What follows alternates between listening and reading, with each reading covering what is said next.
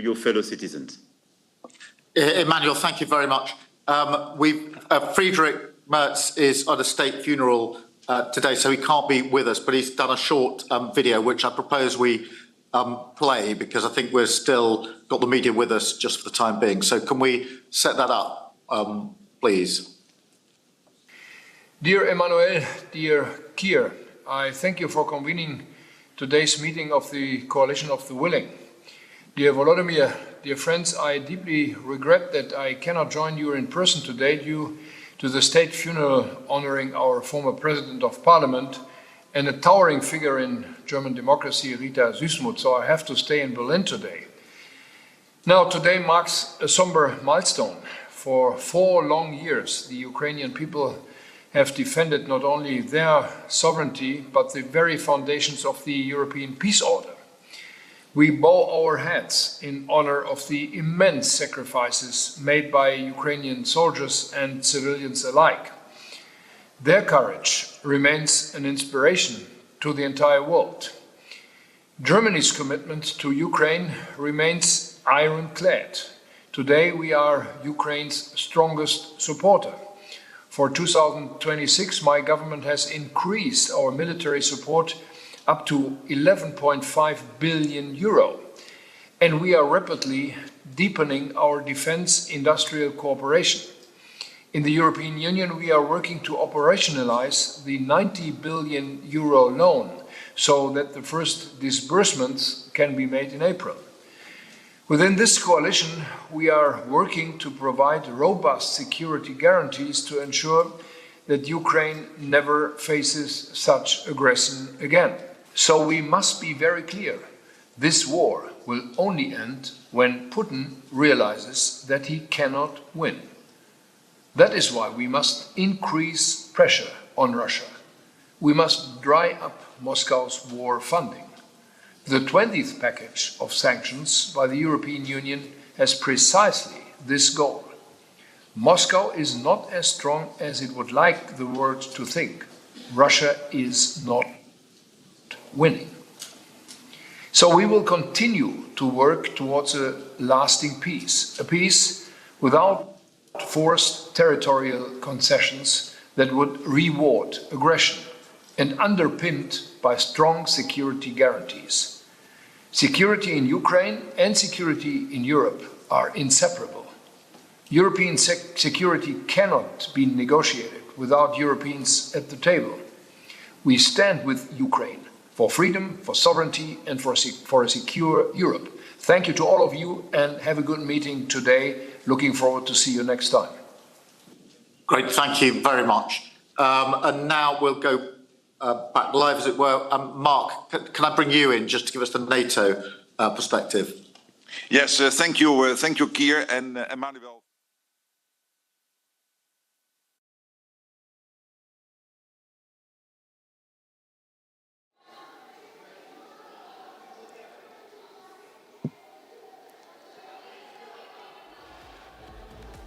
French President Emmanuel Macron has come out supporting Ukraine against the Russian aggression. Now remember the war that began in 2022 and still continues. They have taken a common resolve saying that Russia, the aggressor, will not be able to pressure Ukraine into giving up its fight if they all come together as one. More details on Europe right after this short break. Stay tuned to Republic TV.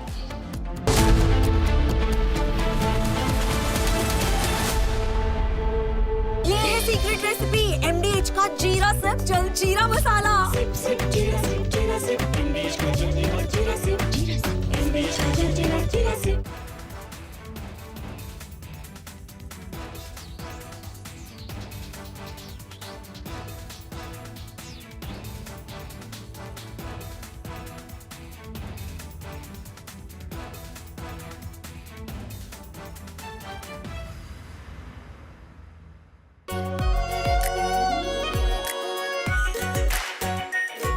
Pure Shahi Paneer Masala. Delicious, healthy, every day. The AI summit is on. The focus is even more on AI, and with this talk of AI boom, jobs going, Vinod Khosla has made a comment which has created further panic in a panic-stricken environment. In my view, not necessary. He's a well-known tech billionaire and venture capitalist. He says IT and BPO services will completely disappear over the next 5 years. And then he says something as prophetic as all jobs will disappear in 50 years. Now, this is not an offhand remark. Vinod Khosla is the founder of Khosla Ventures, established 2004, deep investments in AI, sustainability, medicine, and other technologies. He was also an early backer of OpenAI, and he made a lot of money there. In other words, he's not a casual observer. He's deeply invested financially and ideologically.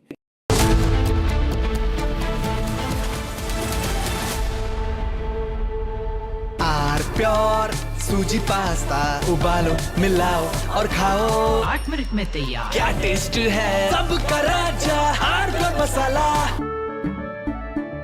केसरिया से मन जोगी हुआ रे दिल झूमे देखो मतवारा हुआ रे केसरिया से मन जोगी हर पल मनाओ केसरी त्योहार विमल बोलो जुबान केसरी MDH की हल्दी मिर्ची धनिया करे कमाल ये रंग दे ये खुशबू दे ये तीखा ये कम पड़े क्या निराला MDH masala. The AI summit is on. The focus is even more on AI, and with this talk of AI boom, jobs going, Vinod Khosla has made a comment which has created further panic in a panic stricken. Ma'am, what are the investigation is going on? We cooperate. See, you can currently see the AAIB officials. Some officials have come out of the office.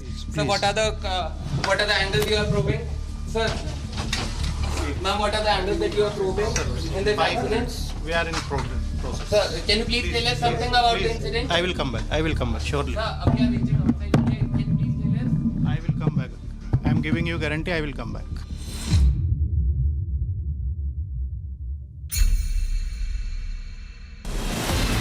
From Asia's largest news headquarters, setting the agenda for Bharat.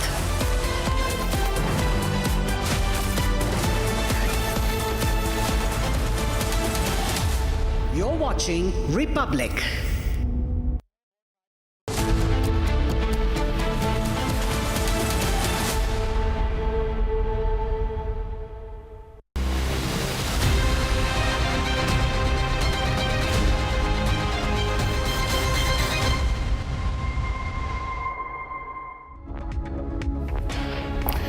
Hello and welcome. You're watching live and breaking on Republic TV with me, Ishita Mitra. Now, viewers, 8-year-old Reyansh continues to battle for his life in the coma unit of a hospital while his shooters remain absconding. We'll get you all the details of why there has been no action on this yet by the UP police. But first up, let's take a look at the headlines we're tracking for you at this hour.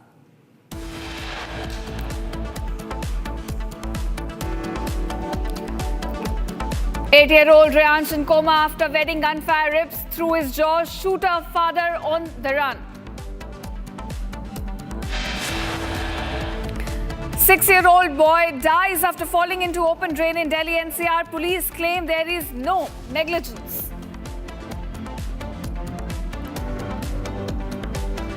Republic confronts Rahul Gandhi over Congress Banyan circus. Rahul Gandhi goes completely silent.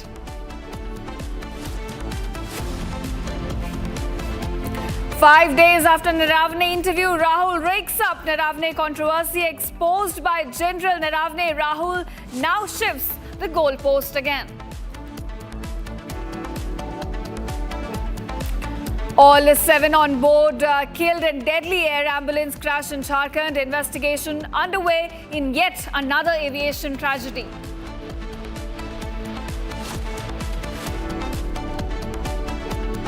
Redbird flagged in court for bribery during a tender process. Also fraud and corruption flagged.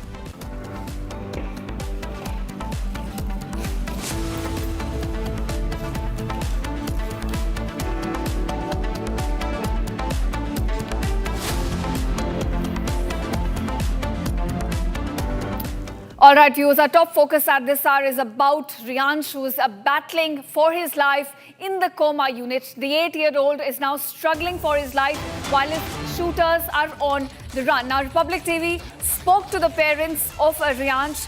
They told us that the boy, in fact, one of the shooters was a minor. We're given to understand that's the family's claim that has come to light at this point, saying that the boy was a minor who in fact shot Reyansh while he was playing on a neighbor's roof. Now viewers, more than 20 to 25 rounds were fired by that minor during the wedding procession, and after that the 8-year-old boy was hit with a bullet in his jaw. He was taken to hospital by his father. The family told us that the firing was going on for the past 3 days, and yet despite neighbors also complaining about it, there was no action. Currently, the situation of the 8-year-old boy is very critical and he's lying in the hospital bed while the shooters remain on the run. Let's take a listen as to what the parents have told Republic TV about Reyansh's condition. उस दिन मेरा बेटा घर पे था, balcony में ऊपर खड़ा हुआ था, रियांश सोनी, जिसकी एज 8 ईयर है, और नीचे प्रोग्राम चल रहा था पड़ोस में ही भात लेने का। तो मैंने देखा पीछे से 2 लोग आ रहे थे जिसके हाथ में एक पिस्टल लगी हुई थी। मैंने नहीं देखा कि पिस्टल कौन सी थी, क्या नहीं थी। उसने पिस्टल को कॉक किया और वो ऊपर हर्ष फायरिंग करने लगा, जिसमें कि मेरा बेटा ऊपर खड़ा हुआ था, वो प्रोग्राम्स को देख रहा था। तो प्रोग्राम देखते देखते उसने अचानक फायर कर दिया, जो फायर मेरे बेटे के कनपट्टी से होते हुए ऊपर की साइड वो निकला। गन शॉट होने के बाद बेटा मेरा ज़मीन पर गिर गया एक साथ, और ज़मीन पर गिरने के बाद मैं एक साथ उसको डॉक्टर के पास लेके भागा। मैं इतना कंफ्यूज और इतना होपलेस हो गया कि मैं उस बच्चे की कंडीशन को, अपने बेटे की कंडीशन को मैं देख नहीं पाया। और उसके बाद मैं पहुंचा बुलंदशहर नियर बाई अपने हॉस्पिटल, जिसमें डॉक्टर्स ने पुलिस केस बोलते हुए कि उसको डिनाई कर दिया। उसके बाद मैंने डॉक्टर से रिक्वेस्ट की, मैंने डॉक्टर साहब मेरा थोड़ा बेटा है, बाकी पुलिस कंप्लेंट वो बाद में मैं आपको सारी चीज़ें प्रोवाइड करा दूंगा, प्लीज़ इतना कर दीजिए कि मेरे बेटा थोड़ा जो ये इसके ब्लीडिंग हो रही है, इसकी ड्रेसिंग इतना हो जाए कि वो इसकी ब्लीडिंग रुक जाए। तो डॉक्टर्स ने मेरी इस बात को सुनते हुए मोहन हॉस्पिटल में बुलंदशहर में मैंने इसका ट्रीटमेंट लिया। उसमें उन्होंने सिर्फ कुछ नहीं किया, सिर्फ ड्रेसिंग करने के बाद मुझे आगे डॉक्टर्स के लिए रेफर्स कर दिया। उन्होंने मुझसे कहा कि आप इनको बाहर ले जाइएगा। तो मैंने डॉक्टर साहब ठीक है, आप इतना कर दीजिए कि मुझे ambulance with ventilator with oxygen arrange करा दीजिएगा, जिससे मैं अपने बच्चे को आगे ले जा सकूं और कुछ आगे ट्रीटमेंट में इसका शुरू करवा सकूं। तो जब पुलिस से आपने बात करी, पुलिस ने क्या बोला आप लोगों को? उस टाइम पे मेरी कोई बातचीत नहीं हुई थी पुलिस वालों से, बट हाँ जिस टाइम ये केस हुआ तो भूड़ पर एक हॉस्पिटल है आचार्य मीत करके, वहाँ पर SHO साहब मेरे बुलंदशहर के और मेरे नियर बाई जो इंचार्ज साहब हैं लाल तालाब चौकी वाले, वो वहाँ पर पहुँचे। इंसिडेंट्स को देखा उन्होंने कि हाँ बच्चे के गोली लगी है। और उसके बाद मैं उस टाइम होश आवास में नहीं था, ना मेरी उनसे कोई बातचीत हो पाई, ना मैं कुछ उन्हें बता पाया। मेरी कंडीशन इतनी डाउन थी कि मैं कुछ भी नहीं उस टाइम कर पाया, बिल्कुल भी। बस ट्रीटमेंट चल रहा था, बच्चा MRI के लिए चला गया था, CT स्कैन उसका वहीं हुआ था। डॉक्टर्स ने उसको इतना कर दिया था कि बस ट्रीटमेंट फर्स्ट एड इतना देने के बाद कि आप लोग इसको बाहर दिखा लीजिएगा। वहाँ से मैं फिर क्या रहा कि मैं बच्चे को लेके, अपने बेटे को लेके वहाँ से निकल गया। निकलने के बाद उन्होंने बोला कि नोएडा 62 में फोर्टिस हॉस्पिटल है, वहाँ के लिए हायर सेंटर उन्होंने भेज दिया। फिर मैम अभी कैसी स्थिति है रेहान की? सर अभी उसके बारे में कुछ नहीं कहा जा सकता। डॉक्टर ने कहा है कि जब तक वेंटिलेटर पर है तो कोमा में ही है, और आगे आने वाले कुछ घंटे उसके लिए और भी ज़्यादा क्रिटिकल है। उन्होंने बोला कि अगर हम इसको वेंटिलेटर से हटाते भी हैं और उसके बाद वो सर्वाइव कर पाता है, तब हम एक बार ये सोच सकते हैं कि ये खतरे से बाहर है, लेकिन अभी तक उसकी कंडीशन बहुत ज़्यादा क्रिटिकल है। मैम पुलिस से हमारी बात हुई थी रिपब्लिक की, उन्होंने बताया था कि जो बॉय है इनिशियल इन्वेस्टिगेशन के हिसाब से जिसने फायर करा है वो 14 साल का है। तो इस पर आपको क्या कहना है? हाँ, वो इवन मैं उन्हीं के यहाँ फंक्शन में दिन में भी गई थी। दिन में फंक्शन में जब मैं उनके यहाँ पहुँची तो जैसे हम लोग वहाँ से निकलना स्टार्ट हुआ तो उनकी वाइफ ने अपने हस्बैंड को बोला कि आप अंदर से पिस्टल लेकर आइए। तो वो पिस्टल लेके आए। उसके बाद जब तक वो आधे से 1 घंटे तक हम लोग वापस आए उस प्रोग्राम में से कम 20 से 25 फायरिंग हुई हैं जी। 20 से 25 फायरिंग होने के बाद, और इवन इतने छोटे बच्चे को पेरेंट्स ने पिस्टल दी क्यों? वहाँ मौजूद जितने लोग थे सबने यही बोला कि ये हो क्या रहा है कि दोनों बच्चे अपने पिस्टल दोनों बच्चे अपने लगा के घूम रहे हैं। मतलब उनके तो एक खेल हो गया, लेकिन मेरी तो सब जिंदगी ही तबाह हो जाती। तबाह क्या, अभी भी कुछ कहा नहीं जा सकता, बस भगवान से प्रे है कि मेरा बच्चा जल्दी ठीक हो जाए। और पुलिस से आप क्या बोलना चाहेंगे? क्या इन्वेस्टिगेशन क्या होना चाहिए? पुलिस में कार्रवाई चल रही है, पुलिस अपनी कार्रवाई में लगी हुई है, जिसमें कि अभी क्राइम करने वालों के पास से ना फादर से ना बेटे से ना तो वो वेपन अभी रिसीव कर पाई है, और जिसमें कि न्यूज़ मैंने बहुत सी न्यूज़ में देखा है कि वेपन पुलिस ने अरेंज कर लिया है, बाकी वो कोई ना तो वेपन सरेंडर हुआ है ना ही कोई दोनों में से मुलजिम में से कोई पार्टी सरेंडर हुई है। तो बस मेरा कहना यही है कि पुलिस अपने दबिश में लगी हुई है, लगातार वो डे बाय डे दिन में करीब अपनी टीम के साथ लगी हुई है और वो दबिश दे रही है, बट अभी उन लोगों का कुछ सुराग नहीं मिल पा रहा है। बाकी पुलिस अपनी कार्रवाई में पूरी तरीके से लगी हुई है। बस मेरा कहना यही है, मेरा बेटा यहाँ ज़िंदगी और मौत से जंग लड़ रहा है। बस मेरा पुलिस से कहना भी यही रहेगा कि जैसे वो इन्वेस्टिगेशन अभी कर रही है, दबिश दे रही है, वो प्लीज़ ऐसे ही करती रहे और मुझे थोड़ा सा सपोर्ट करे, मेरे बच्चे के लिए, मेरी फैमिलीज़ के लिए बस। और मैं ये चाहता हूँ सभी से कि बस मेरे बच्चे को जितनी ज़्यादा से ज़्यादा प्यारे रहे उसको। All right, viewers, those were Reyansh's parents who were telling Republic TV that how the celebratory firing was going on for the past 3 days. About 20 to 25 rounds were fired by these shooters, and despite neighbors complaining about why these shooters were given in fact a licensed gun, there was no response by the police, and even yet no arrest has been made. Republic TV confronted the SHO Bulandshahr. Let's take a listen in.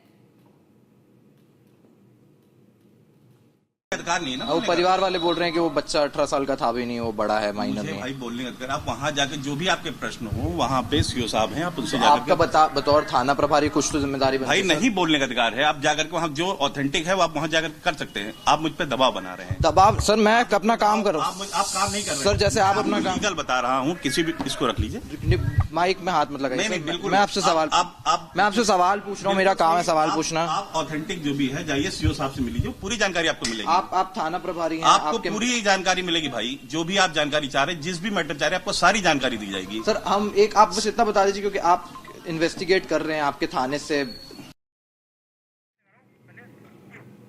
All right, viewers, we also have a statement from the Fortis Hospital where Reyansh is currently in the coma unit, and shocking details, in fact, have emerged. The hospital has now said that Reyansh was brought to emergency unit of the hospital on 19th of February with an alleged gunshot injury. Upon arrival, the patient was found to have sustained a severe head injury, including skull fractures with both internal as well as external bleeding. He was immediately evaluated by the emergency teams, and given the critical nature of the injury, the child was taken up for emergency neurosurgical intervention. The surgery lasted approximately 8 hours. It was successful, and following the procedure, the patient was then shifted to the ICU unit for close monitoring. Now, at this point, they say that they're closely monitoring his condition and providing comprehensive medical care. The child remains under intensive observation in the ICU unit of the hospital. He's shown signs of clinical improvement and has been taken off the ventilatory support. So that's some good news coming from the hospital, saying that he's been taken off the ventilator, and doctors are currently monitoring his situation.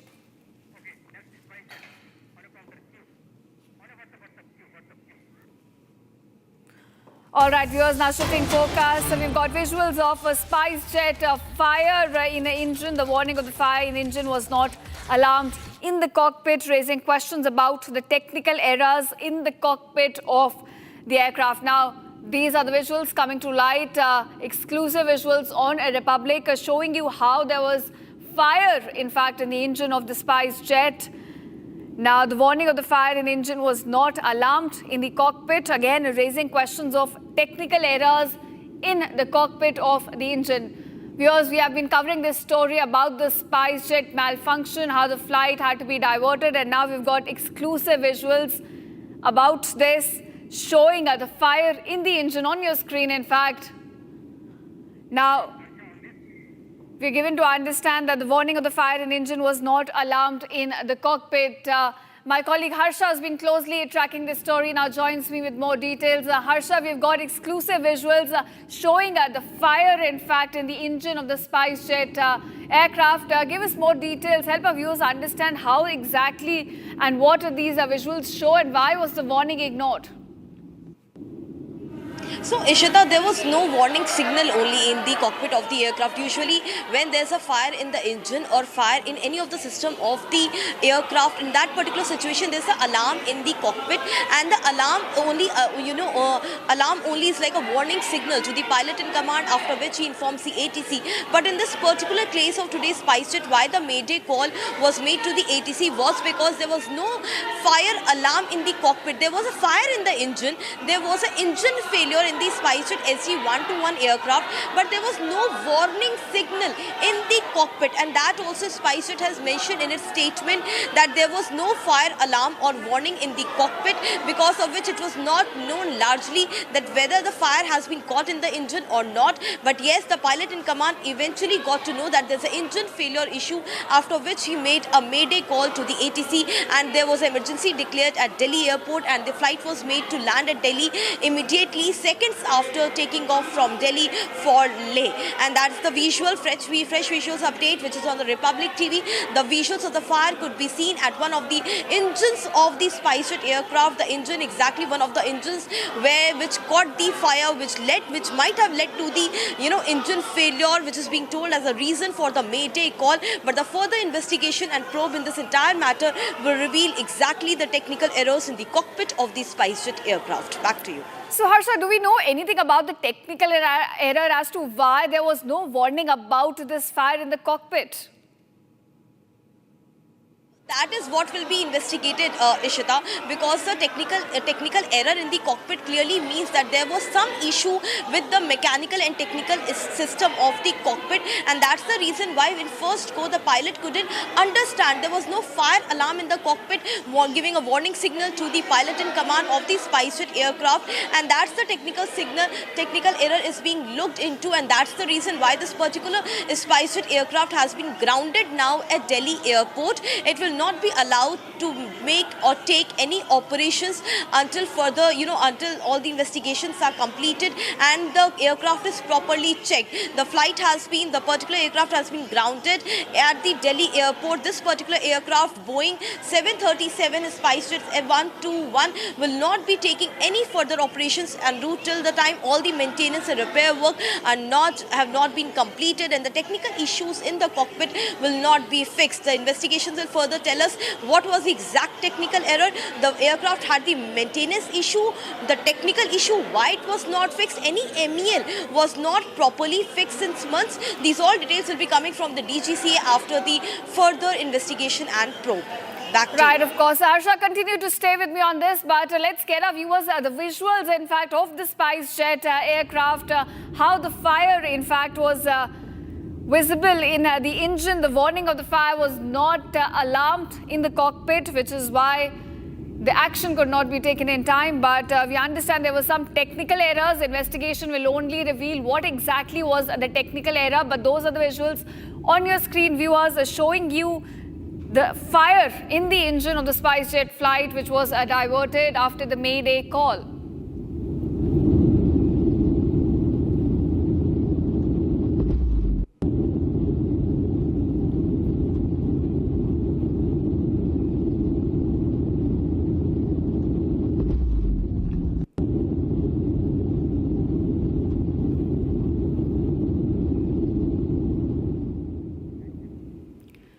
All right, Harsha, it's a big safety hazard if the alarm was not in fact conveyed in the cockpit. I want to ask you, is this because of the negligence, let's say in terms of checks which are taking place before an aircraft takes off, in terms of maintenance, that could have led to these technical errors and the alarm being not sounded?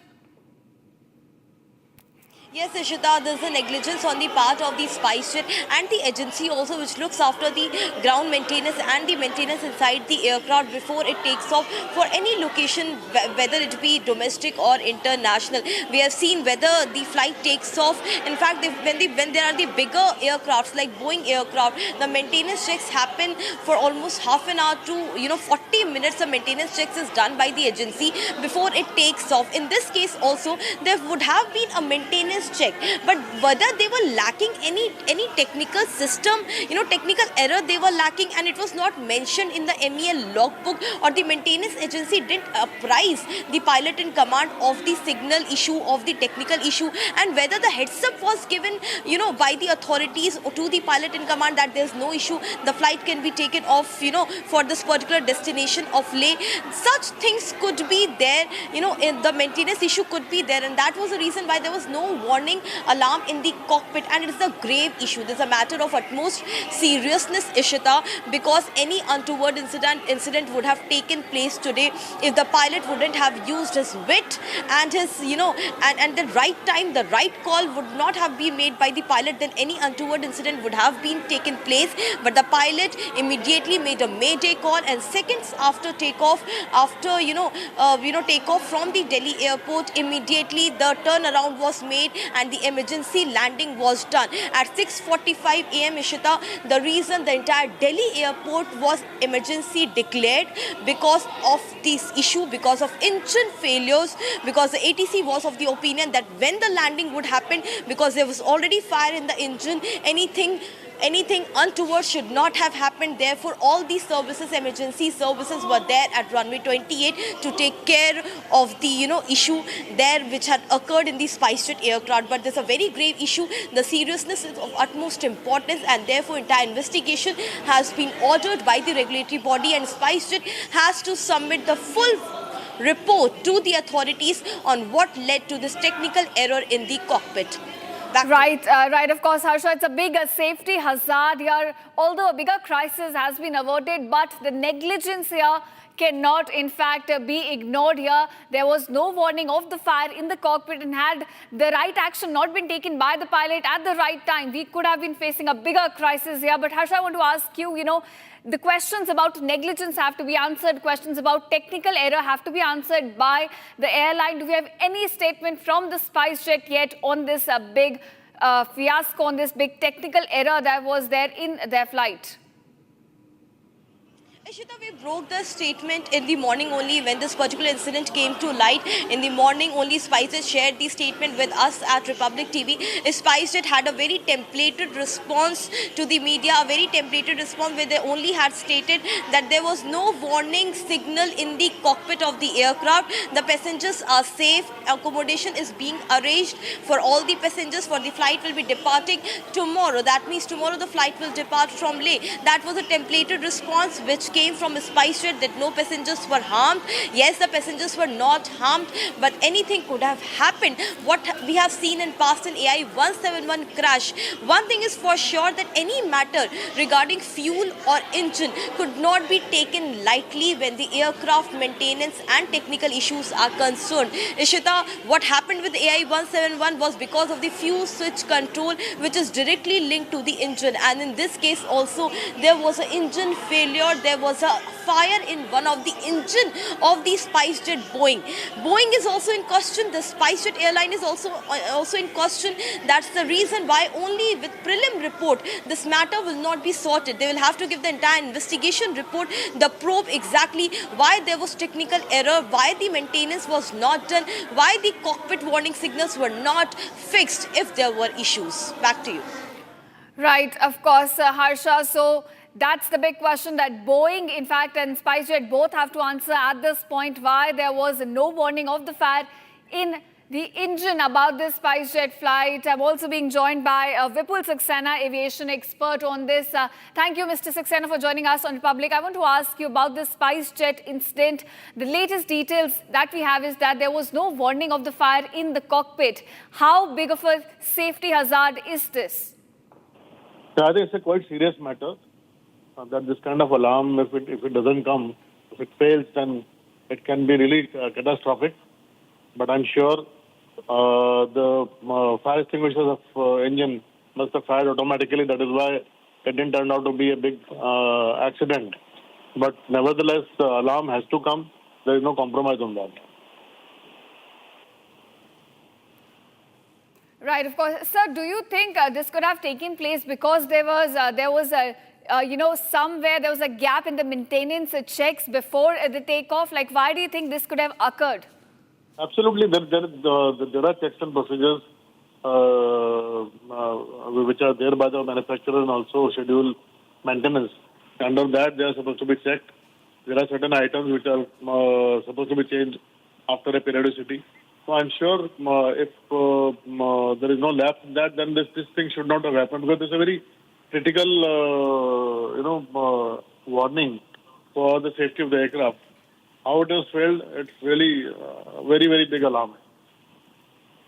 Right, of course. So thank you, Saxena. Thank you, Mr. Saxena, for joining us on this and sharing a perspective on how there was no warning of the fire in this SpiceJet flight, which had to make a mayday call and then get diverted. Viewers, on the other side, we continue to discuss this aviation emergency involving the SpiceJet flight, how there was no warning of the fire in engine in the cockpit.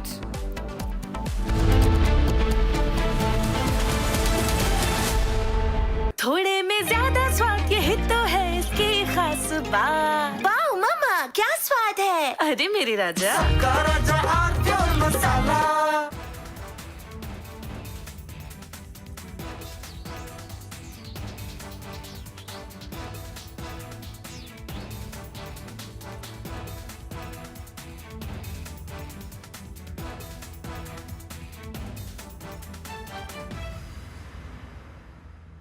आधे bowl दही में 4 चम्मच MDH चटनी पुदीना मसाला डाला, stir करो, पुदीना चटनी तैयार। MDH चटनी पुदीना मसाला।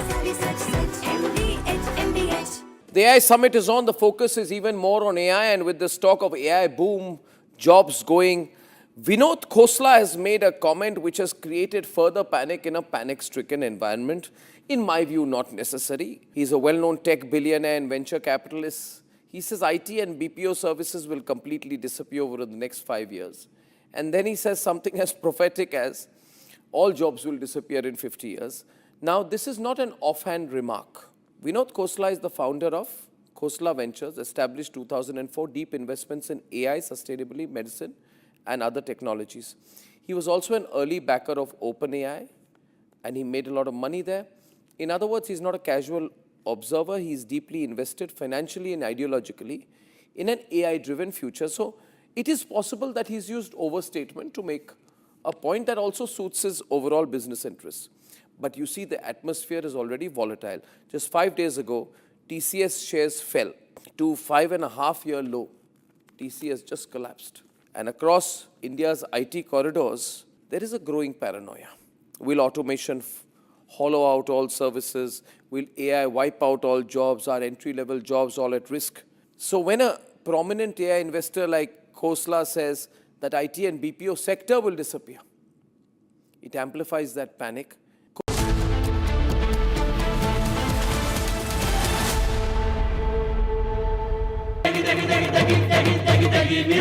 MDH की देगी मीरज, देगी मिर्च का तड़का, अंग अंग फड़का। MDH की देगी मीरज। केसरिया से मन जोगी हुआ रे, दिल झूमे देखो मतवारा हुआ रे। केसरिया से मन जोगी हुआ। हर पल मनाओ केसरी त्योहार, विमल बोलो जुबान Kesari.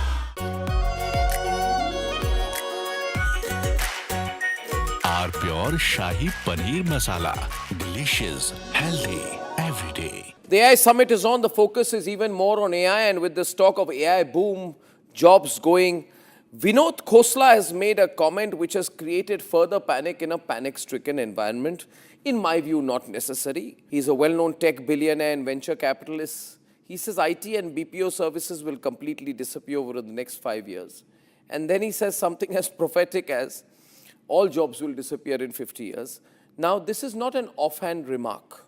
Vinod Khosla is the founder of Khosla Ventures, established 2004, deep investments in AI, sustainability, medicine, and other technologies. He was also an early backer of OpenAI, and he made a lot of money there. In other words, he's not a casual observer. He's deeply invested financially and ideologically in an AI-driven future. So it is possible that he's used overstatement to make a point that also suits his overall business interests. But you see, the atmosphere is already volatile. Just 5 days ago, TCS shares fell to 5.5-year low. TCS just collapsed. And across India's IT corridors, there is a growing paranoia. Will automation... These pictures are from Jammu and Kashmir's Kishwar district, where Operation Trashi 1 is a planned mission under the joint operation of the Indian Army, the Jammu and Kashmir Police and the CRPF. These forces have never been as motivated as they are today. And each day their motivation levels rise. They are tracking the terrorists and they are killing the terrorists. Operation Trashi is an ongoing operation. We across India today need to stand with, salute, and every day thank ourselves that we have forces and men like this, relentlessly destroying through freezing terror, weather, wet terrain and dangerous topography. They are destroying terrorist after terrorist.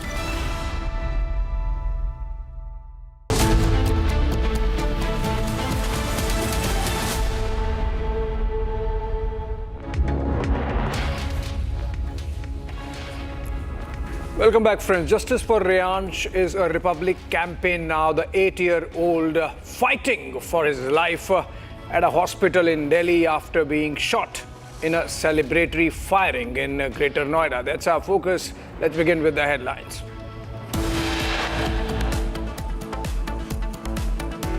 Eight-year-old Reyansh in coma after wedding gunfire rips through his jaw. Shooter father on the run.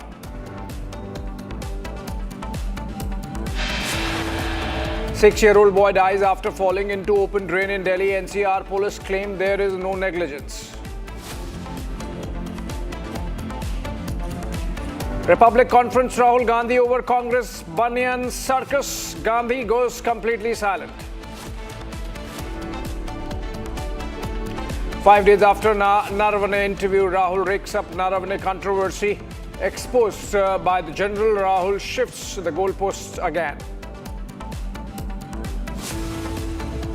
In another aviation tragedy, all 7 on board killed in deadly air ambulance crash in Jharkhand. Probe underway.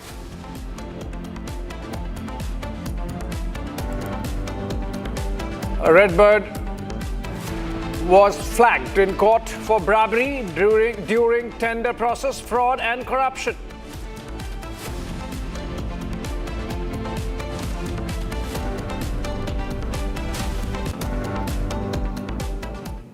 All right, friends, Republic's campaign to get justice for Reyansh is picking up, and we are going to make sure that all the authorities in Noida, in Gautam Budh Nagar, in Uttar Pradesh are held to account in terms of pursuing the accused because they are on the run.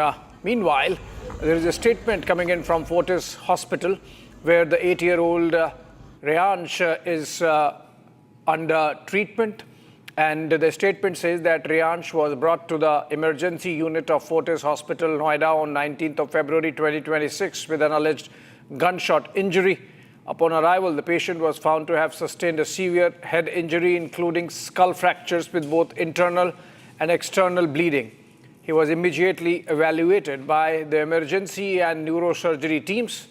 Given the critical nature of the injury, the child was taken up for emergency neurosurgical intervention. The surgery, which lasted approximately 8 hours, was successfully completed by the team. Following the procedure, the patient was shifted to the ICU for close monitoring and advanced supportive care. At present, the child remains under intensive observation in the ICU. He has shown signs of clinical improvement and has been taken off ventilator support, currently breathing on room air. However, his condition continues to be critical and the prognosis remains guarded. The multidisciplinary team at Fortis Hospital, Noida, is closely monitoring his condition and providing comprehensive medical care. We request the media and public to respect the privacy of the patient and his family during this sensitive time. That's a media statement coming from the Fortis Hospital, Noida. But a couple of points come out of this. A, that 80-year-old Reyansh is out of the ventilator support, and that's a good one. Good point coming out of that media statement. Also that after the surgery, he remains stable, however critical. And so he remains under continued supervision of the Fortis medical team. The prognosis remains guarded is what the statement says. Saurav joins us live for more on this from the hospital.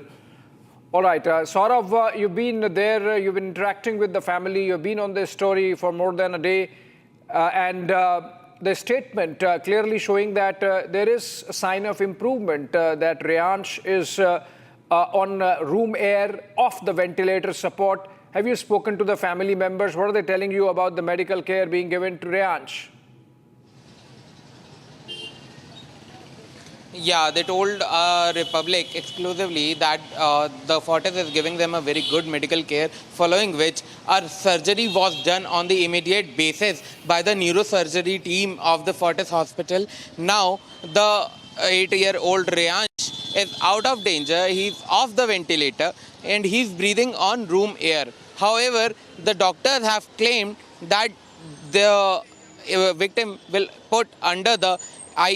be put in the ICU in the intensive care as the situation remains critical. He needs 24/7 surveillance and care by the doctors as he sustained major injuries in the firing incident. His skull had a major injury. There was a skull fracture. Along with that, internal and external bleeding was also there. He was not responding. He was not responding to anything the people were saying to him. And we are currently present outside the Fortis Hospital. You can see this is the same hospital where the 8-year-old Reyansh is admitted. He was brought to the hospital on 19th February after the private hospital in Bulandshahr referred him to this healthcare unit, stating that they have a good team, and the neurosurgeon team immediately attended the patient. Because of this, the patient have given 24/7 intensive care, and now he is off the ventilator and he is breathing the room air. But he still remains in critical condition. The family has told us that the doctors are giving their son a good care, and he will be soon out of danger. But 2-3 days are really critical for him, as he remains in the ICU under the intensive care of the doctors at the Fortis Hospital. Back to you. Saurav, just hold on to your thoughts. In fact, we have a reaction from the parents. Harsh was earlier at their residence in Bulandshahr. Let's listen to that. I am coming back to you. Stay with us. उस दिन मेरा बेटा घर पे था, balcony में ऊपर खड़ा हुआ था, रियांश सोनी, जिसकी एज 8 ईयर है, और नीचे प्रोग्राम चल रहा था पड़ोस में ही भात लेने का। तो मैंने देखा पीछे से 2 लोग आ रहे थे जिसके हाथ में एक पिस्टल लगी हुई थी। मैंने नहीं देखा कि पिस्टल कौन सी थी, क्या नहीं थी। उसने पिस्टल को कॉक किया और वो ऊपर हर्ष फायरिंग करने लगा, जिसमें कि मेरा बेटा ऊपर खड़ा हुआ था, वो प्रोग्राम्स को देख रहा था। तो प्रोग्राम देखते देखते उसने अचानक फायर कर दिया, जो फायर मेरे बेटे के कनपट्टी से होते हुए ऊपर की साइड वो निकला। गन शॉट होने के बाद बेटा मेरा ज़मीन पर गिर गया एक साथ, और ज़मीन पर गिरने के बाद मैं एक साथ उसको डॉक्टर के पास लेके भागा। मैं इतना कंफ्यूज और इतना होपलेस हो गया कि मैं उस बच्चे की कंडीशन को, अपने बेटे की कंडीशन को मैं देख नहीं पाया।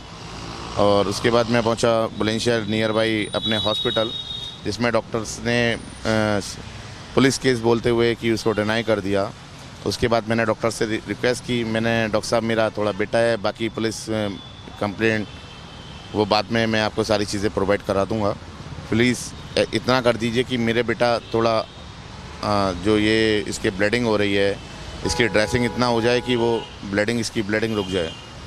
तो डॉक्टर्स ने मेरी इस बात को सुनते हुए मोहन हॉस्पिटल में बुलंदशहर में मैंने इसका ट्रीटमेंट लिया। उसमें उन्होंने सिर्फ कुछ नहीं किया, सिर्फ ड्रेसिंग करने के बाद मुझे आगे डॉक्टर्स के लिए रेफर्स कर दिया। उन्होंने मुझसे कहा कि आप इनको बाहर ले जाइएगा। तो मैंने डॉक्टर साहब ठीक है, आप इतना कर दीजिए कि मुझे ambulance with ventilator with oxygen arrange करा दीजिएगा, जिससे मैं अपने बच्चे को आगे ले जा सकूं और कुछ आगे ट्रीटमेंट में इसका शुरू करवा सकूं। तो जब पुलिस से आपने बात करी, पुलिस ने क्या बोला आप लोगों को? उस टाइम पे मेरी कोई बातचीत नहीं हुई थी पुलिस वालों से, बट हाँ जिस टाइम ये केस हुआ तो भूड़ पर एक हॉस्पिटल है आचार्य नीत करके, वहाँ पर SHO साहब मेरे बुलंदशहर के और मेरे नियर बाई जो इंचार्ज साहब हैं लाल तालाब चौकी वाले, वो वहाँ पर पहुँचे। इंसिडेंट्स को देखा उन्होंने कि हाँ बच्चे के गोली लगी है। और उसके बाद मैं उस टाइम होश आवास में नहीं था, ना मेरी उनसे कोई बातचीत हो पाई, ना मैं कुछ उन्हें बता पाया। मेरी कंडीशन इतनी डाउन थी कि मैं कुछ भी नहीं उस टाइम कर पाया बिल्कुल भी। बस ट्रीटमेंट चल रहा था, बच्चा MRI के लिए चला गया था, CT स्कैन उसका वहीं हुआ था। डॉक्टर्स ने उसको इतना कर दिया था कि बस ट्रीटमेंट फर्स्ट एड इतना देने के बाद कि आप लोग इसको बाहर दिखा लीजिएगा। वहाँ से मैं फिर क्या रहा कि मैं बच्चे को लेके अपने बेटे को लेके वहाँ से निकल गया। निकलने के बाद उन्होंने बोला कि नोएडा 62 में फोर्टिस हॉस्पिटल है, वहाँ के लिए हायर सेंटर उन्होंने भेज दिया। फिर मैम अभी कैसी स्थिति है रेहान की? सर अभी उसके बारे में कुछ नहीं कहा जा सकता। डॉक्टर ने कहा है कि जब तक वेंटिलेटर पर है तो कोमा में ही है और आगे आने वाले कुछ घंटे उसके लिए और भी ज़्यादा क्रिटिकल है। उन्होंने बोला कि अगर हम इसको वेंटिलेटर से हटाते भी हैं और उसके बाद वो सरवाइव कर पाता है, तब हम एक बार ये सोच सकते हैं कि ये खतरे से बाहर है, लेकिन अभी तक उसकी कंडीशन बहुत ज़्यादा क्रिटिकल है। मैम पुलिस से हमारी बात हुई थी रिपब्लिक की, उन्होंने बताया था कि जो बॉय है इनिशियल इन्वेस्टिगेशन के हिसाब से जिसने फायर करा है वो 14 साल का है। तो इस पर आपको क्या कहना है? हाँ, वो इवन मैं उन्हीं के यहाँ फंक्शन में दिन में भी गई थी। दिन में फंक्शन में जब मैं उनके यहाँ पहुँची तो जैसे हम लोग वहाँ से निकलना स्टार्ट हुआ तो उनकी वाइफ ने अपने हस्बैंड को बोला कि आप अंदर से पिस्टल लेकर आइए। तो वो पिस्टल लेकर आए। उसके बाद जब तक वो आधे से 1 घंटे तक हम लोग वापस आए उस प्रोग्राम में से कम 20 से 25 फायरिंग हुई हैं जी। 20 से 25 फायरिंग होने के बाद और इवन इतने छोटे बच्चे को पेरेंट्स ने पिस्टल दी क्यों? वहाँ मौजूद जितने लोग थे सबने यही बोला कि ये हो क्या रहा है कि दोनों बच्चे अपने पिस्टल दोनों बच्चे अपने लगा के घूम रहे हैं। मतलब उनके तो एक खेल हो गया, लेकिन मेरी तो सब जिंदगी ही तबाह हो जाती। तबाह क्या, अभी भी कुछ कहा नहीं जा सकता, बस भगवान से प्रे है कि मेरा बच्चा जल्दी ठीक हो जाए। और पुलिस से आप क्या बोलना चाहेंगे? क्या इन्वेस्टिगेशन क्या होना चाहिए? पुलिस में कार्रवाई चल रही है, पुलिस अपनी कार्रवाई में लगी हुई है, जिसमें कि अभी क्राइम करने वालों के पास से ना फादर से ना बेटे से ना तो वो वेपन अभी रिसीव कर पाई है। और जिसमें कि मैंने बहुत सी न्यूज़ में देखा है कि वेपन पुलिस ने अरेंज कर लिया है, बाकी वो कोई ना तो वेपन सरेंडर हुआ है ना ही कोई दोनों में से मुलजिम में से कोई पार्टी सरेंडर हुई है। तो बस मेरा कहना यही है कि पुलिस अपने दबिश में लगी हुई है, लगातार वो डे बाय डे दिन में करीब अपनी टीम के साथ लगी हुई है और वो दबिश दे रही है, बट अभी उन लोगों का कुछ सुराग नहीं मिल पा रहा है। बाकी पुलिस अपनी कार्रवाई में पूरी तरीके से लगी हुई है। बस मेरा कहना यही है, मेरा बेटा यहाँ ज़िंदगी और मौत से जंग लड़ रहा है। बस मेरा पुलिस से कहना भी यही रहेगा कि जैसे वो इन्वेस्टिगेशन अभी कर रही है, दबिश दे रही है, वो प्लीज़ ऐसे ही करती रहे और मुझे थोड़ा सा सपोर्ट करे मेरे बच्चे के लिए, मेरी फैमिलीज़ के लिए बस। और मैं ये चाहता हूँ सभी से कि बस मेरे बच्चे को जितनी ज़्यादा से ज़्यादा प्यारे रहे उसको। All right, Harsh joins us live, in fact, from Bulandshahr. He's there where the families stay, both the victim and the accused in the same mohalla, and the accused on the run. Harsh, Harsh, what can you tell us about the status of the probe? Have you been able to gather something on whether the weapon is found or is going to be found? What is the police telling about the status of the accused on the run? How soon before they are nabbed? Right, Abhishek. In fact, earlier this afternoon, we managed to speak to the SP city of Bulandshahr. However, there was some misinformation being spread online that the weapon has been seized, but there is no clear intimation on the part that the weapon has been seized. This, in fact, is a licensed pistol that has not been seized, at least at this point. The family of the accused remain at large. Robin Verma is the name of the accused, who originally owns this registered pistol. Now both of these accused and victim families live in the same area of Bulandshahr. We have been reporting from Bulandshahr since earlier this morning. The big development that we have received from here is that the victim's uncle has claimed that they suspect that the accused, who is being told to be a minor, might not really be a minor, and the authorities need to investigate the matter from that angle as well. Now, this is the big breaking development because the police authorities have continued to maintain. Okay. I think we lost the line there with Harsh. We'll come back to him. He was giving an important update on the police probe. But before that, he filed a ground report from Bulandshahr. Let's have a look at it.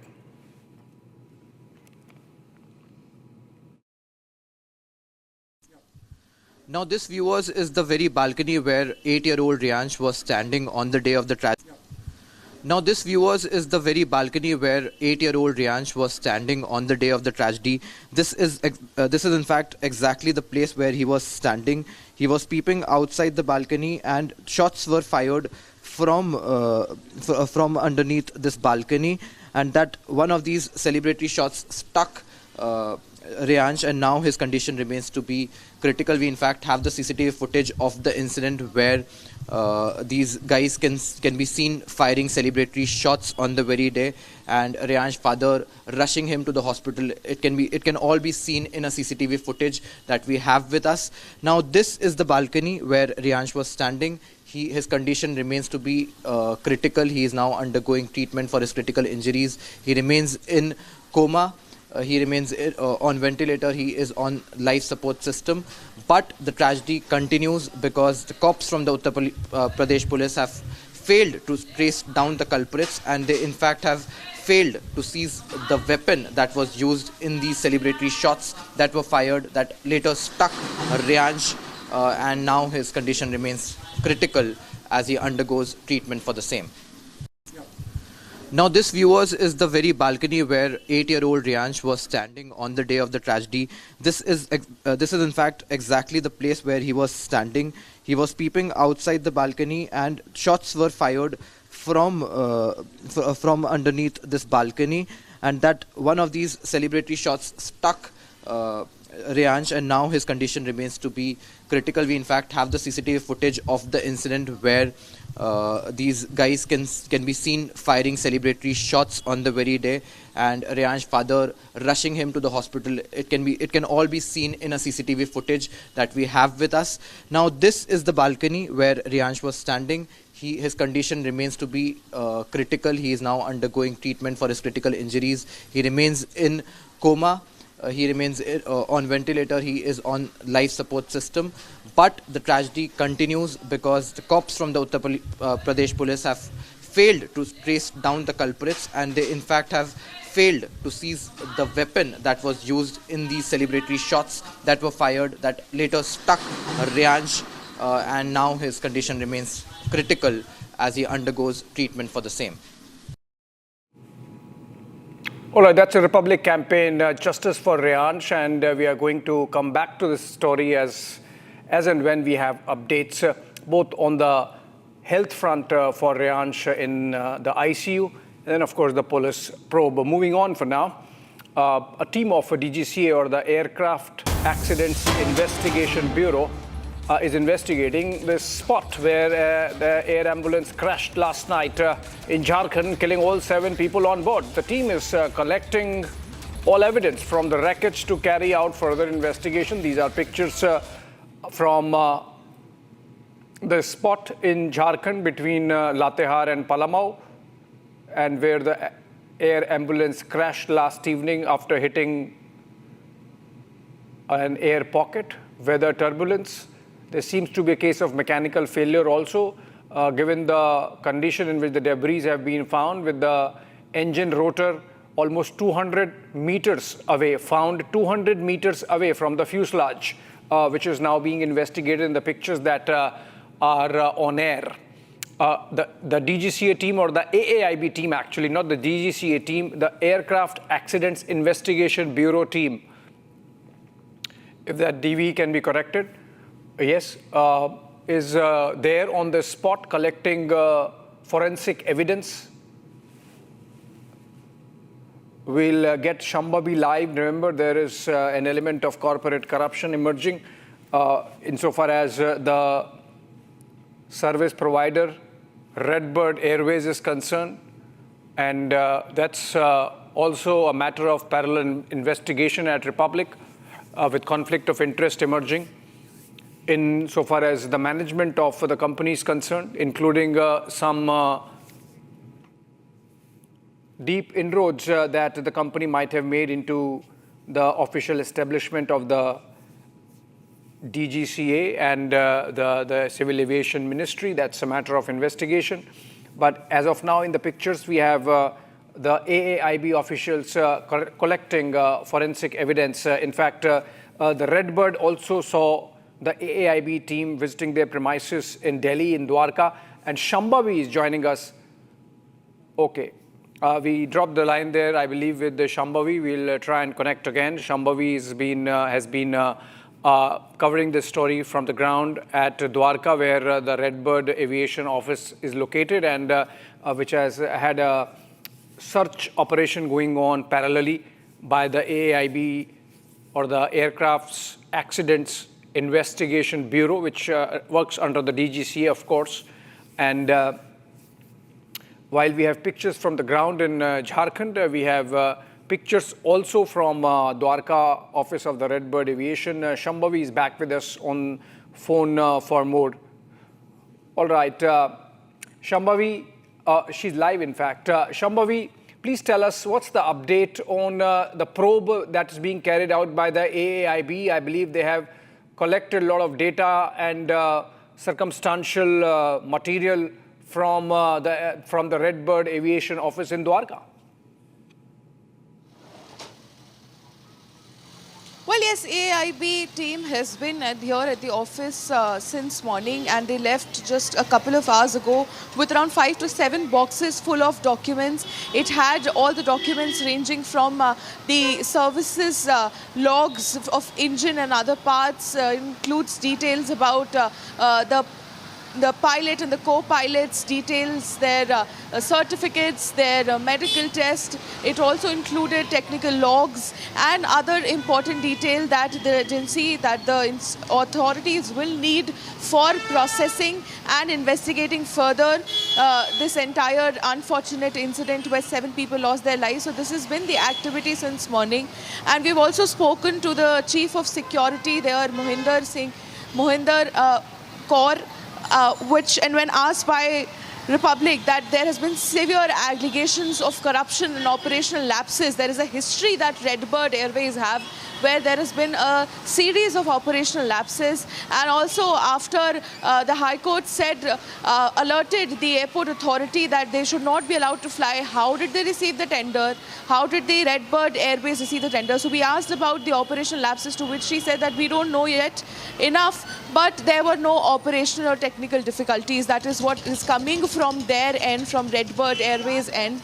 And as of now, the investigation is underway. We also know that the DGCA is at the spot collecting and testing the parts of the engines. And also this very important update has come where there is a point in the investigation being made about whether there is a chance that there was structural disintegration of the aircraft in mid-air, because of which the aircraft lost its balance and then it fell on the ground, because as a result of which there was this crash. So there are several angles which are going on in this case currently, which one AAIB collecting the data, all the required data, and DGCA being on the spot, examining and investigating the parts of the aircraft, and the third being this new angle.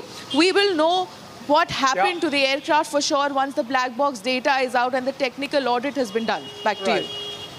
All right. Thank you so much, Shambhavi, with that update on a probe that's been launched by the DGCA through the AAIB on the Jharkhand air ambulance crash. More on that in 6 p.m. But for now, we move on to exercise Agni Varsha being carried out by Indian Army's Southern Command. And the troops carried out these exercises to test their operational preparedness, integrated command capabilities in the desert sector of Pokhran field firing ranges. The exercises validated coordinated employment of combined arms, precision long-range fires, and network-enabled command and control in a realistic operational environment. Take a look and listen in.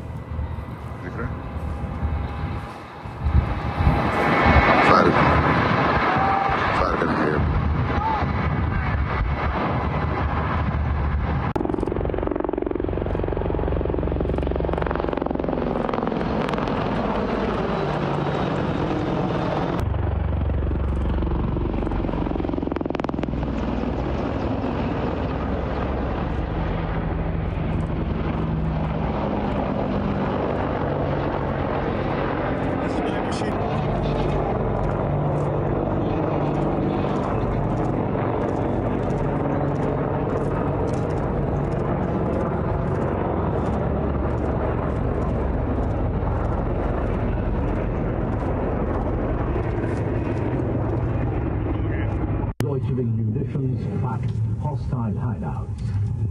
And by the moment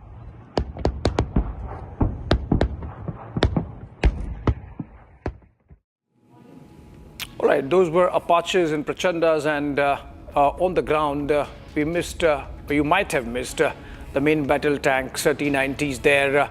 Indian Army Southern Command carrying out those exercises called Agni Varsha in the Pokhran field firing range. More on that in a bit. For now, we slip into a short break. Coming up on the other side.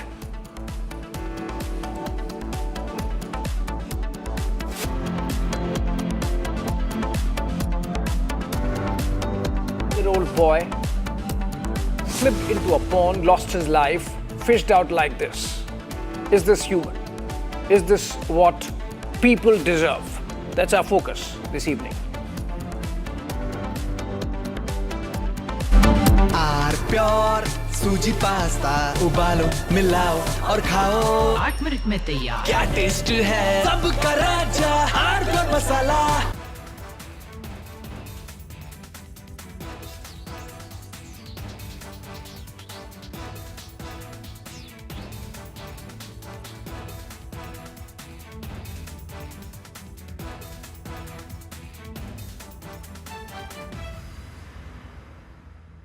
दादी के हाथों का जादू और खुशबू से महकता घर, माँ की मुस्कुराहट और खाने की सुगंध। MDH गरम मसाला, क्योंकि हर रिश्ता है स्वाद से जुड़ा। The AI summit is on. The focus is even more on AI, and with this talk of AI boom, jobs going, Vinod Khosla has made a comment which has created further panic in a panic-stricken environment. In my view, not necessary. He's a well-known tech billionaire and venture capitalist. He says IT and BPO services will completely disappear over the next 5 years. And then he says something as prophetic as all jobs will disappear in 50 years. Now, this is not an offhand remark.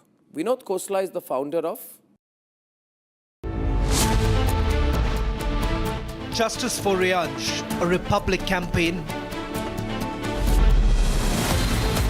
Reyansh in coma, shooters on the run. Debating tonight at 8 p.m.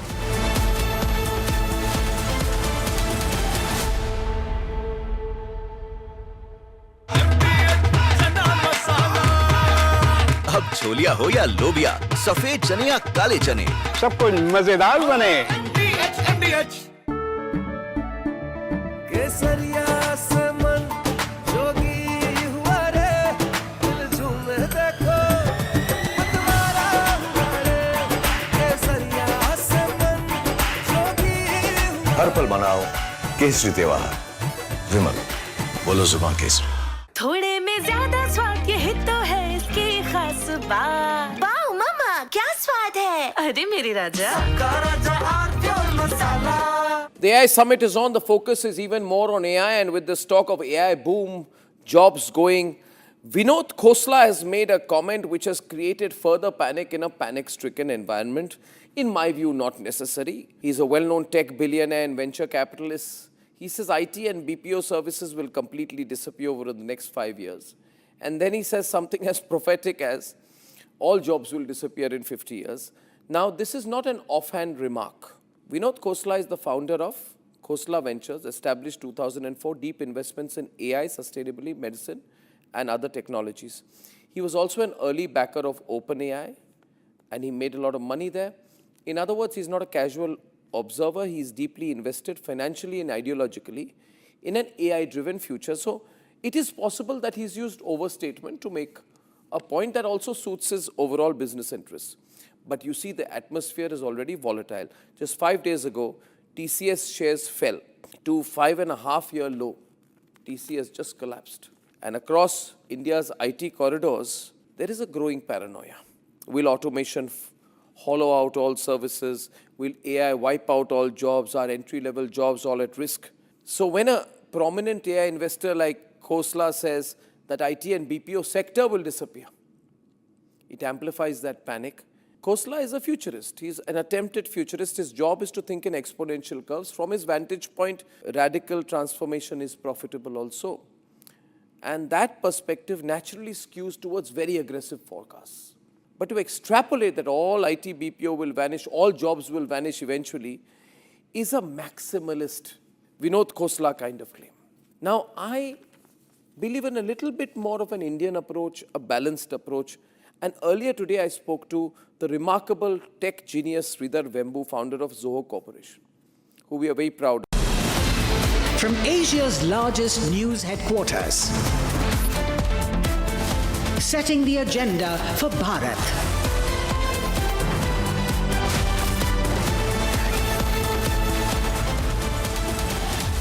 You're watching Republic.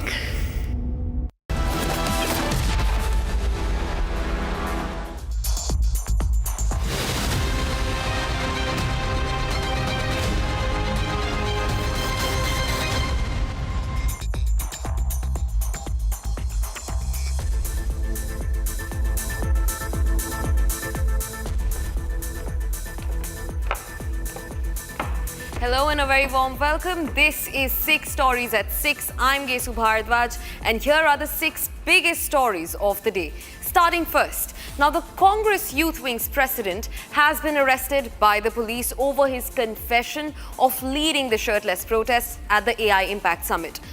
And in fact, moving on to the second case that we're tracking, which is also tied in, the Congress said that the Banyan protest was for the youths. Now, the youth in a Congress-led Karnataka state are out on the streets over the issue of unemployment. The third story that we have on this edition of 6 Stories at 6 is that the skies are now facing turbulence. At least 4 aviation emergencies have been reported within just hours of each other. What does this say about our aviation safety standards? Moving on, the 8-year-old Reyansh has been shifted to a coma unit after being shot by a celebratory fire. While the accused remains at large, the police has taken no cognizance of, yet no statements from the side of the authorities. Moving on, we also have the Karnataka High Court, which has now pulled up actor Ranveer Singh over his mockery of the film Kantara. In fact, the last that we're getting for you is that the self-styled godman Avimukteshwaranand has challenged the FIR against him on charges of sexually harassing minors. And you'd be shocked to know that the Congress seems to be on his side. Let's dive straight into the show. Viewers, now the Congress party's protest politics has taken another dramatic turn. And this time it is the arrest of Congress Youth President Uday Bhanu Chib over the shirtless display at the AI Summit in Bharat Mandapam.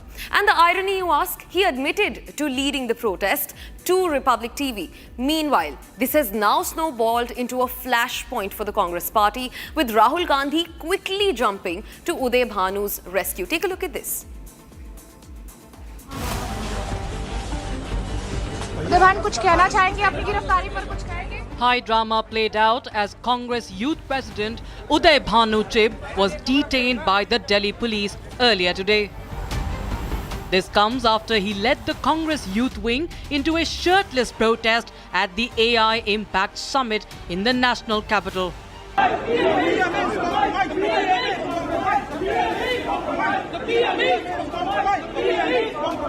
While detentions were made on the floor of Bharat Mandapam that very moment, the Youth Wing president admitted to Republic TV that he is the perpetrator behind the chaos. Youth Congress ने protest किया तो youth Congress का idea boss. Who gave the go ahead? Our volunteers gave the go ahead. They are independent body. We Youth Congress. All the Youth Congress stood by them. हम उनके साथ हैं और हम एक साथ हैं और हम उनके लिए हम सब ने go ahead दिया.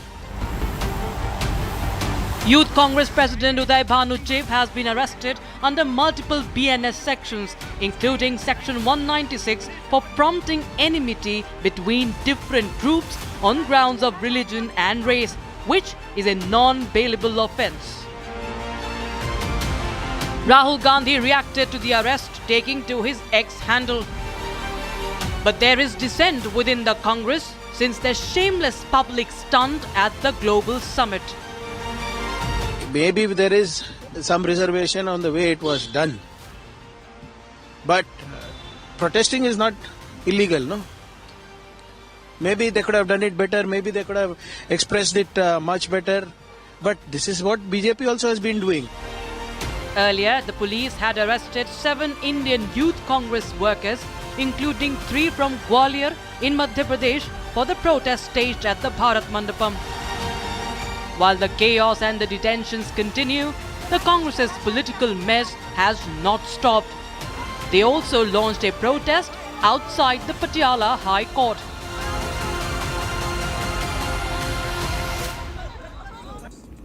Now viewers, the Congress's irony has come back to bite the party.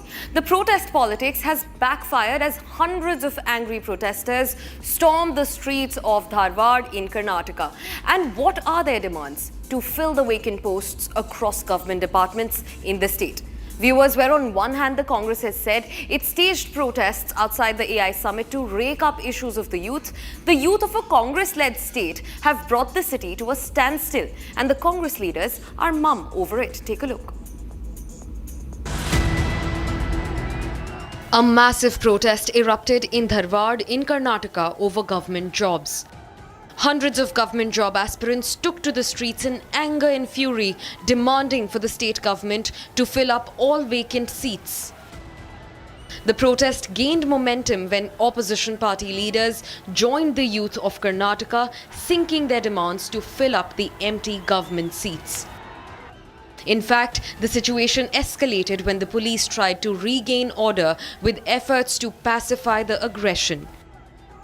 This is happening in a Congress-led state, the same party that put up a shameless display at the AI Impact Summit, saying it was for the youth. Youth Congress ने protest किया तो youth Congress का idea boss. Who gave the go ahead? Our volunteers gave the go ahead. They are independent body. We Youth Congress. All the Youth Congress stood by them. हम उनके साथ हैं और हम एक साथ हैं और हम उनके लिए हम सब ने go ahead दिया. Where are the Congress leaders now? What has happened to their fire of wanting to work for the youth? Or does it only awaken for political theatrics? Viewers, the skies are facing an emergency just a day after an air ambulance plane off the Redbird Airways crashed in Chhatra district in Jharkhand, killing all aboard. SpiceJet Boeing 737 with 150 on board forced an emergency landing after taking off for 59 seconds on air.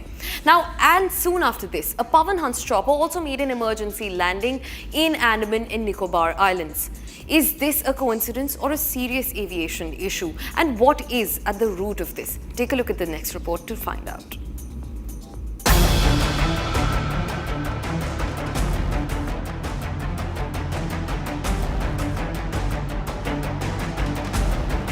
Three flight emergencies within hours. Does it reveal a serious safety issue in aviation sector? A Redbird Airways air ambulance carrying a patient crashed in the Chhatra district, killing all 7 on board. Reports have emerged that Redbird Airways was flagged for bribery during tender process, raising concern about bureaucracy oversight. Court orders indicate Redbird was flouted for corruption and yet continued operations. Meanwhile, sources from AAIB suggest engine found 200 meters away from crash site may indicate engine separated mid-air, which led to crash that killed 7. In Nagpur, a British Airways Boeing 787 flight made an emergency landing due to a technical snag. Although all 169 on board are reported safe, emergency landing of an international aircraft raises the question if the issue lies with the aircraft or ATC. Just hours before, a SpiceJet Boeing 737 made an emergency landing at the IGI airport in Delhi due to engine failure after taking off for 59 seconds. This is not the first time. Only a few days back, another SpiceJet flight had made an emergency landing in Mumbai when an outer wheel was found in the runway. But that's not all. A Pawan Hans chopper crash-landed in the waters near Maya Bandar in Andaman Nicobar Islands with 7 on board unharmed. All this points to a serious case of lapses in safety checks and begs the question, who is responsible?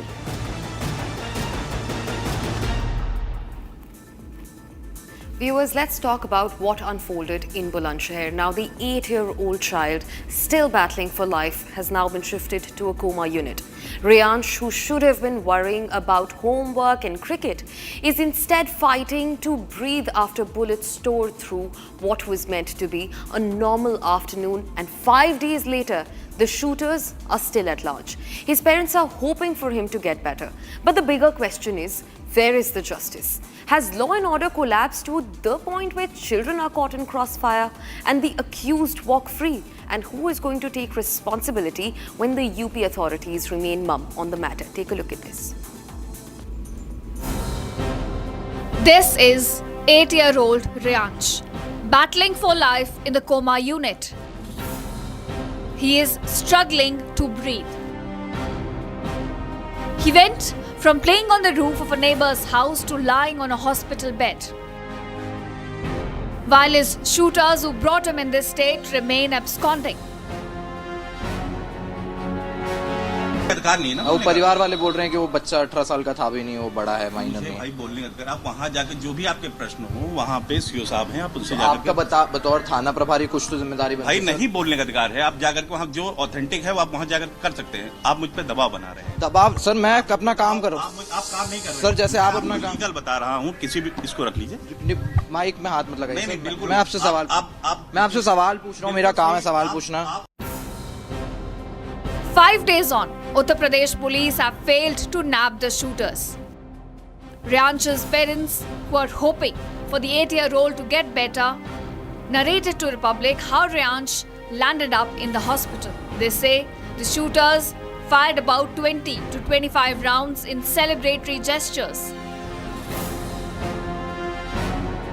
जिसमें कि मेरा बेटा ऊपर खड़ा हुआ था, वो programmes को देख रहा था।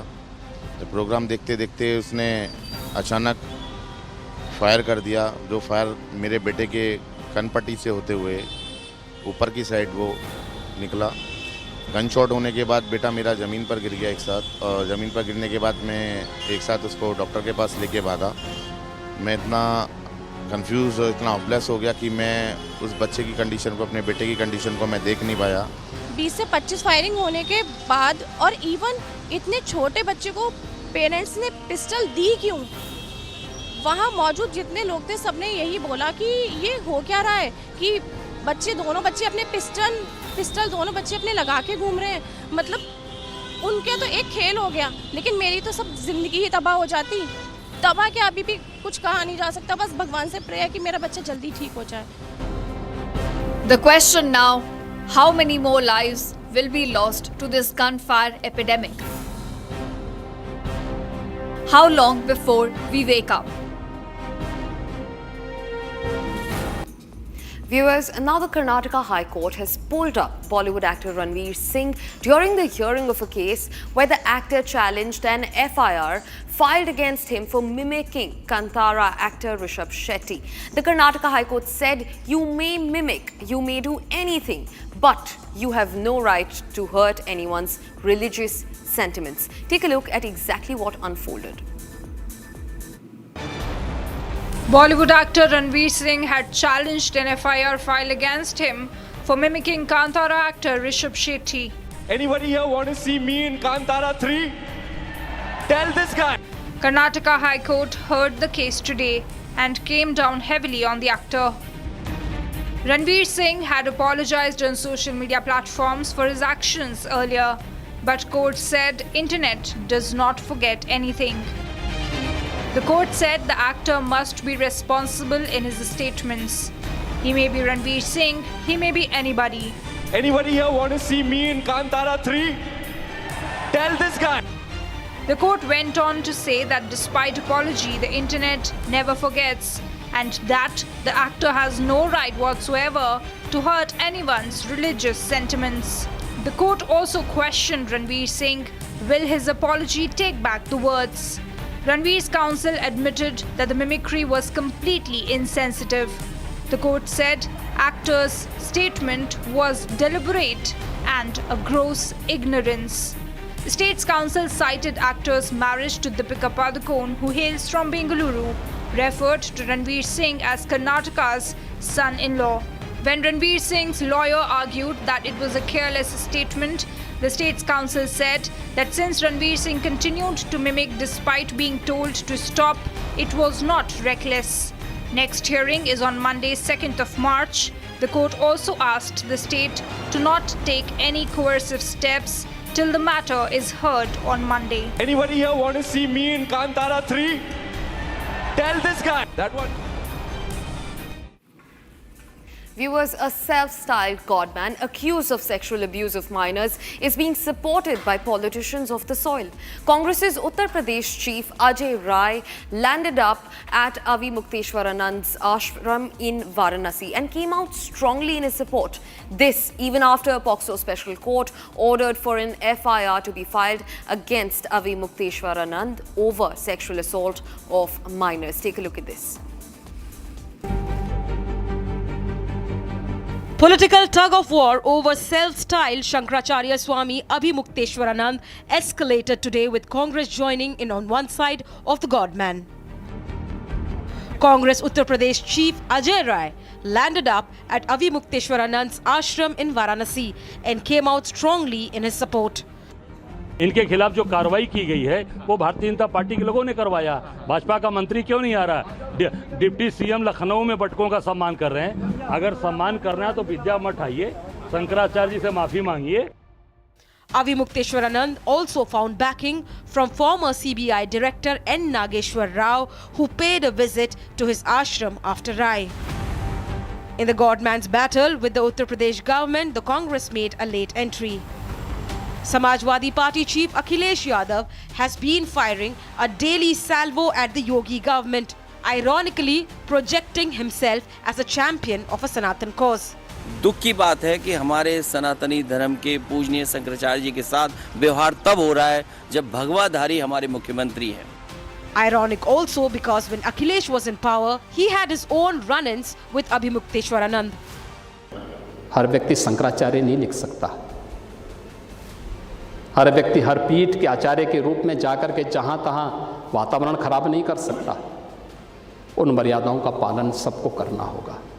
That was the first and only time that the UP Chief Minister, himself a priest, has spoken on the issue, exposing Akhilesh's double standards.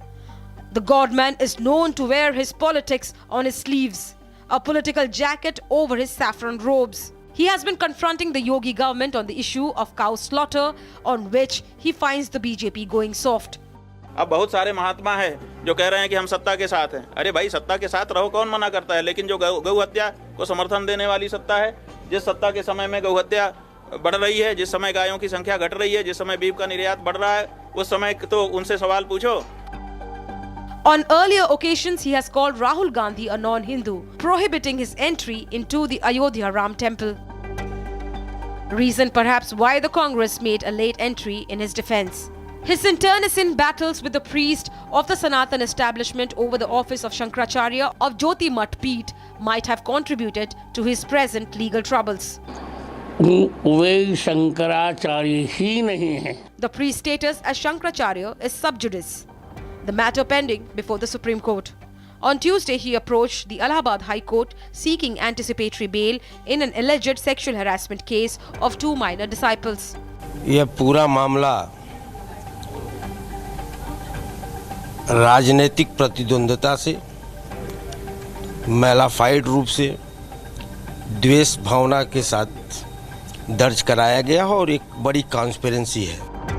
The accusations have come from one Swami Ashutosh Maharaj, who himself is a disciple of Tulsi Peeth head, Guru Rambhadracharya.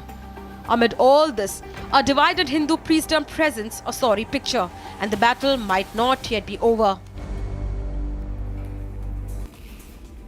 And with that, viewers, we call it a wrap on this edition of 6 Stories at 6. But don't go anywhere. We'll keep bringing you the 6 biggest stories of the day right here every night at 6 p.m. on this show. Stay tuned to Republic TV.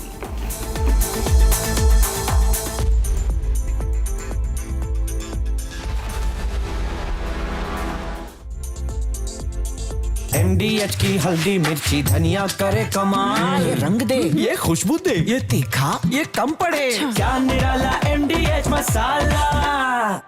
13,000 placements last year. At Amity, we are committed to nurturing passionate, hardworking and proactive professionals. थोड़े में ज्यादा स्वाद, ये तो है इसकी खास बात. वाओ मामा, क्या स्वाद है. अरे मेरे राजा, राजा और मसाला,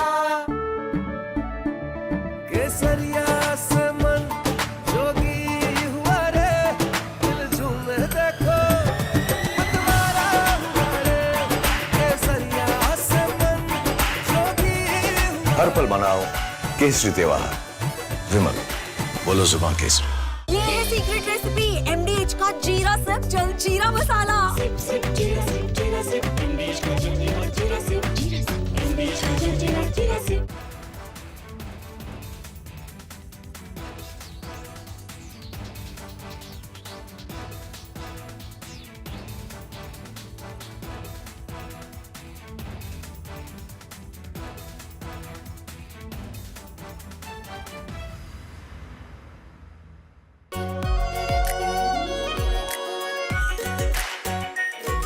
Pure Shahi Paneer Masala. Delicious, healthy, every day. The AI summit is on. The focus is even more on AI, and with this talk of AI boom, jobs going, Vinod Khosla has made a comment which has created further panic in a panic-stricken environment. In my view, not necessary. He's a well-known tech billionaire and venture capitalist. He says IT and BPO services will completely disappear over the next 5 years. And then he says something as prophetic as all jobs will disappear in 50 years. Now, this is not an offhand remark. Vinod Khosla is the founder of Khosla Ventures, established 2004, deep investments in AI, sustainability, medicine, and other technologies. He was also an early backer of OpenAI, and he made a lot of money there. In other words, he's not a casual observer. He's deeply invested financially and ideologically in an AI-driven future. So it is possible that he's used overstatement to make a point that also suits his overall business interests. But you see, the atmosphere is already volatile. Just 5 days ago, TCS shares fell to 5.5-year low. TCS just collapsed. And across India's IT corridors, there is a growing paranoia. Will automation hollow out all services? Will AI wipe out all jobs? Are entry-level jobs all at risk? So when a prominent AI investor like Khosla says that IT and BPO sector will disappear, it amplifies that panic. Khosla is a futurist. He's an attempted futurist. His job is to think in exponential curves. From his vantage point, radical transformation is profitable also. And that perspective naturally skews towards very aggressive forecasts. But to extrapolate that all IT, BPO will vanish, all jobs will vanish eventually. Justice for Reyansh, a Republic campaign. Reyansh in coma. Shooters on the run. Debating tonight at 8 p.m.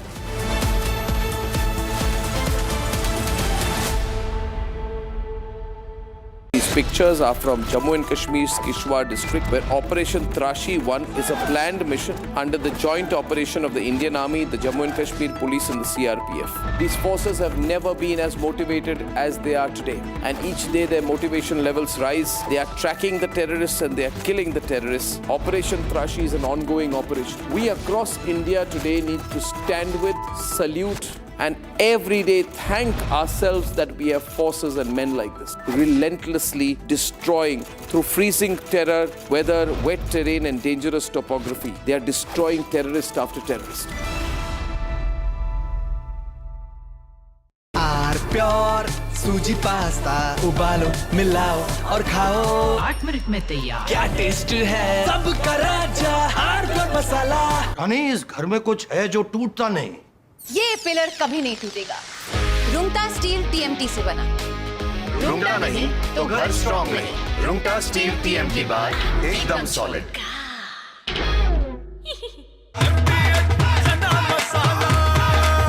अब छोलिया हो या लोबिया सफेद चने या काले चने सब कुछ मजेदार बने केसरिया से मन जोगी हुआ रे दिल झूमे देखो मतवारा हुआ रे केसरिया से मन जोगी हर पल मनाओ केसरी त्योहार विमल बोलो जुबान केसरी थोड़े में ज्यादा स्वाद यही तो है इसकी खास बात वाओ मामा क्या स्वाद है अरे मेरे राजा The AI summit is on. The focus is even more on AI, and with this talk of AI boom, jobs going, Vinod Khosla has made a comment which has created further panic in a panic-stricken environment. In my view, not necessary. He's a well-known tech billionaire and venture capitalist. He says IT and BPO services will completely disappear over the next 5 years. And then he says something as prophetic as all jobs will disappear in 50 years. Now, this is not an offhand remark.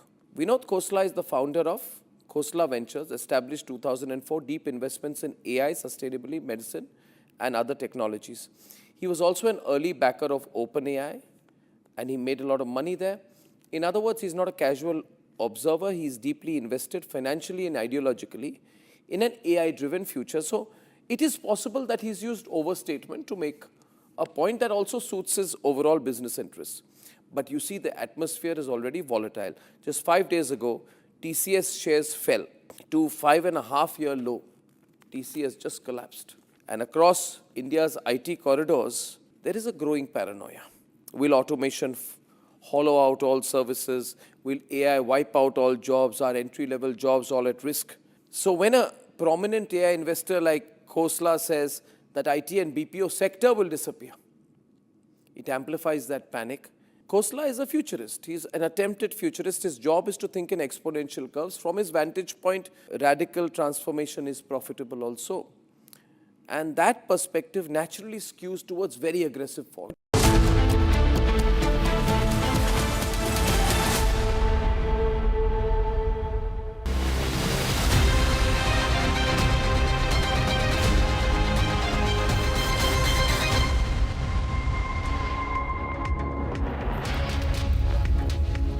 Hello and a very warm welcome. You're watching Republic TV. I'm Gesu Bhardwaj, and the aviation sector in India is shaken today. At least 4 turbulences and even 1 crash reported within hours of each other. What's behind this? Who is responsible? And what does this say about our aviation safety standards? We're unwrapping all of that for you, but first, here's a check on your headlines for the hour. Take a look. 8-year-old Reyansh in coma after wedding gunfire rips through his jaw. Shooter, father on the run. A 6-year-old boy dies after falling into an open drain in Delhi NCR. The police claims there was no negligence.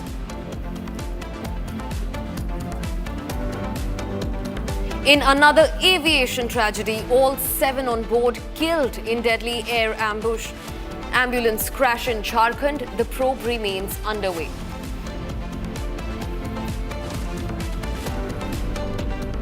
Redbird Airways was flagged in court for bribery during tender processes, fraud and corruption.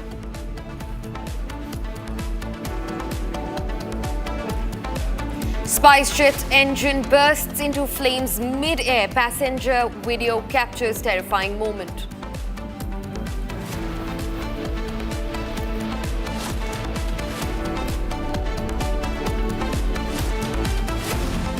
Viewers, starting first with our focus story of the hour. Now, the Civil Aviation Minister has chaired an important review and stock-taking meeting in Jharkhand plane crash incident. Now, Ram Mohan Naidu is sitting and looking at the details of the air ambulance crash incident in Jharkhand just earlier today. He's also chairing this meet with the Secretary of Civil Aviation and other officers. The meeting remains underway right now, and this incident happened early this morning. All people on board, including the passenger, were killed. The pilot, the co-pilot, the patient, they were all killed in the crash.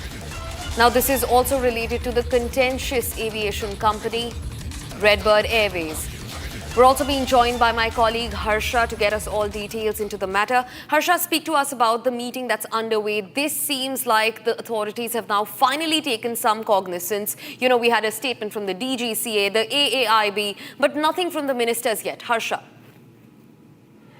Yes, you rightly pointed out. Now there's a meeting which is being chaired by the Civil Aviation Minister Ram Mohan Naidu. The meeting began at around 6 o'clock in the evening. The meeting is being chaired by the Minister himself. The MOS Civil Aviation, Muralidhar Mohol, is also in attendance in the meeting. Secretary Civil Aviation, Mr. Sameer Sinha, is also in the meeting. In fact, the DGC officials, including DG and other officials of the Flight Operating Inspection Department, are also in the meeting. The meeting includes the Jharkhand air crash and what has been the statement and the investigation so far by the officials at spot at the accident site, and also what the regulatory bodies have received from this particular aircraft, this particular charter company, Redbird Airways Private Limited.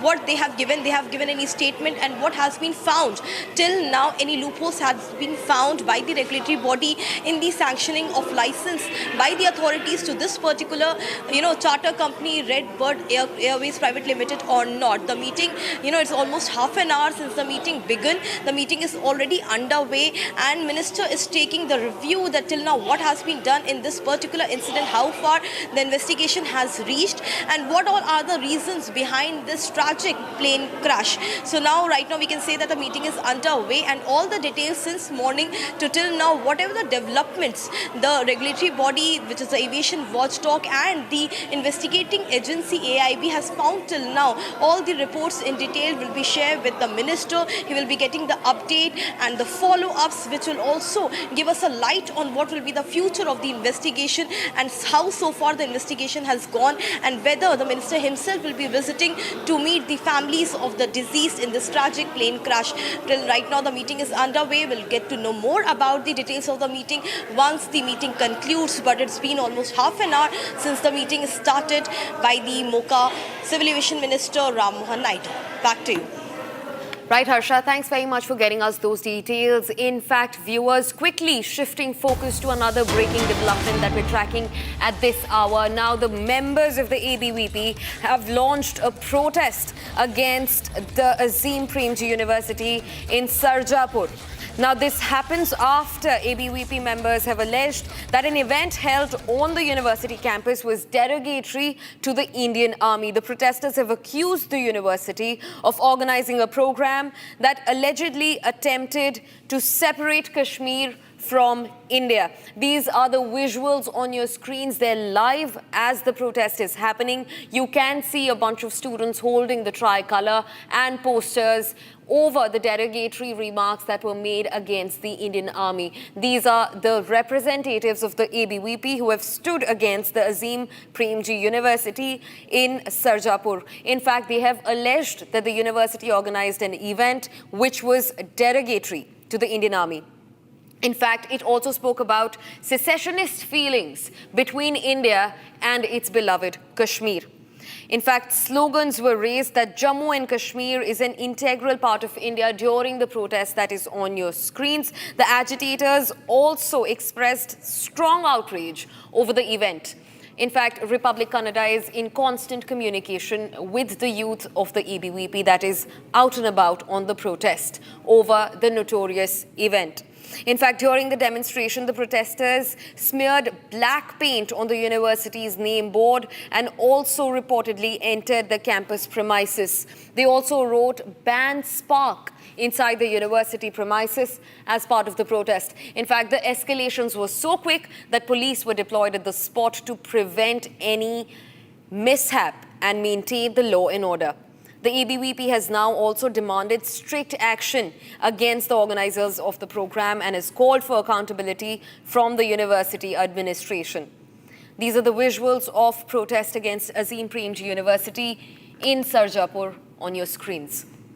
Republic Kannada is closely tracking the entire story. These are the members of the ABVP who are protesting against the university for holding an event which was derogatory to the Indian Army.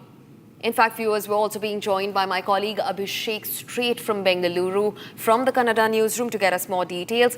Abhishek, you have been on ground. You can see the anger, the fury that's erupted. Tell us the sequence of events. What are the demands of the ABVP? Well, with respect to the particular incident that has created outrage in Azim Premji University, which is being protested by the Karyakartas or the student wing of the Akhila Bharatiya Vidyarthi Parishad, they have started a massive protest against the Azim Premji University, which is located in Sarjapura, for alleging that there was an event that was being held at the campus, which is directly probably condemning or making the Indian Army law, and it is also derogatory to the Indian Army.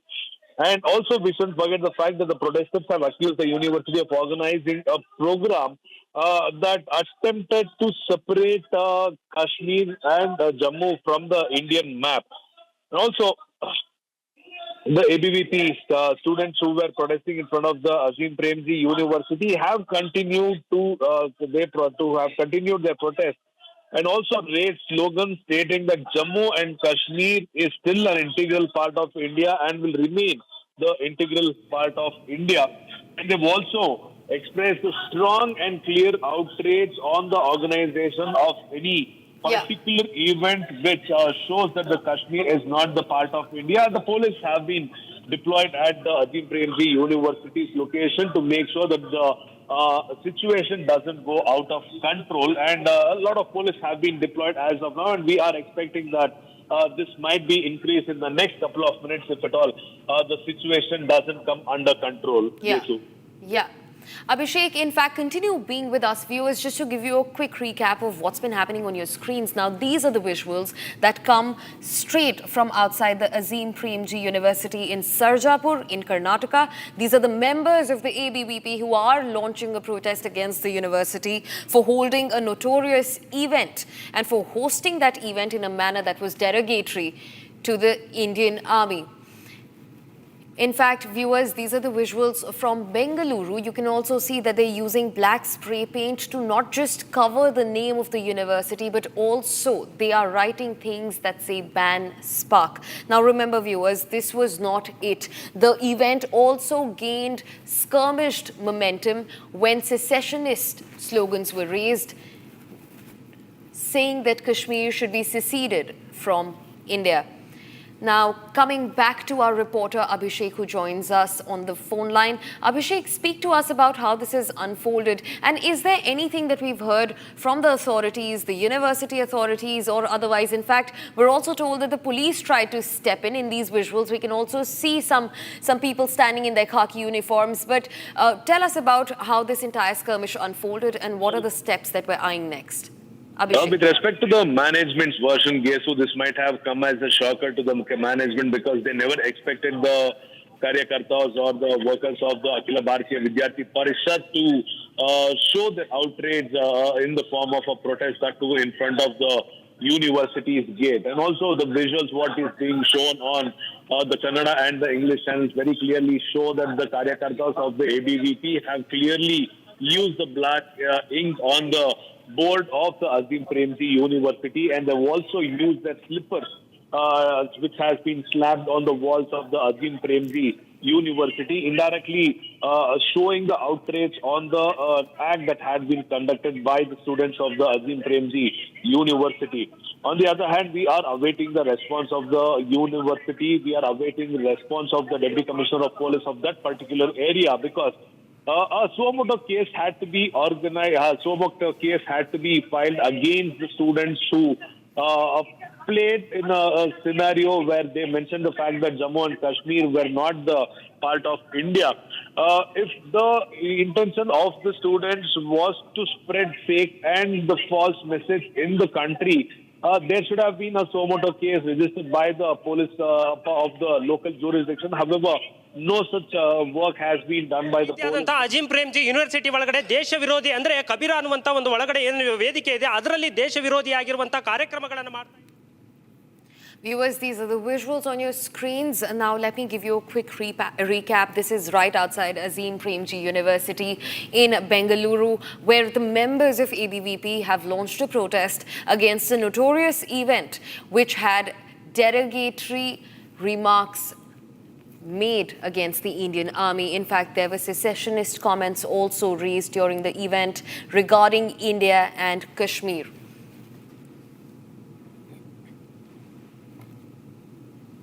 Viewers, now quickly shifting focus, a shocking detail has emerged in the investigation of the air ambulance crash by officials of AAIB.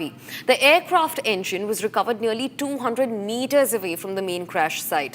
Now, according to the prelim information, such a significant distance raises the possibility that the engine may have separated mid-air, causing the aircraft to not just lose balance, but also nosedive into a crash. In fact, viewers, Republic TV went all the way to AAIB officials right outside the Redbird Airways office and tried to confront the officials and get answers and clarity out of them. Take a look. What they have probed till now, and the owner of this Airways is currently in Jharkhand, and we will give you the live updates. You can see the office is currently opening, the shutter is opening, so we will show you who comes outside and we'll try to have a word with him. Sir, क्या investigation का part है? पता नहीं मेरे को।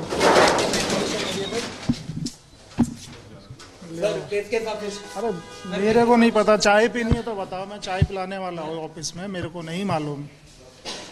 See, the office shutter is half open. We'll try to get in and talk to the officials of this AAIB. They're not letting us open this shutter.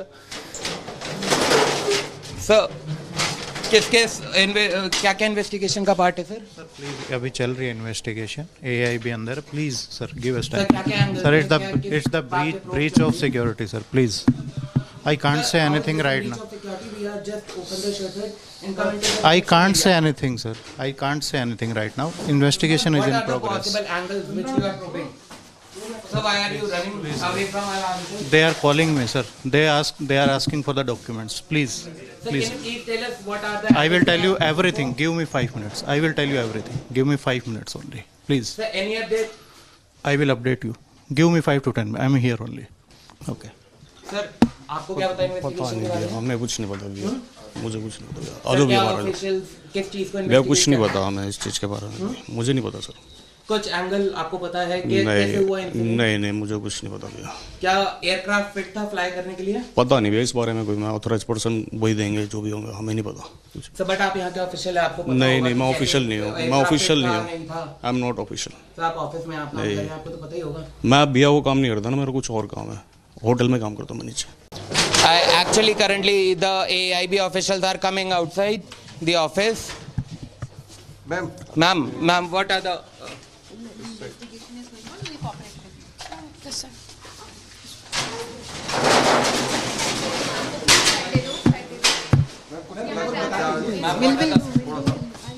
See, you can currently see the AAIB officials, some officials have come out of the office. So what are the angles you are probing?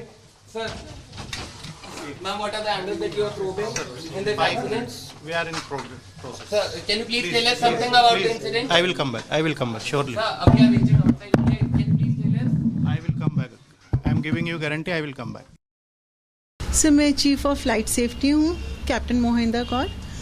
और sir हमें भी बहुत बहुत दुख है families को अभी हम खुद ही शॉक में हैं कि ये क्या हो गया, क्योंकि हम तो लाइफ सेव करने ही गए थे किसी की, और ये एम्बुलेंस फ्लाइट थी जो हमारा एक सेगमेंट था बिल्कुल।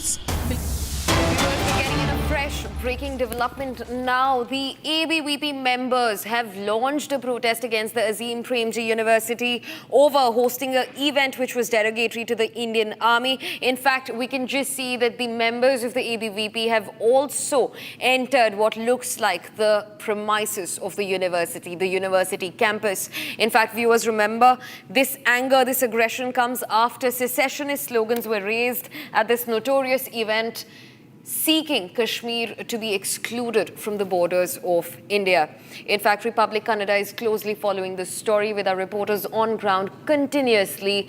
And as the evening has set in, the protest has gained momentum. You can see ABVP members holding the tricolour and posters. In fact, they're also spray painting Ban Spark, which I suppose is the name of the event against which the slogans and the protest is being held. Now, viewers, also there was an earlier visual that we showed you just moments ago where they were using the black spray paint to paint out the name of the university. In fact, the walls from the outside of the university campus were being filled with Ban Spark slogans. In fact, Abhishek, my colleague, continues to get us more details on the matter, the ABVP's anger, and ABVP is also demanding answers against the event that was derogatory to the Indian Army. Joining me on the broadcast is my colleague Abhishek from the Kannada newsroom. Abhishek, speak to us about the recent developments. From what I understand, I think the ABVP members have now entered inside the campus of Azim Premji University. Abhishek. The latest development is that as of now, we've clearly shown the visuals where the protesters from the ABVP have... ABVP demands the ban of such student organization in the campus, and also demand the NIA investigation on such students. Thank you. Tell me. I will tell one second. ಅದೇ spark ಅನ್ನುವಂತ ಒಂದು ಸಂಘಟನೆ ಈ ರೀತಿಯಾದಂತ ಕಾರ್ಯಕ್ರಮಗಳನ್ನು ಮಾಡ್ತಾ ಇದೆ ಅನ್ನುವಂತದ್ದು ಕೂಡ ABVP. Viewers, we just heard an ABVP supporter saying that they're demanding the ban of the event, and they are angry and furious over the event being derogatory to the Indian Army, to the very fabric that keeps this nation. Event in the campus. In November 13, they conducted an event against the RSS. In October 26, they conducted an event in support of Palestine. They conducted an event called Free Kashmir. They called for the liberation of Kashmir. We demand strict action against them. Justice! Justice! Justice! Why is the university supporting such activities? We demand the university to suspend the students. ಪೊಲೀಸರು ಕೂಡ ಈ ಪ್ರತಿಭಟನೆಯನ್ನ ತಡೆಯುವಂತ ಕೆಲಸವನ್ನು ಮಾಡ್ತಾ ಇದ್ದಾರೆ. ನೋಡ್ತಾ ಇರಬಹುದು. Members of the ABVP has in fact said that this is not a one-off incident. Multiple such incidents have happened inside the Azim Premji University campus in Bengaluru. Starting up, the members said that there was an event organized to support Palestinian cause. Another was organized to support the secession of India's beloved state, Jammu and Kashmir.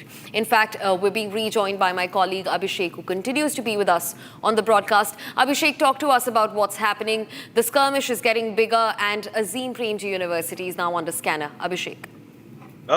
Well, if we go by the reaction of the student who just spoke to the Republic Kannada, he very clearly mentioned that this isn't one of the first incident in the Azim Premji University. He also mentions that there was a protest in support of Palestine in the month of November 2025. Yeah. On the other hand, in the same month, in the very particular month, the university students also staged the event where they demanded to free the Kashmir from India. Yeah.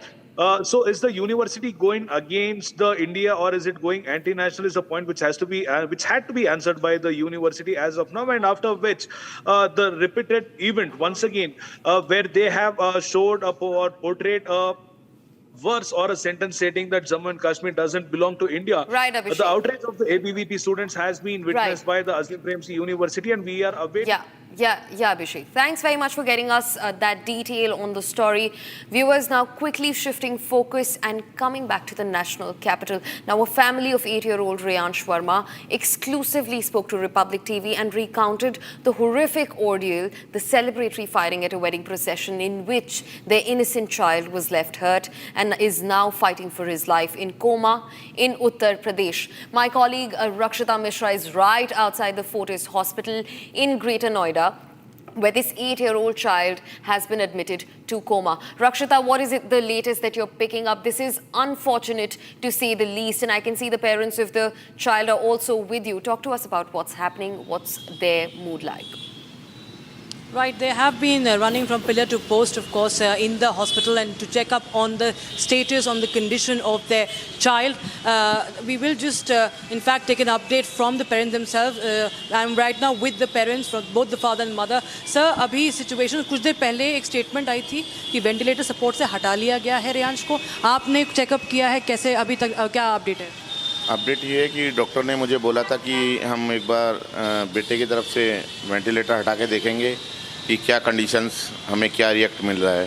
But फिर उसके बाद उन्होंने 10 minute के लिए ventilator हटाकर देखा doctor ने, और डॉक्टर ने फिर मुझे बाहर भेज दिया. जब वेंटिलेटर मेरे सामने ही हटाया था, तो जब डॉक्टर बाहर आए 15 से 20 मिनट के अंदर, तो मैंने उनसे पूछा कि क्या कंडीशन है रियांश की. तो उन्होंने ये बोला मुझे कि अभी 2 से 3 दिन और हम वेंटिलेटर पर रियांश को रखेंगे, उसके बाद ही कुछ बता पाएंगे. अभी बच्चा कोई ख़ास मूवमेंट नहीं कर पा रहा है, जिस वजह से वो कुछ जवाब नहीं दे पा रहे हैं. फिर मैंने डॉक्टर से पूछा, मैंने डॉक्टर प्लीज़ मुझे ये तो बता दीजिएगा कि मेरा बेटा खतरे से बाहर है या नहीं. तो पेरेंट्स का डॉक्टर्स का कहना ये था कि अभी आपको 1-2 दिन वेट करना पड़ेगा, उससे पहले हम कुछ भी नहीं कह सकते. जब तक बच्चा वेंटिलेटर पे हम कोई बात नहीं बोल सकते आपको. मैम, उसको अभी अगर आप कंडीशन बताएं, क्योंकि जो गोली है वो सर को चीरती हुई गई है, स्कल जो हड्डी है उसको चीरती हुई गई है. क्या कुछ आप बता सकते हैं उनको कितनी गहरी चोटें हैं? मैम, जैसे कि डॉक्टर ने बोला था कि अभी वो अंडर ऑब्जर्वेशन है और अभी एक सर्जरी उसकी हो चुकी है. बाकी टेस्ट अभी उसकी हालत इतनी नाजुक है कि कुछ टेस्ट डॉक्टर अभी नहीं कर सकते. वो बोलते हैं कि थोड़ा सा जब ये रिकवरी पे हमें लगेगा कि चांसेस है, उसके बाद हम फिर वो टेस्ट करके तब आगे हम ये देखते हैं कि कितनी इंजरी इसकी है और उसके अकॉर्डिंग हमें और आगे क्या करना है. तो अभी ना इस बारे में कुछ डॉक्टर्स भी नहीं बता रहे, बोल रहे हम लोग अपनी कोशिश कर रहे हैं, लेकिन बाकी अभी टाइम के अकॉर्डिंग देखते हैं, क्योंकि बच्चा छोटा है और एक साथ हम सब कुछ नहीं कर सकते हैं. 5-6 दिन हो चुके हैं, लेकिन अभी तक जो है आरोपियों को पकड़ा नहीं गया है. ना वेपन जो बंदूक है वो अभी तक बरामद नहीं की गई है. हम लोग यहाँ पर इतने डिस्टर्ब हैं कि हम लोग वहाँ की तरफ इतना सोच ही नहीं पा रहे हैं. लेकिन फिर भी मैंने इनको बोला कि इधर हम लोगों में से एक यहाँ देखेगा, बट लेकिन वहाँ भी आगे भी आप कुछ करो, क्योंकि जो पेन हम झेल नहीं पा रहे हैं ना, तो मैं ये चाहती हूँ कि वो लोग भी वो दर्द को महसूस करें. आप ये देखिए कि अपने बच्चों को इतना तड़पते हुए देखना. आज वेंटिलेटर को 10 मिनट के लिए डॉक्टर ने हटाने की कोशिश की थी. वो इतनी बुरी तरह छटपटा रहा था ना कि डॉक्टर्स भी बोले कि इसे तुरंत वैसा का वैसे ही करा जाए. मतलब बैग उसी कंडीशन में रख दिया डॉक्टर ने, बैग उसी कंडीशन में उसको रख दिया. फिर मुझे ये बोला कि 2 से 3 दिन हम वेंटिलेटर पे और रखेंगे, और अभी मेडिसिन रिकवरी के लिए और हम चेंज करके देख लेते हैं एक बार कि क्या रेस्पॉन्स आता है. जब आपने रियांश को देखा, अभी जब मैंने अपने बेटे की कंडीशन देखी तो शायद मैं उस कंडीशन को नहीं देख पाया. तभी मैं डॉक्टर के सामने वेंटिलेटर हटाने के बाद रूम से आउटसाइड आ गया था. आईसीयू से मैं बाहर वेट करता रहा डॉक्टर का. मैंने कि डॉक्टर थोड़ा जब निकलेंगे तो मैं एक बार उनसे कंफर्मेशन कर लेता हूँ कि मेरे बेटे की कंडीशन अब क्या है. बिकॉज जिस कंडीशन में मैं उसे आईसीयू से देख के बाहर आया, तो शायद मैं उस कंडीशन को नहीं देख पाया. बाकी डॉक्टर्स जब आए, डॉक्टर से मैं मिला, मैंने पूछा, तो डॉक्टर का कहना यही है अभी हम लोग 2 से 3 दिन और वेट करेंगे, उसके बाद जवाब दे पाएंगे कि क्या कंडीशन है बच्चे की. ऐसे बहुत we've seen there have been multiple such instances in the past 11 months. In UP there have been more than 15 incidents of celebratory firing. In Bihar there have been at least 29 cases. In several areas of NCR we've reported there have cases of deaths in connection with celebratory firing, Gesu, and this is another case. Why hasn't been any example set to stop this celebratory firing, and so as to the innocents will save their life? There is of course a law that bans celebratory firing, but there clearly has been no action. There has been no example that has been set up for such criminals. In fact, my colleague Harsh has been in Bulandshahr. He has reported from that very street, that very lane from where this incident had taken place. Take a look, viewers. Now this, viewers, is the very balcony where 8-year-old Reyansh was standing on the day of the tragedy. This is in fact exactly the place where he was standing. He was peeping outside the balcony, and shots were fired from underneath this balcony, and that one of these celebratory shots struck Reyansh, and now his condition remains to be critical. We in fact have the CCTV footage of the incident where these guys can be seen firing celebratory shots on the very day, and Reyansh's father rushing him to the hospital. It can all be seen in a CCTV footage that we have with us. Now this is the balcony where Reyansh was standing. His condition remains to be critical. He is now undergoing treatment for his critical injuries. He remains in coma. He remains on ventilator. He is on life support system. But the tragedy continues because the cops from the Uttar Pradesh police have failed to trace down the culprits, and they in fact have failed to seize the weapon that was used in these celebratory shots that were fired that later struck Reyansh, and now his condition remains critical as he undergoes treatment for the same. The aviation conflict of interest. This conflict of interest can kill.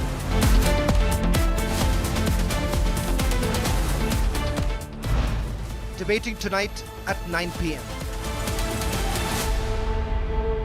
आधे bowl दही में 4 चम्मच MDH चटनी पुदीना मसाला डाला, stir करो, पुदीना चटनी तैयार। MDH चटनी पुदीना मसाला।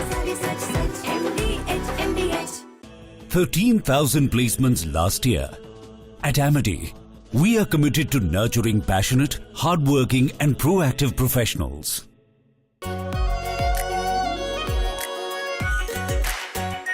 Our pure Shahi Paneer Masala. Delicious, healthy, every day.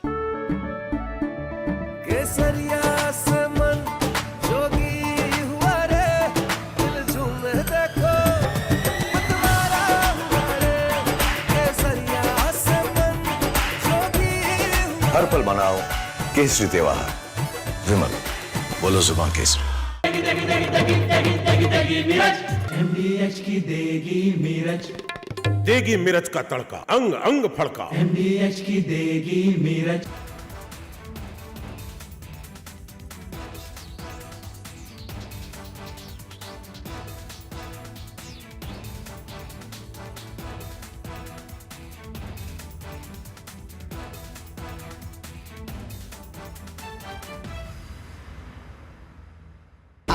Pure सूजी पास्ता उबालो, मिलाओ और खाओ, 8 मिनट में तैयार। क्या टेस्ट है सबका राजा आरकोड मसाला।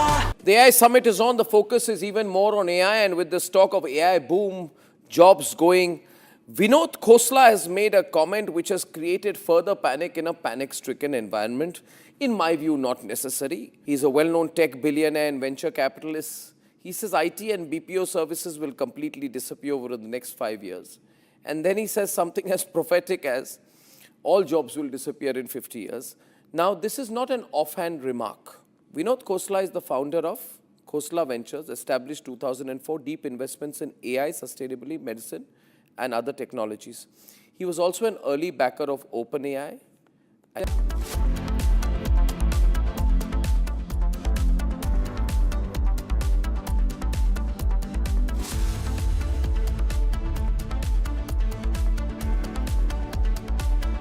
थोड़े में ज्यादा स्वाद, यही तो है इसकी खास बात। वाओ मामा, क्या स्वाद है? अरे मेरे राजा,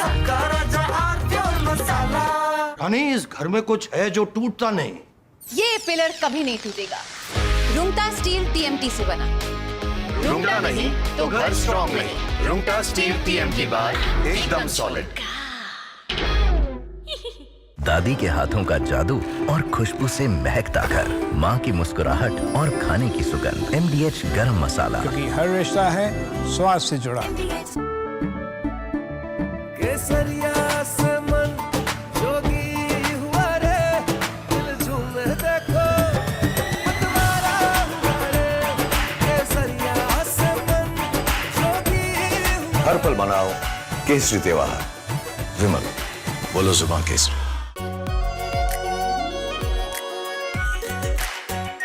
R pure shahi paneer masala, delicious, healthy, everyday. The AI summit is on. The focus is even more on AI, and with this talk of AI boom, jobs going, Vinod Khosla has made a comment which has created further panic in a panic-stricken environment. In my view, not necessary. He's a well-known tech billionaire and venture capitalist. He says IT and BPO services will completely disappear over the next 5 years. And then he says something as prophetic as all jobs will disappear in 50 years. Now, this is not an offhand remark. Vinod Khosla is the founder of Khosla Ventures, established 2004, deep investments in AI, sustainability, medicine, and other technologies. He was also an early backer of OpenAI, and he made a lot of money there. In other words, he's not a casual observer. He's deeply invested financially and ideologically in an AI-driven future. So it is possible that he's used overstatement to make a point that also suits his overall business interests. But you see, the atmosphere is already volatile. Just 5 days ago, TCS shares fell to 5.5-year low. TCS just collapsed. And across India's IT corridors, there is a growing paranoia. Will automation hollow out all services? Will AI wipe out all jobs? Are entry-level jobs all at risk? So when a prominent AI investor like Khosla says that IT and BPO sector will disappear, it amplifies that panic. Ma'am, what are the... investigation is going on, we cooperate See, you can currently see the AAIB officials, some officials have come out of the office. So what are the angles you are probing? Sir, ma'am, what are the angles that you are probing in the incident? We are in process. Sir, can you please tell us something about the incident? I will come back, surely. Sir, we are reaching outside. Can you please tell us? I will come back. I am giving you guarantee I will come back.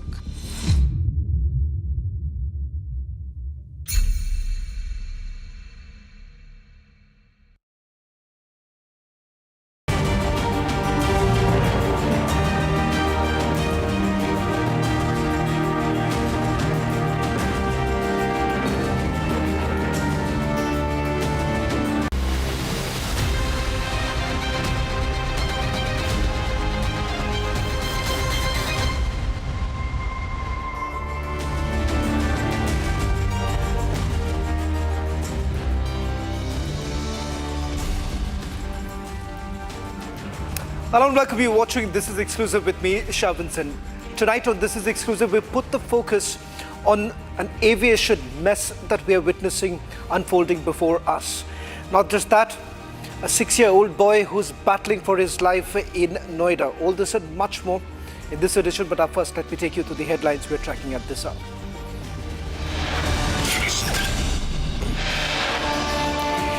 In another aviation mess, 7 on board killed in a deadly air ambulance crash in Jharkhand, probe underway.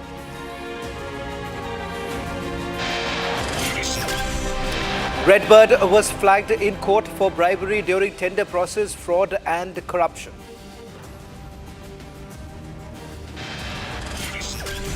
After Bulandshahr tragedy where Reyansh was shot during a celebrity fire, Reyansh is currently in critical condition, in coma and on ventilator support.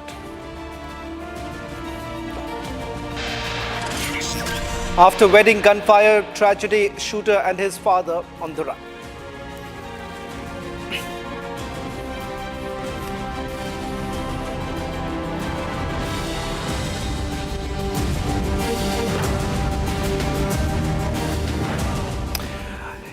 A team of the DGCA is in fact investigating the spot where an air ambulance crashed last night, killing all 7 people on board.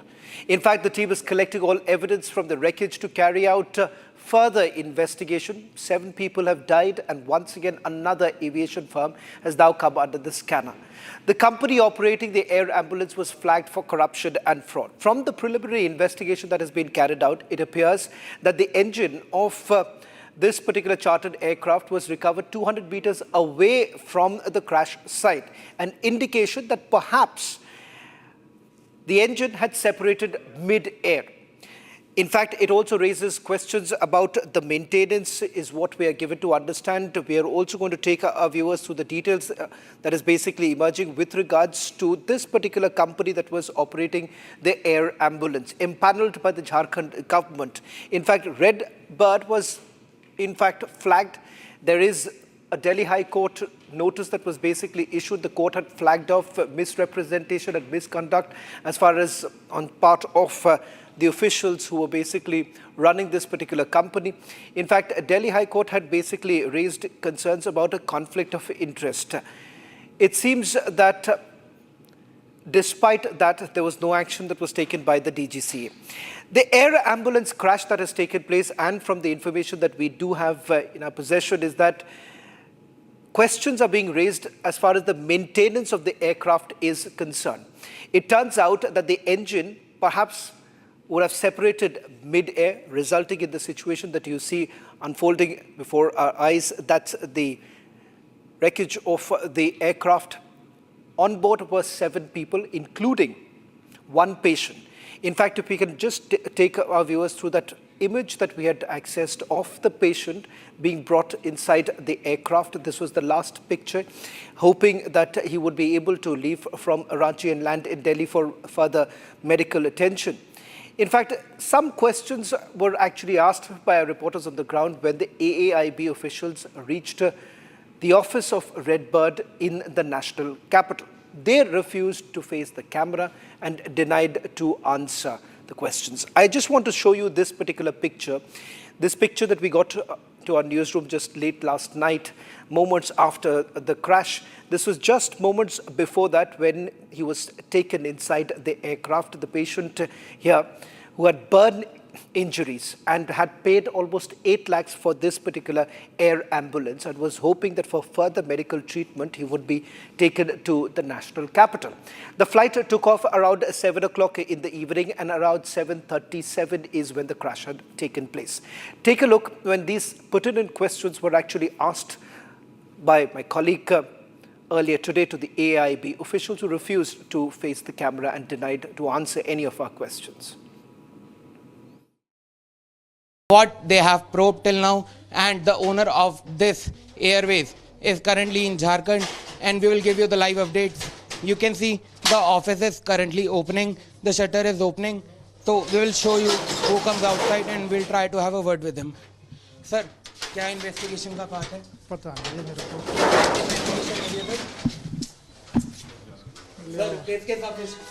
अरे मेरे को नहीं पता, चाय पीनी है तो बताओ, मैं चाय पिलाने वाला हूँ ऑफिस में, मेरे को नहीं मालूम। See, the office shutter is half open. We'll try to get in and talk to the officials of this AAIB. They're not letting us open this shutter. Sir, क्या investigation का part है sir? Sir, please, अभी चल रही है investigation AAIB अंदर. Please, sir, give us time. Sir, it's the breach of security, sir. Please, I can't say anything right now. I can't say anything, sir. I can't say anything right now. Investigation is in progress. What are the possible angles which you are probing? So why are you running away from our offices? They are calling me, sir. They are asking for the documents. Please, please. Can you please tell us what are the? I will tell you everything. Give me 5 minutes. I will tell you everything. Give me 5 minutes only. Please. Sir, any update? I will update you. Give me 5 to 10 minutes. I am here only. Okay. Sir, आपको क्या पता investigation के बारे में? हमें कुछ नहीं पता भैया, मुझे कुछ नहीं पता। सर, क्या ऑफिशियल्स किस चीज को भैया कुछ नहीं पता हमें इस चीज के बारे में, मुझे नहीं पता सर। कुछ एंगल आपको पता है कि कैसे हुआ इंसिडेंट? नहीं मुझे कुछ नहीं पता भैया। क्या एयरक्राफ्ट फिट था फ्लाई करने के लिए? पता नहीं भैया इस बारे में, कोई मैं ऑथराइज पर्सन वही देंगे जो भी होंगे, हमें नहीं पता कुछ। सर बट आप यहाँ के ऑफिशियल है, आपको पता नहीं मैं ऑफिशियल नहीं हूँ, मैं ऑफिशियल नहीं हूँ, I am not official. Sir आप ऑफिस में आप आपको तो पता ही होगा। मैं भैया वो काम नहीं करता ना, मेरा कुछ और काम है, होटल में काम करता हूँ मैं नीचे। Actually, currently the AAIB officials are coming outside the office. Ma'am, what are the...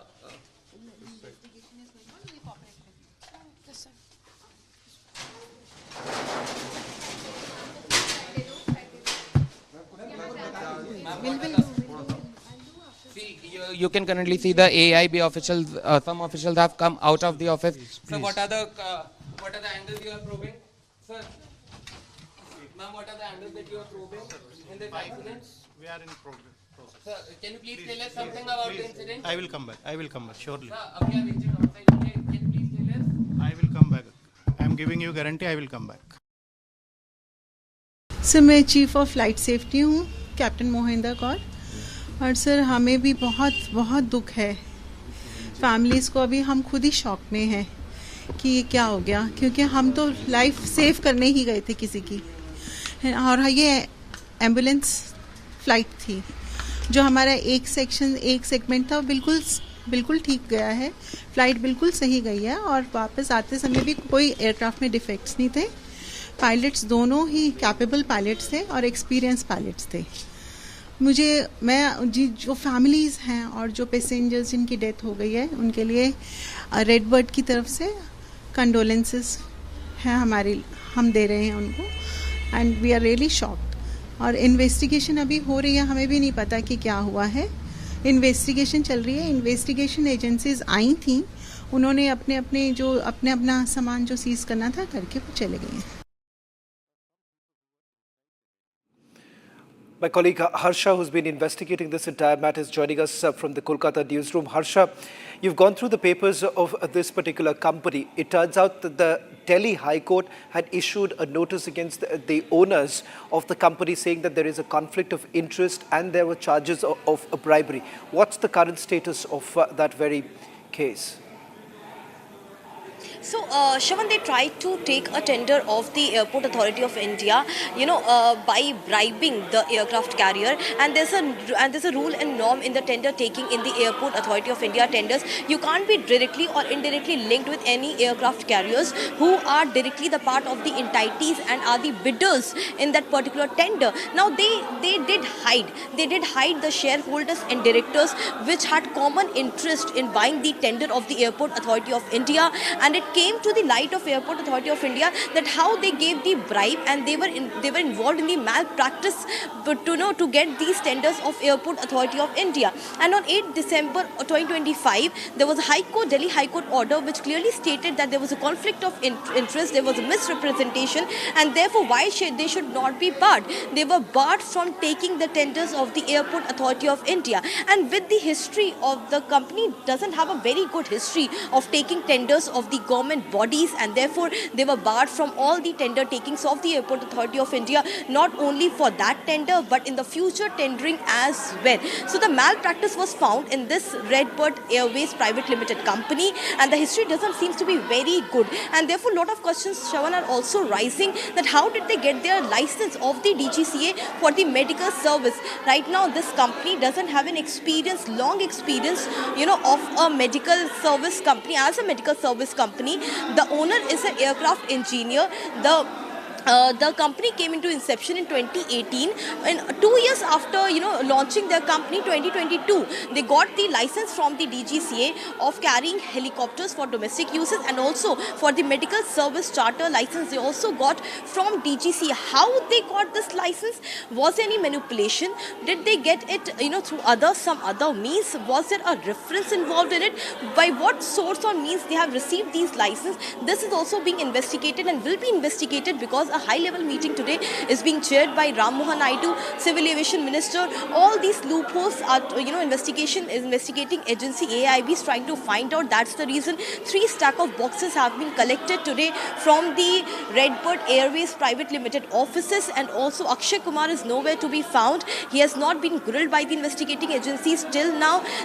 His phone is, not reachable. He's not picking up the phone. He was not in his office, and also the investigating agencies police have also issued a notice to the employees of the company for Akshay Kumar, who is the main promoter and founder of the Redbird Airways Private Limited. We have got to know that each and every loophole is being investigated in this company, that how did they receive the license from the DGCA, what were the officials who were the officials in the year of 2022 who gave the license, and whether the company maintained the quality checks which are the CAR aviation norms. Did they fulfill all those norms to get the license or not? These all aspects are being investigated right now, Shravan. The latest information which we have received from the meeting, top sources of the high-level meeting which is being chaired by the minister. Back to you.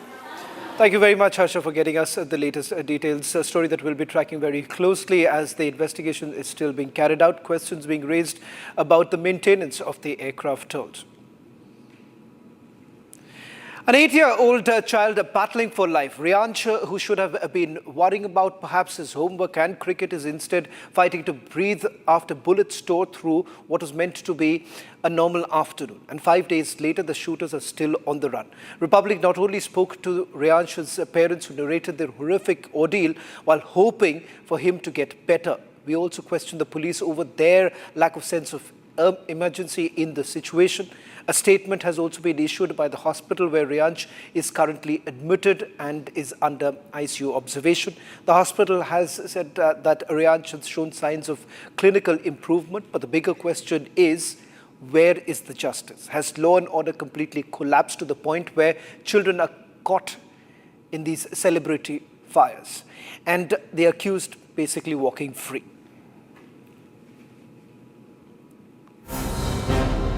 This is 8-year-old Reyansh, battling for life in the coma unit. He is struggling to breathe. He went from playing on the roof of a neighbor's house to lying on a hospital bed, while his shooters who brought him in this state remain absconding. अधिकार नहीं है ना, वो परिवार वाले बोल रहे हैं कि वो बच्चा 18 साल का था भी नहीं, वो बड़ा है माइनर में। भाई बोलने का अधिकार, आप वहाँ जाकर जो भी आपके प्रश्न हो वहाँ पे सीओ साहब हैं, आप उनसे जाकर आपका बतौर थाना प्रभारी कुछ तो जिम्मेदारी भाई नहीं बोलने का अधिकार है। आप जाकर के वहाँ जो ऑथेंटिक है वो आप वहाँ जाकर कर सकते हैं। आप मुझ पर दबाव बना रहे हैं। दबाव सर, मैं अपना काम कर रहा हूँ। आप काम नहीं कर रहे सर, जैसे आप अपना काम लीगल बता रहा हूँ, किसी भी इसको रख लीजिए। माइक में हाथ मत लगाइए। नहीं बिल्कुल, मैं आपसे सवाल पूछ रहा हूँ, मेरा काम है सवाल पूछना। 5 days on, Uttar Pradesh police have failed to nab the shooters. जैसा कि मैंने पहले ही बताया है कि कुछ संभावित स्थान की जानकारी है जिस पे हम लगातार कार्रवाई कर रहे हैं, और इसमें जो है थाना पुलिस टीम के साथ साथ स्वाट टीम भी लगी हुई है, तो हम इसमें निश्चित तौर पे गिरफ्तारी कर लेंगे। Reyansh's parents, who are hoping for the 8-year-old to get better, narrated to Republic how Reyansh landed up in the hospital. They say the shooters fired about 20 to 25 rounds in celebratory gestures. जिसमें कि मेरा बेटा ऊपर खड़ा हुआ था, वो programmes को देख रहा था। तो प्रोग्राम देखते देखते उसने अचानक फायर कर दिया, जो फायर मेरे बेटे के कनपट्टी से होते हुए ऊपर की साइड वो निकला। गन शॉट होने के बाद बेटा मेरा ज़मीन पर गिर गया एक साथ, और ज़मीन पर गिरने के बाद मैं एक साथ उसको डॉक्टर के पास लेके भागा। मैं इतना कंफ्यूज और इतना ऑब्लेस हो गया कि मैं उस बच्चे की कंडीशन को, अपने बेटे की कंडीशन को मैं देख नहीं पाया। 20 से 25 फायरिंग होने के बाद, और इवन इतने छोटे बच्चे को पेरेंट्स ने पिस्टल दी क्यों? वहाँ मौजूद जितने लोग थे सबने यही बोला कि ये हो क्या रहा है कि दोनों बच्चे अपने पिस्टल दोनों बच्चे अपने लगा के घूम रहे हैं। मतलब उनके तो एक खेल हो गया, लेकिन मेरी तो सब जिंदगी ही तबाह हो जाती। तबाह क्या, अभी भी कुछ कहा नहीं जा सकता, बस भगवान से प्रे है कि मेरा बच्चा जल्दी ठीक हो जाए।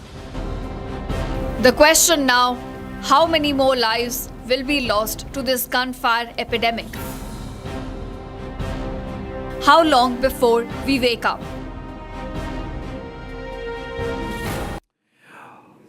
Well, in fact, let me now take you through the very place where Reyansh was actually standing when the entire wedding procession was actually taking place and the celebrity firing took place. Take a look at what really happened, and this is what my colleague Harsh got from the place where Reyansh was there.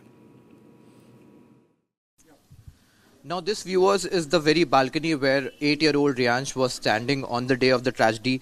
This is in fact exactly the place where he was standing. He was peeping outside the balcony, and shots were fired from underneath this balcony, and that one of these celebratory shots struck Reyansh, and now his condition remains to be critical. We in fact have the CCTV footage of the incident where these guys can be seen firing celebratory shots on the very day, and Reyansh's father rushing him to the hospital. It can all be seen in a CCTV footage that we have with us.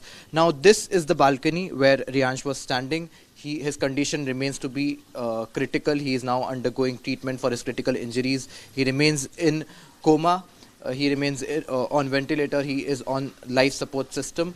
But the tragedy continues because the cops from the Uttar Pradesh police have failed to trace down the culprits, and they in fact have failed to seize the weapon that was used in these celebratory shots that were fired that later struck Reyansh, and now his condition remains critical as he undergoes treatment for the same. Let me also bring in my colleague Rakshita, who's reporting from the hospital where Reyansh is battling for his life.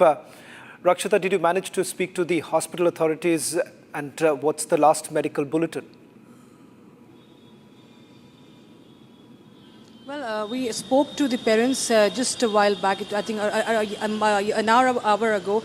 They were there speaking to the doctors itself. So they were doctors, the entire team was completely occupied with the parents of Reyansh. And then when they came outside, they spoke to us right away around 5:45 to 6, and they told us that he is still under observation. He is critical, and for the past 5 days he has been on ventilator support. That he continues to be on ventilator support, and it's expected that for the next 2 to 3 days also he will need the life support system, as it is a very, very critical injury. You know, the bullets had in fact tore through his jaw. So, it has broken one part of the skull also, what we are understanding. So this is a very, very grievous injury that the young 5-year-old innocent boy is right now battling for, and it's very difficult for them to remove the ventilator support, is what we are getting to know. As per what the doctors have told the parents, they have tried to test him if he can take the air in the room, but it's very, very difficult for the child. It's a very, very young child, of course. He's a minor, he's a 5-year-old, and for him to battle with these such grievous injuries it's very, very difficult. And what we understand is that there has been no update as far as the action on the father and the son, the duo who are the accused in this case. There's no update on them. They're still on the run, and even the parents are saying that the police only tells them that there have been raids conducted in different places, but to no avail, no success as far as finding those accused, because the parents are they're completely broken right now. They're very, very disturbed. They have been running around the hospital to take care of their children. They only have one son. They have one daughter who is back home, and they are worried for their child. Only the parents are here right now, and they are extremely worried. They do not even have right now the capacity to think about who is in fact behind this. But yes, they are full of anger, and they want that those behind this should be severely punished. And in fact, as this is a gunfire epidemic, as we are calling it, this in fact has been a case of several deaths in the past in states like UP, Bihar, Delhi and NCR, where celebratory gunfire, so-called celebratory gunfire, has claimed several lives. Shravan. Thank you very much, Rakshita, for getting us the latest report. Let me also go across to my colleague Harsh, who's joining us from Bulandshahr. Harsh, the biggest question here is that the accused is on the run. A narrative was built that they are minors, but it seems that the family members, the victims' family members, have made a claim that they are not minors to begin with. What is it that the police has found so far? What is taking the police so long? Well, right, Shravan, the biggest breakthrough, in fact, that we have got through in this case earlier this afternoon is the fact that Reyansh's uncle has maintained that he suspects that the accused, who is being considered as a minor, might not be a minor in reality, and he wants the authorities to investigate the matter from that angle as well. In fact, we also managed to talk to the SP City, who has said that special teams have are now investigating the matter, and in fact a manhunt has been launched to get both of these father-son duo caught. In fact, the whole family is absconding at this point. The house where they used to live here in Bulandshahr is locked. The police is saying that they have launched a manhunt. However, no big breakthrough can be seen. Neither the weapon that was used, which is said to be a licensed pistol. Just a quick question before I let you go, Harsh, with regards to the weapons, whether at all they have been recovered so far, and more importantly, the police still unable to trace the current location.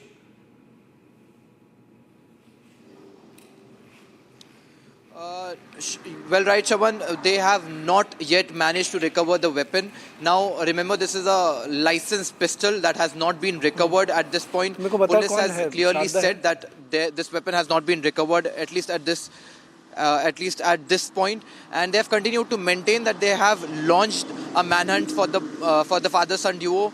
However, they have not yet managed to recover the weapon, which is said to be a licensed pistol. However, they have completely failed to recover it, and this is the day 4 from the incident. Thank you very much, Harsh, for getting us that report from Bulandshahr. The accused in the case still on the run. Getting in some breaking news right up. Prime Minister Modi is likely to visit Deepam site in Madurai on 1st of March. The visit is amidst a protracted struggle being waged by the temple authorities against the DMK government in Tamil Nadu that denies Hindus right to light the lamp of Sanatan on the hills despite the High Court orders. Let me also go across to my colleague Sharda, who's joining us on this broadcast. Sharda, what more details are you picking up with regards to the Prime Minister's visit? Because it seems that the BJP has been working perhaps to put the spotlight back on what they believe as an attempt that has been made by the DMK to put it on side burner. Right, Shobhan. Last time when Prime Minister Narendra Modi came here on the 1st of February doing NDA rally in the state of Tamil Nadu in Chennai and Madurai, it was earlier said that he was going to visit Madurai, but at that time, for safety concerns, the BJP officials had kept the meeting in Chennai. Now, with Prime Minister Narendra Modi set to visit Madurai on on March 1st for the NDA second rally after the huge announcement was made by Piyush Goyal, the election in charge of the state. Now, in Madurai, a rally and a state setup for the entire NDA meeting is going to be set up, following which Prime Minister Narendra Modi is set to visit the Tirupurakunram Deep, going up the hill, or he'll just be visiting the temple at the bottom of the hill, the Murugan temple at the bottom of the hill.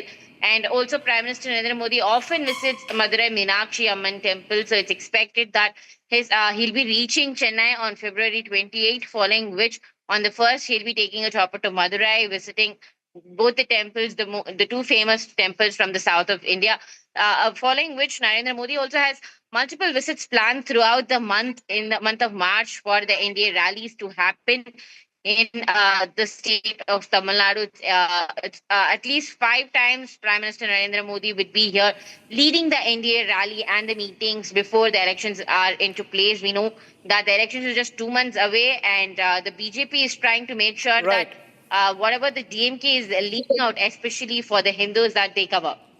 Thank you very much for getting us the latest details. That's all that we could pack in this edition of This Is Exclusive. Coming up, trending on the other side.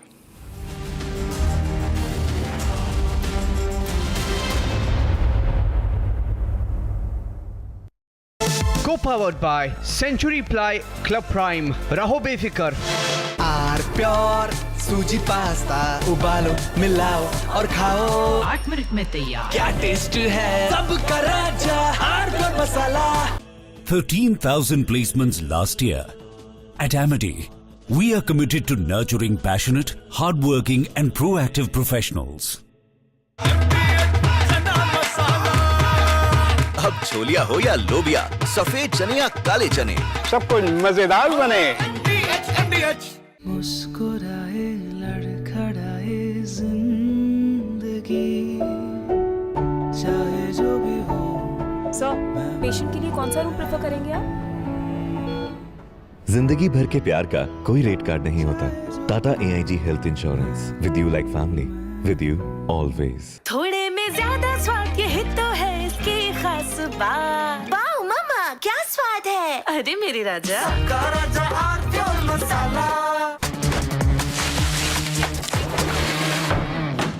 अरे tension किस बात की? Century प्रोवुड का premium plus है ना, low emission है, high density है, water resistant भी, टर्माइट एंड बोरो रेजिस्टेंट भी है। यानी ये है जहां नो टेंशन वहां। Premium plus by century Prowud. ये है सीक्रेट रेसिपी MDH का जीरा सिप जलजीरा मसाला। सिप सिप जीरा सिप MDH का जलजीरा सिप MDH का जलजीरा सिप।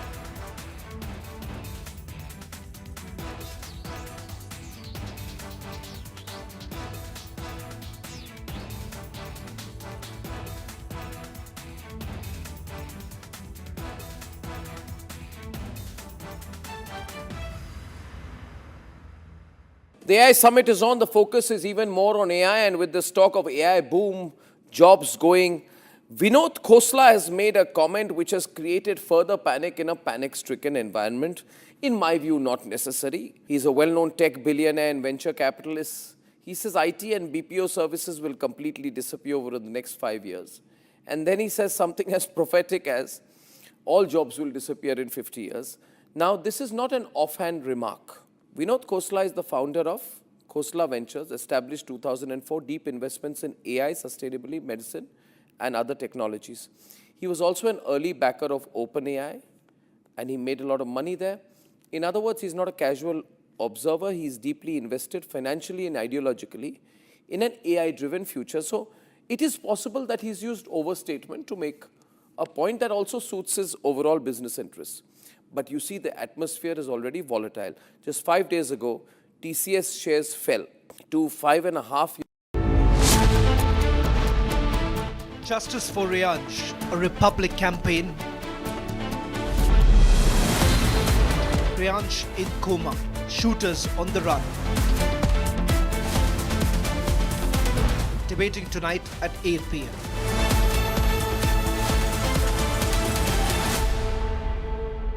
सीधा सवाल मेरा आपसे है, ये बताइए कितने लोग इसमें इन्वॉल्व थे और आप लोगों की क्या भूमिका रही है इसमें?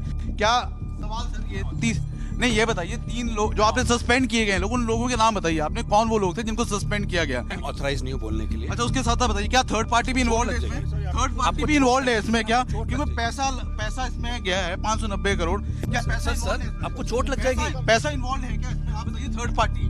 रिपब्लिक टीवी सवाल पूछ रहा है आपसे, आप बताइए क्या इसमें और लोग भी इन्वॉल्व है क्या?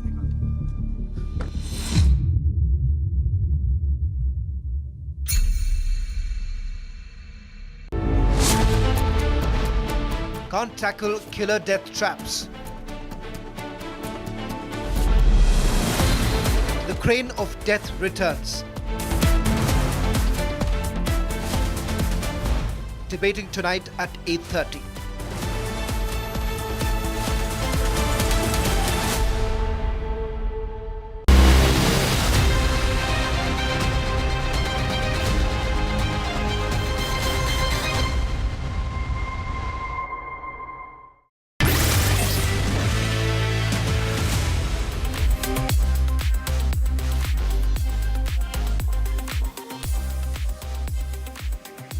Hello and welcome. You're watching Trending on Republic. I am Ishita Mitra. We've got a lot of stories lined up for you ahead that have created a buzz on the internet. Now, starting with how Ranveer Singh has been pulled up by the Karnataka High Court in the Kantara mimicry row.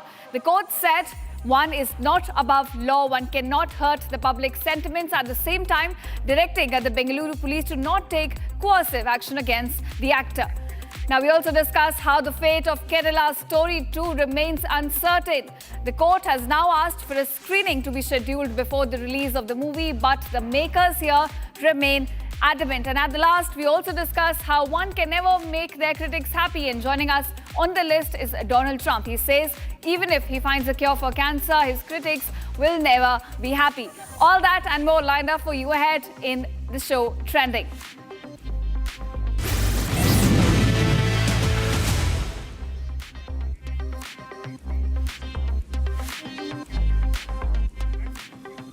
All right, viewers, our top focus at this hour. Karnataka High Court has now granted interim relief to, in fact, actor Ranveer Singh in the Kantara mimicry row, saying that he's not above the law. He must respect the public sentiments of the people, at the same time directing that no coercive action be taken against the actor. Now remember, this was regarding his mimicry of actor Rishabh Shetty from the movie Kantara, where he in fact called a Devi a female ghost, and a lot of backlash had come his way. In fact, legal action was also there, and now Karnataka High Court stepping in, giving him some interim relief by saying that no legal or coercive action will be taken against him, but at the same time directing him that actors or celebrities must be accountable for their words, must also in fact take into account what they say and take into account the public sentiments as well. Those are the latest details about the top court. Court, however, pulled no punches, remarking that hurting religious sentiments is unacceptable and that public figures must choose their words responsibly in this digital age where internet never forgets. Now viewers, the case here stems from a viral moment when Ranveer Singh mimicked the sacred Devi ritual from Kannada film Kantara, referring it to as a female ghost. This, as I said before, had triggered outrage from coastal Karnataka communities and prompting an FIR as well against him. A flashpoint that now sits at the crossroads of celebrity accountability, cultural sensitivity and freedom of expression.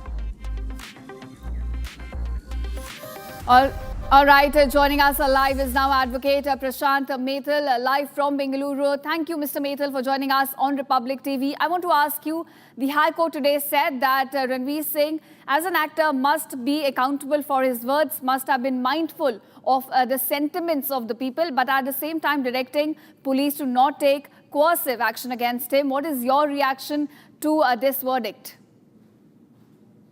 First of all, some of your national channels, they are already flashing news like the FIR has been quashed. But it's a false news. But the reality is the court has not granted stay yet. But where is the question of quashing? One. And then the court has strongly reprimanded Ranveer Singh's actions. But the court has directed the state police not to take any coercive action until 2nd March. And the court has directed actor Ranveer Singh to cooperate completely for the investigation. So the court has asked us to file our objections. So we will be filing our objections on next Monday, 2nd March. Right. I want to ask you, as you said that the court has pulled up Ranveer Singh, but at the same time directing no coercive action against him. What will be the next step until 2nd March? What are we looking at from the other side? No, they have placed their arguments. So we have also placed our arguments. So we will strongly file our objections. So the matter has been subjudiced yet. So we have to wait till 2nd of March. Methal, for joining us on Republic and sharing your side of the story on this verdict in which, in fact, a court has pulled up Ranveer Singh. Thank you so much. Now, viewers, shifting focus, the Kerala High Court has stepped in ordering a special screening of the Kerala Story Chapter 2 in Kochi before its scheduled release on February 27th amid serious allegations that the film maligns the state and could trigger communal tensions. Now, the petition here challenges the CBFC's UNA clearance, claiming that the film uses inspired by the true events to push stereotypical and misleading narratives around religious conversions. Now, the court also observed that the concerns from Kerala's people cannot be kept aside, even as it reiterated that courts normally avoid interfering with creative freedom, signaling a delicate balance between artistic expression and public order. Now, viewers, in a dramatic turn, the makers initially hesitated to screen the film for the court, which has lived to now a deferral to February 25th and later voluntarily pulling down the teaser as the backlash against the film grew. Kerala Story Chapter 2 now sits at the center of a national debate where cinema, politics and social harmony collide.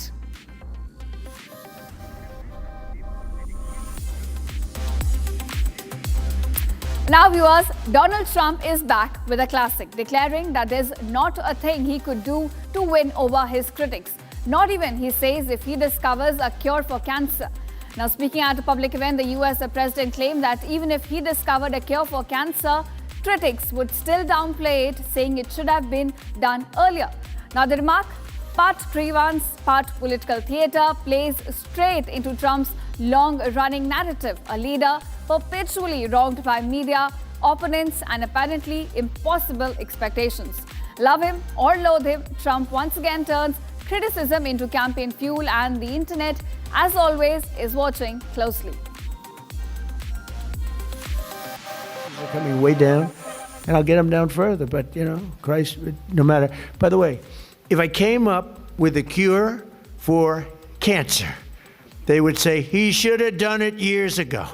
There's not a thing I can do where these people are going to give me credit, and that's okay, because we won in a landslide, so the people understand. Prices are coming way down, and I'll get them down further, but, Christ, no matter. By the way, if I came up with a cure for cancer, they would say, he should have done it years ago. There's not a thing I can do where these people are going to give me credit, and that's okay, because we won in a landslide, so the people understand. And now viewers, hot off the plate and straight to your screens, time for Hot Trends.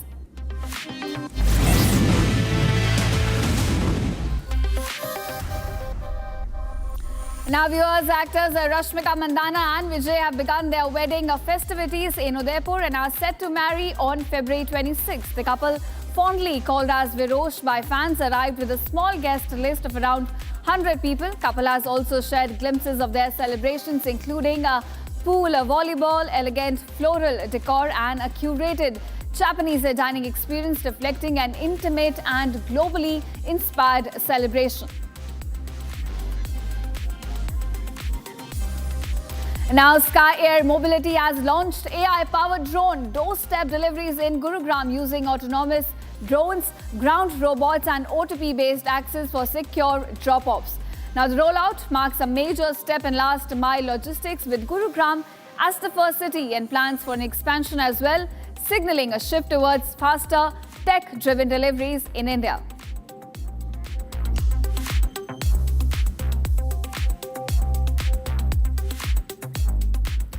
Now, viewers, a framed arrest photograph of Prince Andrew, the younger brother of King Charles III, was displayed inside Paris' Louvre Museum by activists from the anti-billionaire group, drawing public attention and controversy. The move here came days after Andrew was arrested and then later released under investigation over alleged misconduct linked to his role as a trade envoy and his past association with the convicted sex offender Jeffrey Epstein.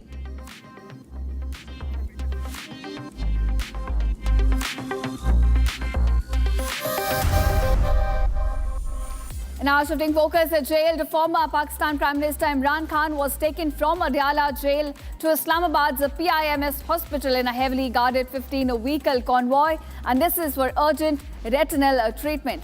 His health condition, including a reported vision loss in one eye, has intensified political tensions, with his party now alleging medical neglect, while officials maintain he is receiving proper care inside the jail.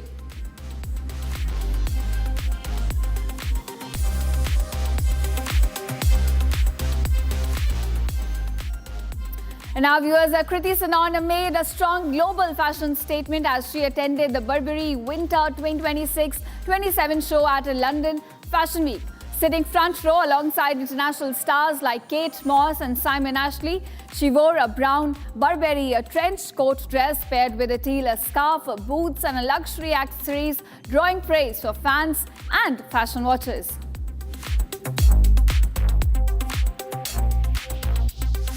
Next up, BAFTA and the BBC apologized after a racial slur was heard during the BAFTA Awards while Michael B. Jordan and Delroy Lindo were on the stage. The remark here, linked to a Tourette syndrome-related involuntary take, sparked controversy and was later edited out, with organizers acknowledging the distress caused.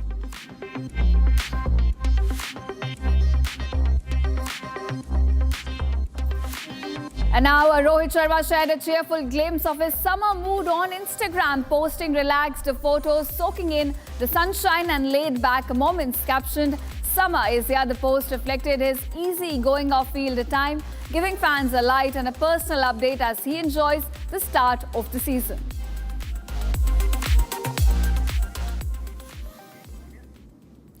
Now, viewers, actor Robert Carradine, known for Revenge of the Nerds and Lizzie McGuire, has died at the age of 71. His family said he had battled a bipolar disorder for nearly 2 decades now and hoped his story would raise mental health awareness. Tributes, including from co-star Hilary Duff, remembered him as a warm and beloved actor.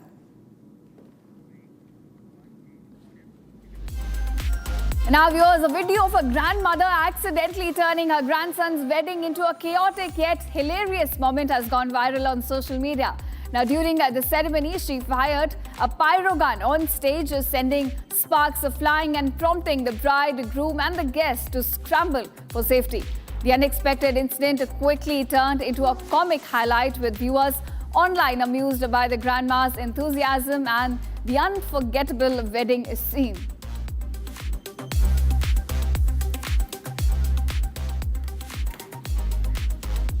Now, a Mumbai street vendor has gone viral for serving pani puri in a unique combat style, using a super-soaked water gun filled with jaljeera instead of traditional methods. Now, dressed in Matrix-style gear, the vendor theatrically shoots the flavoured water into puris and directly to customers, turning the street food experience into a performance.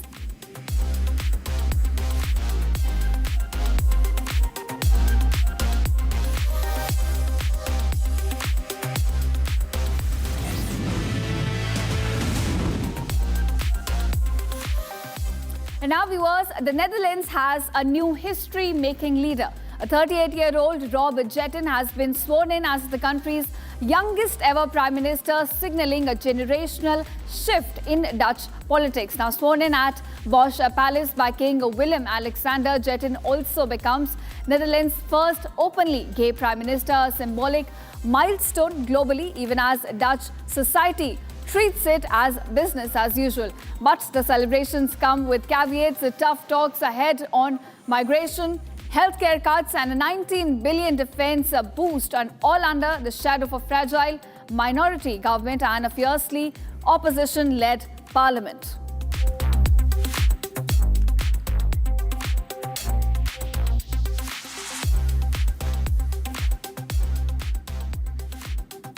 Now, ladies and gentlemen, as we wrap up this edition of Trending, here's a powerful glimpse of the might and the mastery that defends our skies. In just 3 days, the Indian Air Force will turn the desert skies of Pokhran into a stage of speed, precision and unmatched firepower. From strategic planning tables to live combat drills, preparations now are in full swing for Vayu Shakti 26, a spectacle where synchronized strikes and defiant air power come to life. On February 27, witness the Indian Air Force infallible, impervious and precise as Readiness transforms into decisive air dominance in Jaisalmer.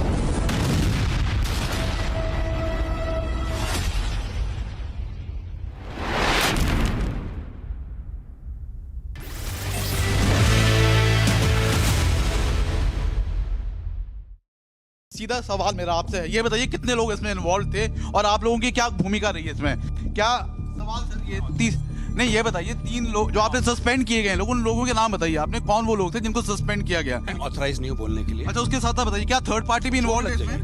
Third party भी involve है इसमें क्या? क्योंकि पैसा इसमें गया है 590 करोड़। क्या पैसा सर आपको चोट लग जाएगी? पैसा इन्वॉल्व है क्या इसमें? आप बताइए third party.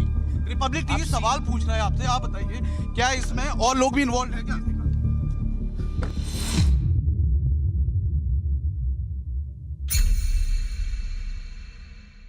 These pictures are from Jammu and Kashmir's Kishwar district, where Operation Trashi 1 is a planned mission under the joint operation of the Indian Army, the Jammu and Kashmir Police and the CRPF. These forces have never been as motivated as they are today, and each day their motivation levels rise. They are tracking the terrorists and they are killing the terrorists. Operation Trashi is an ongoing operation. We across India today need to stand with, salute, and every day thank ourselves that we have forces and men like this, relentlessly destroying through freezing terror, weather, wet terrain and dangerous topography. They are destroying terrorist after terrorist.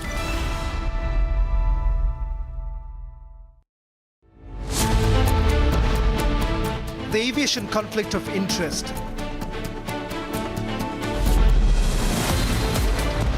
This conflict of interest can kill.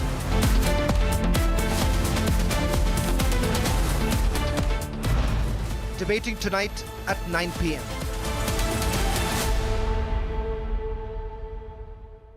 Ma'am, what are the...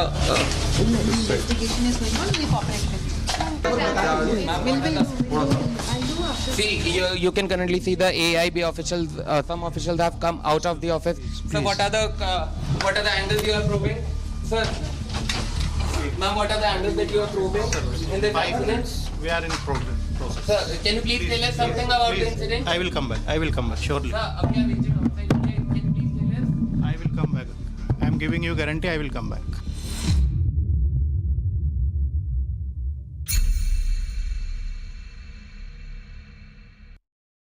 Co-powered by Century Ply Club Prime. Raho befikar. अरे tension किस बात की? Century प्रोवुड का premium plus है ना, low emission है, high density है, water resistant भी, टर्माइट एंड बोरो रेजिस्टेंट भी है। यानी ये है जहां नो टेंशन वहां। Premium plus by century प्रोवुड।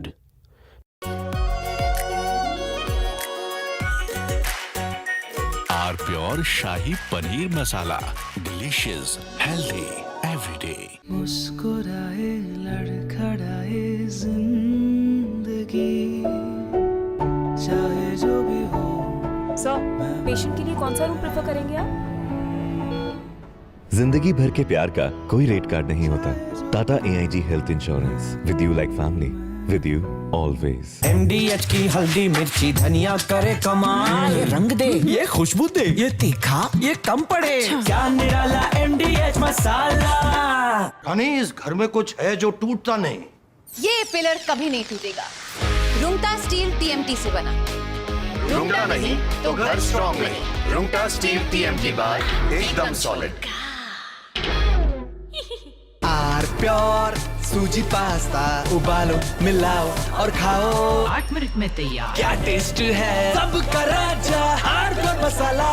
The AI summit is on. The focus is even more on AI, and with this talk of AI boom, jobs going, Vinod Khosla has made a comment which has created further panic in a panic-stricken environment. In my view, not necessary. He's a well-known tech billionaire and venture capitalist. He says IT and BPO services will completely disappear over the next 5 years. And then he says something as prophetic as all jobs will disappear in 50 years. Now, this is not an offhand remark.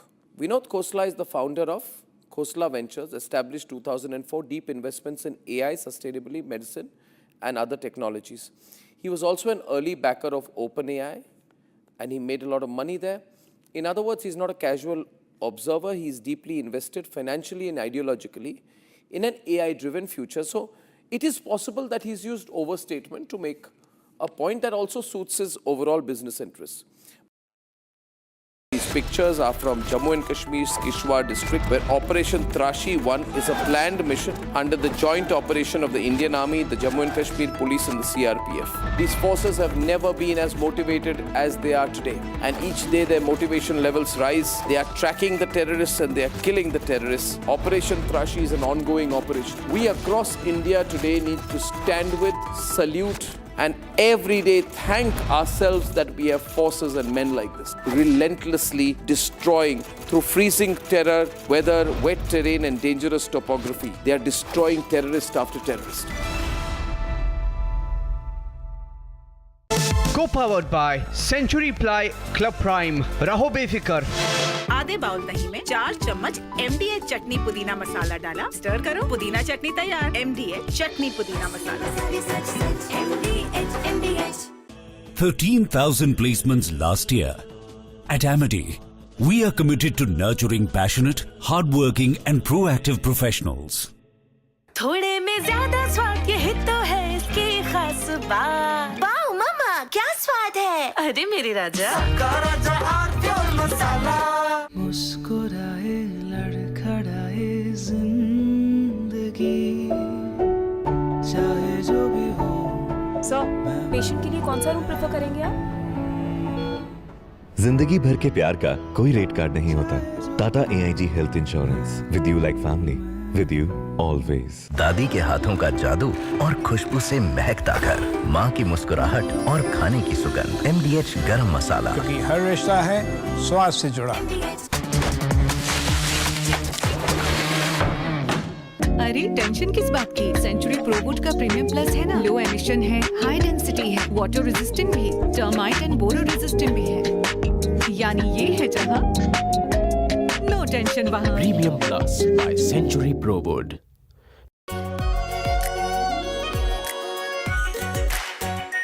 Are pure shahi paneer masala.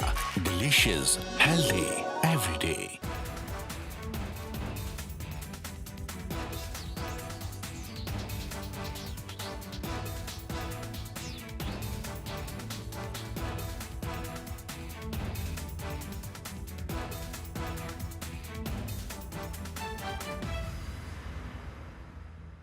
The AI summit is on. The focus is even more on AI, and with this talk of AI boom, jobs going, Khosla has made a comment which has created further panic in a panic-stricken environment. In my view, not necessary. He's a well-known tech billionaire and venture capitalist. He says IT and BPO services will completely disappear over the next 5 years. And then he says something as prophetic as all jobs will disappear in 50 years. Now, this is not an offhand remark. Khosla is the founder of Khosla Ventures, established 2004, deep investments in AI, sustainability, medicine, and other technologies.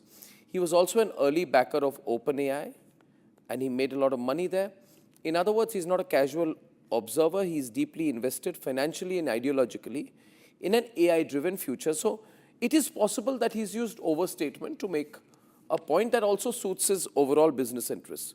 But you see, the atmosphere is already volatile. Just 5 days ago, these pictures are from Jammu and Kashmir's Kishtwar district, where Operation Trashi 1 is a planned mission under the joint operation of the Indian Army, the Jammu and Kashmir Police and the CRPF. These forces have never been as motivated as they are today, and each day their motivation levels rise. They are tracking the terrorists and they are killing the terrorists. Operation Trashi is an ongoing operation. We across India today need to stand with, salute, and every day thank ourselves that we have forces and men like this, relentlessly destroying through freezing terror, weather, wet terrain and dangerous topography. They are destroying terrorist after terrorist. Co-powered by Century Ply Club Prime. रहो बेफिक्र. अरे tension किस बात की? Century प्रोवुड का premium plus है ना. Low emission है, हाई डेंसिटी है, वाटर रेजिस्टेंट भी, टर्माइट एंड बोरो रेजिस्टेंट भी है. यानी ये है जहाँ नो टेंशन वहाँ. Premium plus by century प्रोवुड.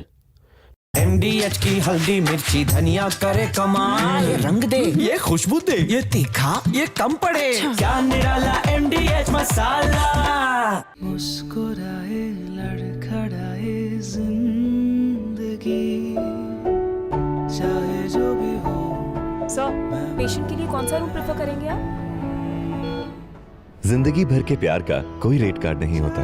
Tata AIG health insurance, with you like family, with you always. R pure सूजी पास्ता उबालो मिलाओ और खाओ 8 मिनट में तैयार। क्या टेस्ट है सबका राजा आर प्योर मसाला। केसरिया से मन जोगी हुआ रे, दिल झूमे देखो मतवारा हुआ रे। केसरिया से मन जोगी हुआ। हर पल मनाओ केसरी त्योहार। विमल, बोलो जुबान केसरी। MDH की देगी मिर्च, देगी मिर्च का तड़का, अंग अंग फड़का। MDH की देगी मिर्च। मुस्कुराए लड़खड़ाए जिंदगी, चाहे जो भी हो। सर, पेशेंट के लिए कौन सा रूम प्रेफर करेंगे आप? जिंदगी भर के प्यार का कोई रेट कार्ड नहीं होता। Tata AIG health insurance, with you like family, with you always. The AI summit is on. The focus is even more on AI, and with this talk of AI boom, jobs going, Khosla has made a comment which has created further panic in a panic. सीधा सवाल मेरा आपसे है, ये बताइए कितने लोग इसमें इन्वॉल्व थे और आप लोगों की क्या भूमिका रही है इसमें? क्या सवाल सर ये नहीं, ये बताइए 3 लोग जो आपने सस्पेंड किए गए लोग, उन लोगों के नाम बताइए आपने, कौन वो लोग थे जिनको सस्पेंड किया गया? ऑथराइज नहीं हो बोलने के लिए। अच्छा, उसके साथ आप बताइए क्या थर्ड पार्टी भी इन्वॉल्व है इसमें? थर्ड पार्टी भी इन्वॉल्व है इसमें क्या? क्योंकि पैसा इसमें गया है 590 करोड़। क्या पैसा सर आपको चोट लग जाएगी? पैसा इन्वॉल्व है क्या इसमें? आप बताइए। थर्ड पार्टी रिपब्लिक टीवी सवाल पूछ रहा है आपसे, आप बताइए क्या इसमें और लोग भी इन्वॉल्व है क्या?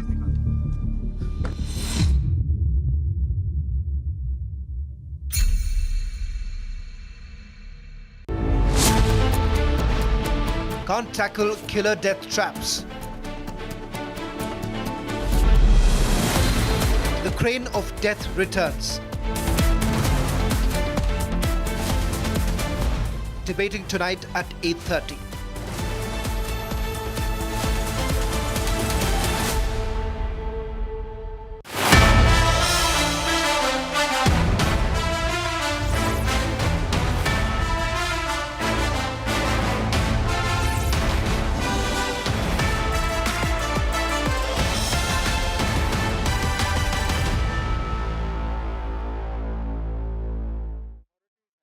Pictures are from Jammu and Kashmir's Kishwar district, where Operation Trashi 1 is a planned mission under the joint operation of the Indian Army, the Jammu and Kashmir Police and the CRPF. These forces have never been as motivated as they are today, and each day their motivation levels rise. They are tracking the terrorists and they are killing the terrorists. Operation Trashi is an ongoing operation. We across India today need to stand with, salute, and every day thank ourselves that we have forces and men like this, relentlessly destroying through freezing terror, weather, wet terrain and dangerous topography. They are destroying terrorist after terrorist.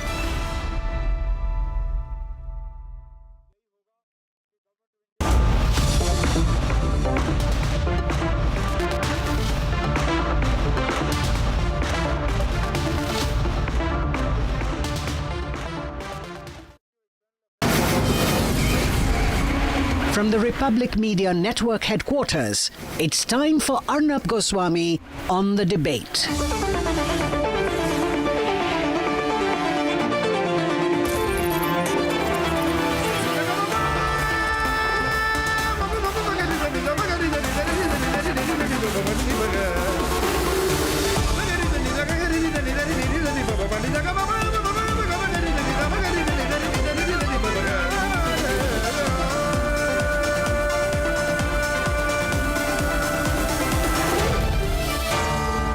Arnab Goswami on the debate.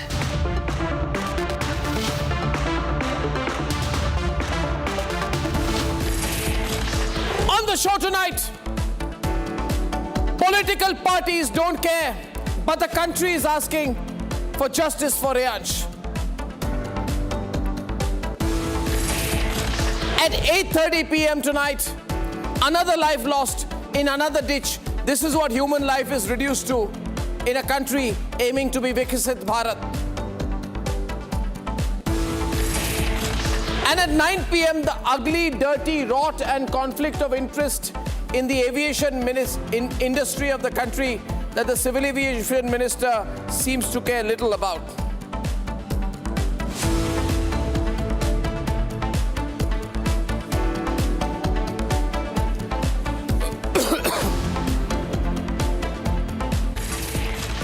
What happens, ladies and gentlemen, when the national conversation becomes corrupted? What happens, ladies and gentlemen, when political parties don't care for you, your families, your loved ones, or anything to do with you?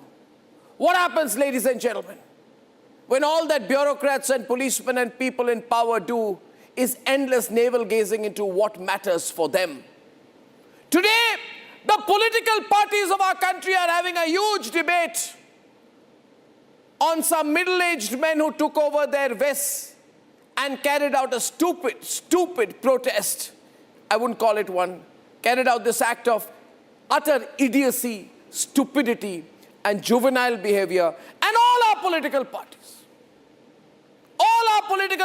our ruling party, the BJP and the Congress party, are doing a very convenient prime-time debate on it everywhere on every channel. Ladies and gentlemen, this is all they want to talk about because it's convenient on both sides. The BJP knows the Congress is looking stupid and the Congress doesn't realize how stupid it's looking. But no political party, no major leader is dedicating one tweet or one moment or one thought or one comment. No political leader in our country is opening his or her mouth for 8-year-old Reyansh. 8-year-old Reyansh, ladies and gentlemen, who at 5 p.m. on the 19th of February in Sunarwali Gully, 8-year-old Reyansh was probably on his toes, peeking from his balcony, watching a wedding procession when a bullet struck his head. They call it celebratory firing, and politicians are experts at this. As of this minute, Reyansh is in coma, as per his relatives. As per the latest medical report that we have from the hospital, Reyansh is still critical. He's on life support, an 8-year-old on life support. And no political party, no major leader will talk about it, you see. Because for our political parties, this is not important. 8-year-old child you see in those celebratory visuals, they're probably at his own birthday party. And now, fighting for his life with pipes all over him. They tried to take off the ventilator for a while. But he's still fighting. He's not given up. The pictures on the left are of Reyansh a few days back and now, Reyansh now. Why are Indian politicians so insensitive? Why do they believe they need to talk about everything? From Trump to the Banyan Circus, but not talk about Reyansh. You know why, viewers? Because an 8-year-old, you see, is not a voter for them. He cannot be broken into a caste group, into a community, into a vote bank. Reyansh is not a vote bank, so none of these netas will talk about Reyansh. And Reyansh is just an ordinary citizen's child. He should have been in his school this Tuesday morning, but as of now, he's on a ventilator, on a hospital bed, tubes down his throat, instead of the tiffin that his mother would have packed for him. Ladies and gentlemen, Krishna Verma, a 16-year-old, allegedly a fellow resident of Bulandshahr, is the accused. He's on the run. I'm not mentioning the political party, you can guess, but I'm told his family has political contacts, important political contacts. So he is on the run. There is no bulldozer breaking his house. 4 days into this incident, an 8-year-old boy is fighting for his life. The killer and his father has evaporated into thin air, and the politicians of our country want to keep discussing the act of stupidity of Rahul Gandhi at Bharat Mandapam. Nobody wants to talk about what's happening in our country, where anyone can fire a gun, kill anyone, and get away. But most importantly, I would like to talk to you about national priorities. I want to ask the BJP, the Congress, the Samajwadi Party, and all parties, how come Reyansh is not a headline for you? How come Reyansh is not a thought? You know why, viewers? Because Reyansh is not a vote bank, as I said. He's not a constituency. He's just one 8-year-old boy. Whether he lives or dies does not matter to India's politicians. I know they will hate me for saying it, but I'm telling them the truth. The politicians, remember, are always just that, politicians. They don't care. They'll talk about Epstein, they will talk about a banyan protest, they will talk about Donald Trump, they'll talk about Venezuela, they will talk about anything and everything in the world, but they will not talk about an 8-year-old boy fighting for his life. They will not carry out the legislation, the action that is necessary. They know that they can make a change. They know that they can spread terror in the hearts and hands of people who hold these guns in their hands and do celebratory firing. But you know why they won't do it? Because their own friends and family does it. Who are the most often lawbreakers as far as celebratory firing is concerned? It's politicians. Politicians will never hurt politicians' interests. So here you are, ladies and gentlemen. I want to show you full frame. Look at Reyansh in hospital today. Pray for him. Pray, ladies and gentlemen, that he fights back. Pray that he finds his voice back. Pray that he finds his spirit back. Pray that he fights back. Pray for Reyansh, justice for Reyansh. But do not forgive the politicians who were quiet today. You know something? Our country deserves better than politicians who keep a finger on their lips when an incident like this happens. Our country deserves better than the media that remains quiet and discusses everything, every stunt, but not what happened to Reyansh. Ladies and gentlemen, I am going across, I think, first straight to Shambhavi, if she's live with us. Rakshita is there right now. In fact, she was meant to be there. I'm hearing a voice here. Can I have Rakshita on the two-window director? I had mentioned it in my editorial meeting around 3 o'clock that we'll go live to Rakshita. Thank you so much. Why the surprise then? Rakshita, the frame should have been ready. Aditi, the frame should have been ready. Don't give me instructions when I'm anchoring. It's very distracting. It's a somber story. I'm going across to Rakshita. Rakshita, over to you with the parents of Reyansh. Thank you. Yes, we have the parents along with me, and they have been literally 24/7 awake, running and checking on their child who continues to be on life support on ventilator. Ma'am, अभी आप हमारे जो show है उस पर आप जुड़े हुए हैं. किस तरह से आप बताएंगे क्या कुछ 5 दिन से ये सब चल रहा है? आपका बेटा 8 साल का मासूम जो इतने लंबे वक्त से ज़िंदगी और मौत की लड़ाई लड़ रहा है, आपकी भी एक लड़ाई है. क्या अभी आप कहना चाहेंगे? बस मैं यही कहना चाहूँगी कि मैं मेरे हस्बैंड, मेरी फैमिली इतना ज़्यादा सफ़र कर रहे हैं कि शायद हम आपको बता भी नहीं सकते. सब कुछ पता होते हुए भी माइंड बिल्कुल काम नहीं कर रहा है. और अभी भी मैं रियांश को मिलकर ही आई हूँ, तो ही इज़ नॉट स्टेबल.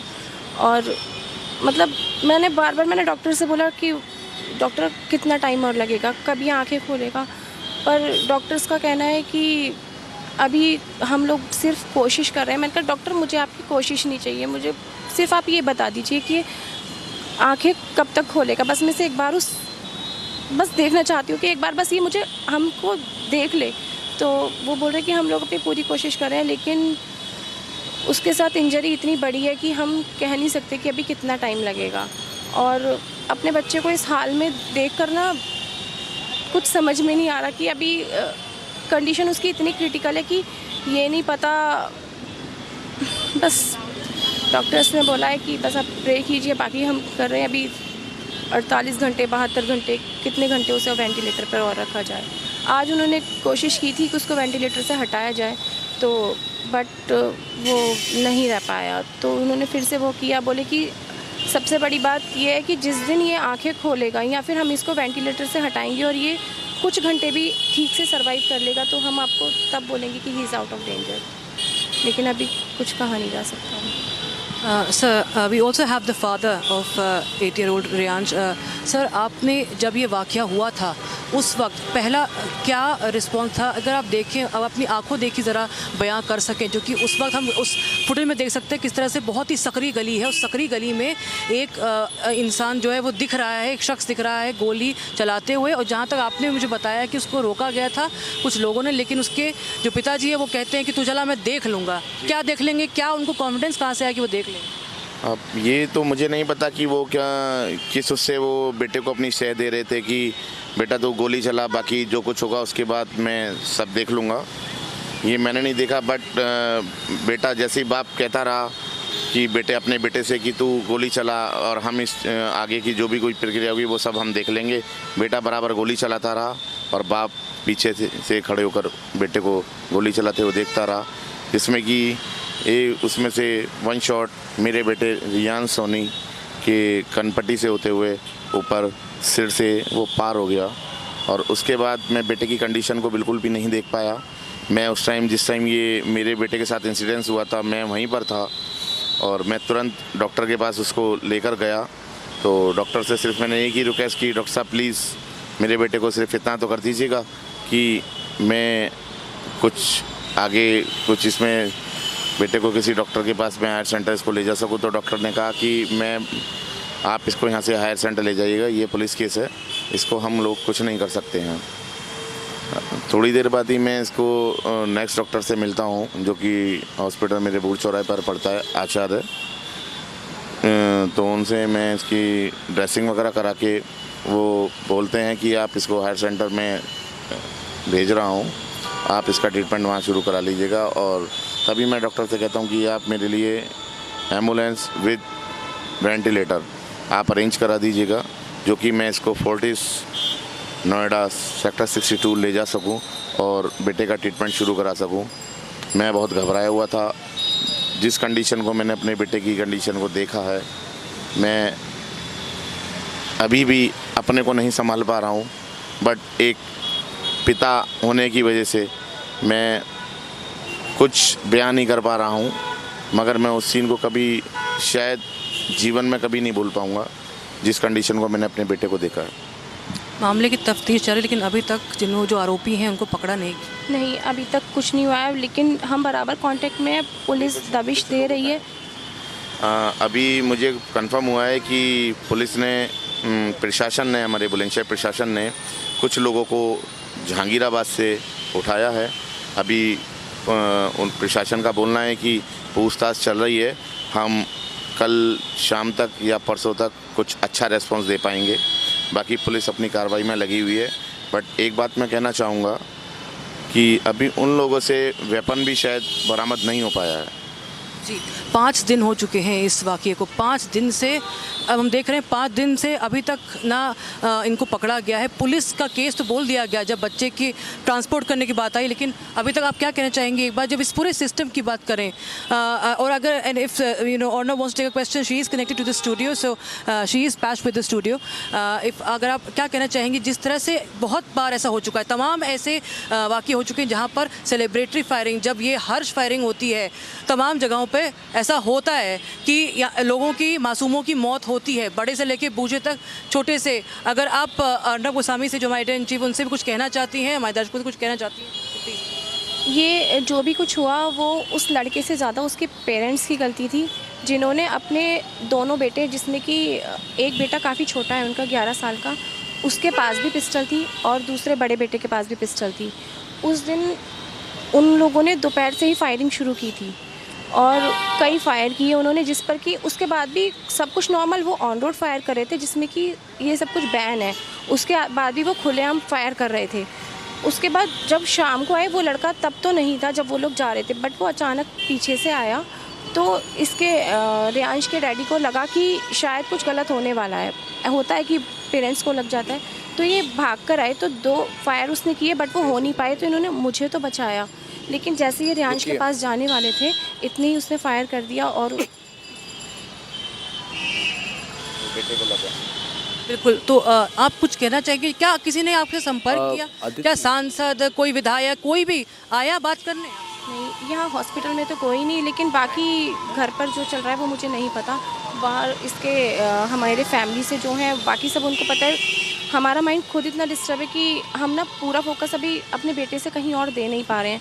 लेकिन बस मैं यही चाहती हूँ कि जो भी हो वो जल्दी से जल्दी हो, क्योंकि अगर जिसमें कि ये चीज़ बैन है उसके बाद भी आज को मेरे बेटे के साथ हुआ है, कल को किसी के भी साथ हो सकता है।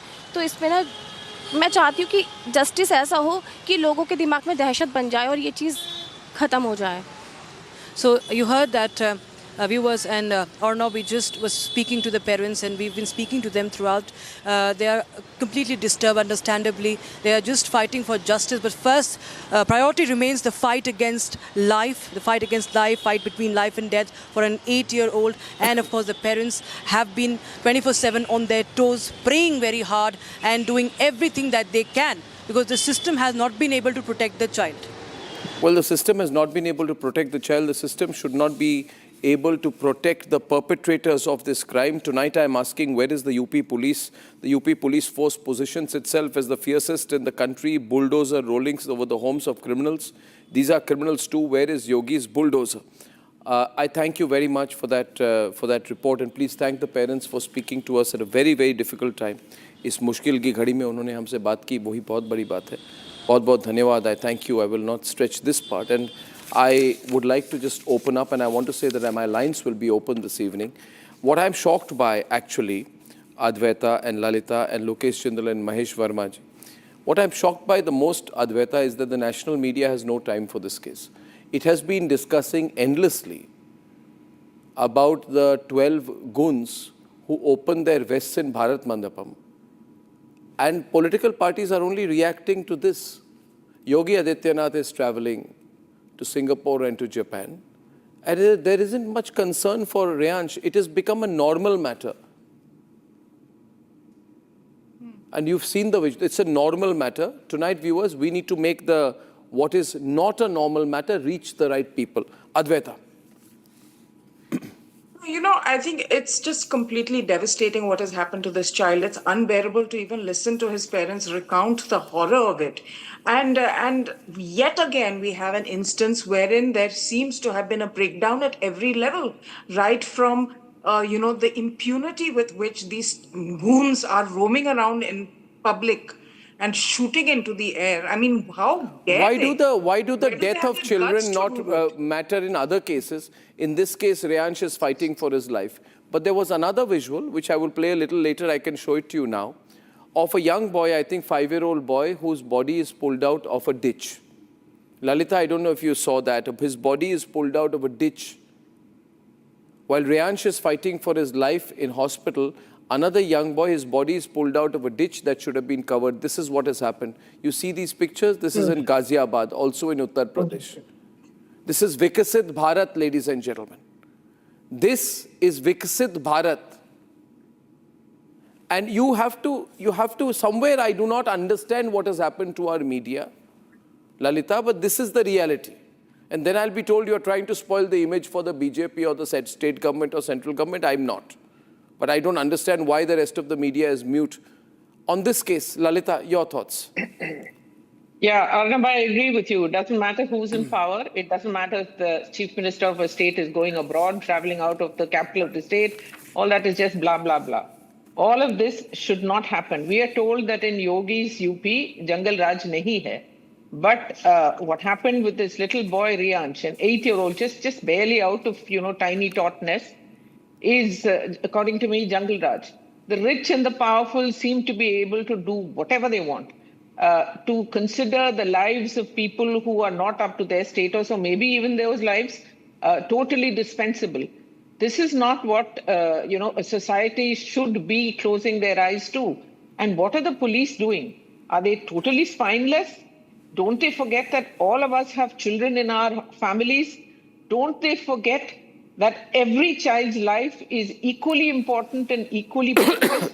Where is the MLA? Where is the MP of Bulandshahr? Have they even bothered to try and find out how it happened and to tell the police that give directions to the police, as I said, who seem to be totally both clueless and spineless, or just perhaps deliberately cover up? Give instructions that do what you need to do. Do your damn jobs. I'm sorry for the slightly strong language. No, please be as strong as you wish to. I would want you to be. It's extremely disturbing that in today's day and age, something like this happens.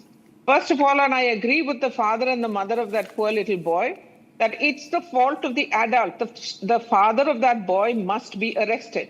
Of course, a young boy also should be arrested. You may have a gun license, but a gun license doesn't mean that you use a gun in a public space where there are people around and where there is a danger of somebody else getting hurt. This is ridiculous. I would go beyond what you said, Arnab, about the media not being interested. This is not, this is not a big story that will get, on your, what you call your journalist scorecard. But what about the politicians?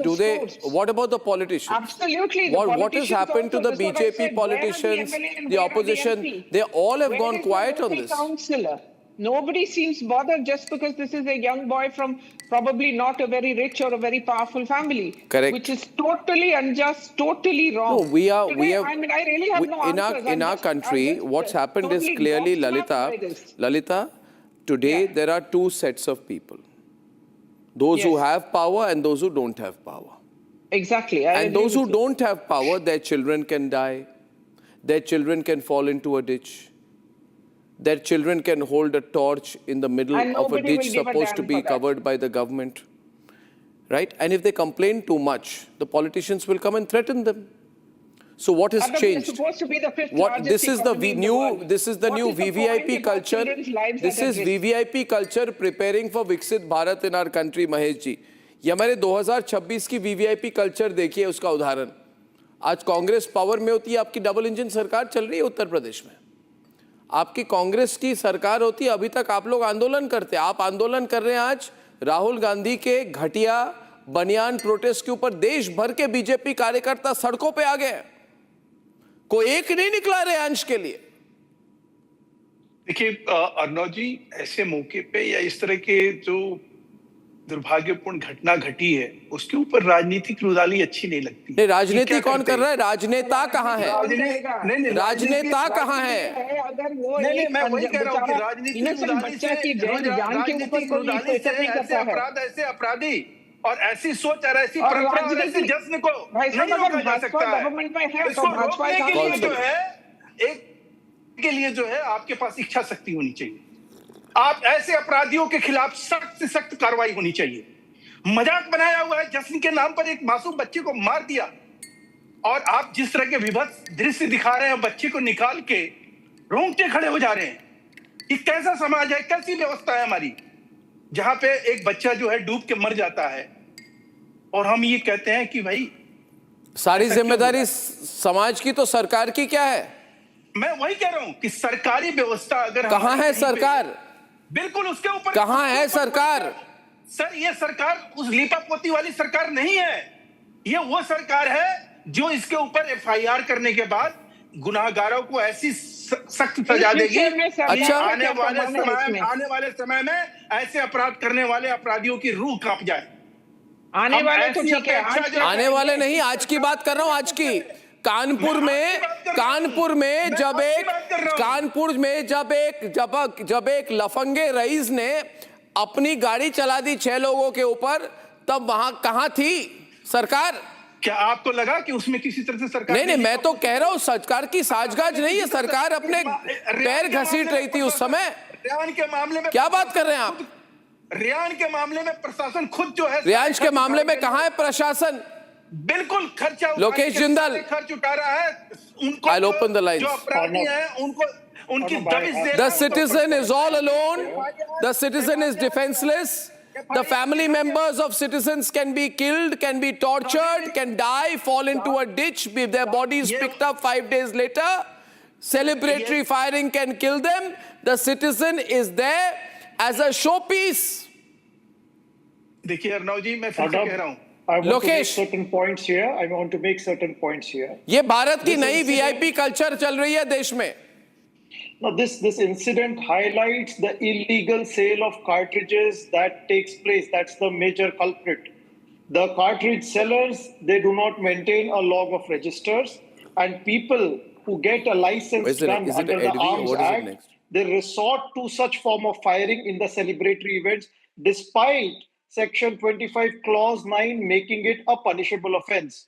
So there is a need for police action to check all these form of people who are indulging in such form of an act. Because Supreme Court is very clear. It has stated that such a form of an act, if it injures any person, that would be amounting to culpable homicide, and the jail term would be 10 years or more.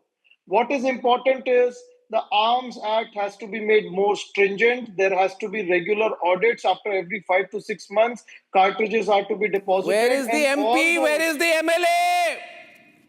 Yeah, more than where are the leaders? Arnab, more than that, there's a need to the largest police force in the world in Uttar Pradesh. Where is it today? Arnab, I would say that rather than politicizing the event, I am not politicizing it. Where are the politicians when we need them? Why are the politicians of India not tweeting for Reyansh? Amendments and make the troll them.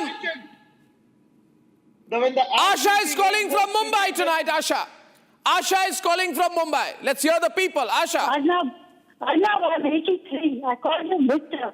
I have looked after so many children as a teacher and raised so many children. Today, find solution. This is a holy of children's blood. We are watching little souls die. Stop all expecting any politician to help you. You citizens, the mothers, the court should take over as the court committed information on this. They should have a separate section of women lawyers who are women judges who have retired. This has to be taken on a war footing. I'm sorry, we cannot watch little kids born. Yes, Asha. Asha, this is the fact, and I'll tell you one thing. Let me tell our viewers tonight, anybody's bullet from any trigger-happy, powerful person or their family member can kill you or your family members. Do not watch this and think it will not happen to you. This is the reality of Viksit Bharat today. Dr. Samir Joshi from Latur in Maharashtra. Dr. Joshi. Yes, good evening, Arnab. Good evening, sir. Arnab, this is absolutely very shocking. And where is the bulldozer now? Where is the bulldozer now? Exactly. And why are the arms not being controlled by the police department? Earlier also last week when the hit and run case took place, where were the police? Today also we cannot see the police. Can't arrest two people. You know, Dr. Bhola Singh, Bulandshahr, sitting member of parliament, has tweeted 18 times in the last 24 hours. Not once has he tweeted on this case. He has tweeted on Rahul Gandhi, Bharat Taxi, Prahar, all kinds of tweets. He has not tweeted on this. Shame on him. Shame on Dr. Bhola Singh. Shame on him. Ladies and gentlemen, Sudhanshu from Delhi. Sudhanshu ji.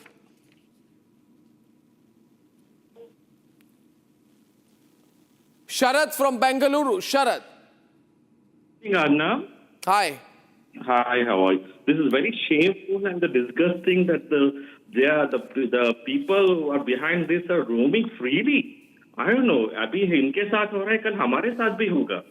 सबके साथ होने वाला है ये, शरद. There should be an end for this, Arnab, and this is the media, and through the media only we should teach a lesson to them. Otherwise, अभी नहीं होगा तो कभी नहीं होने वाला. ये जब तक आवाज नहीं उठाएंगे, Advaita, this is now beyond everything. Yeah, absolutely, Arnab. And I feel like if this person has powerful connections and he was flaunting them, like the father said that, go ahead and shoot. I think we need to do a forensic analysis to see. So, what about, we were told Yogi is ending the katta culture. On what authority? Is he but why is this happening? Like this how many, okay, let me ask you one thing. Let me ask you, do you know this new culture in Uttar Pradesh and Delhi? Of metal BJP flags on cars? No, I'm not. Well, it is the new fashion. Metal BJP flags, आगे पीछे signature, ज़्यादा VPIP culture हो गया है, Congress से भी ज़्यादा. This is the reality. Santosh calling from Bengaluru. Ladies and gentlemen, raise your voice for Reyansh. Good evening. It could be anyone, including you next. Yes, Santosh. Good evening, Arnab. Good evening. Yesterday, I attended the program. It is very sad and shameful incident. And yesterday, Babus were quoting the rule book and they were reading the as if like a textbook. But nobody is thinking about introducing the new policies, including the state government. It is so shameful.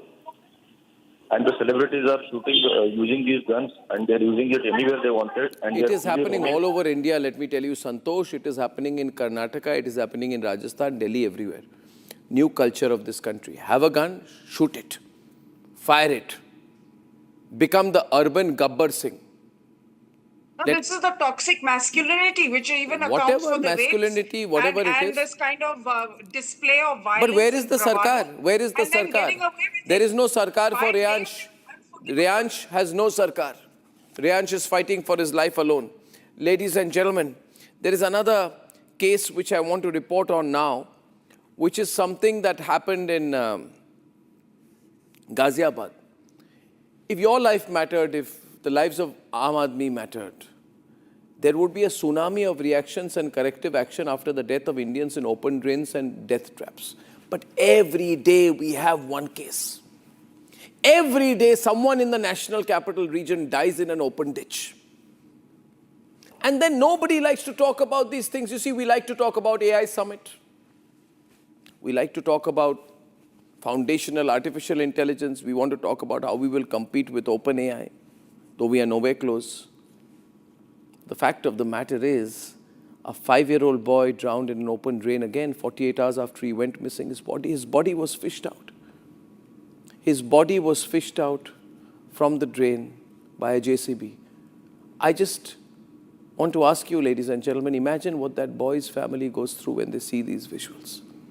This is the hard truth of India in 2026. This is the hard truth that the media does not want to tell you. This is the hard truth that journalists are fighting hard to downplay. This is the hard truth.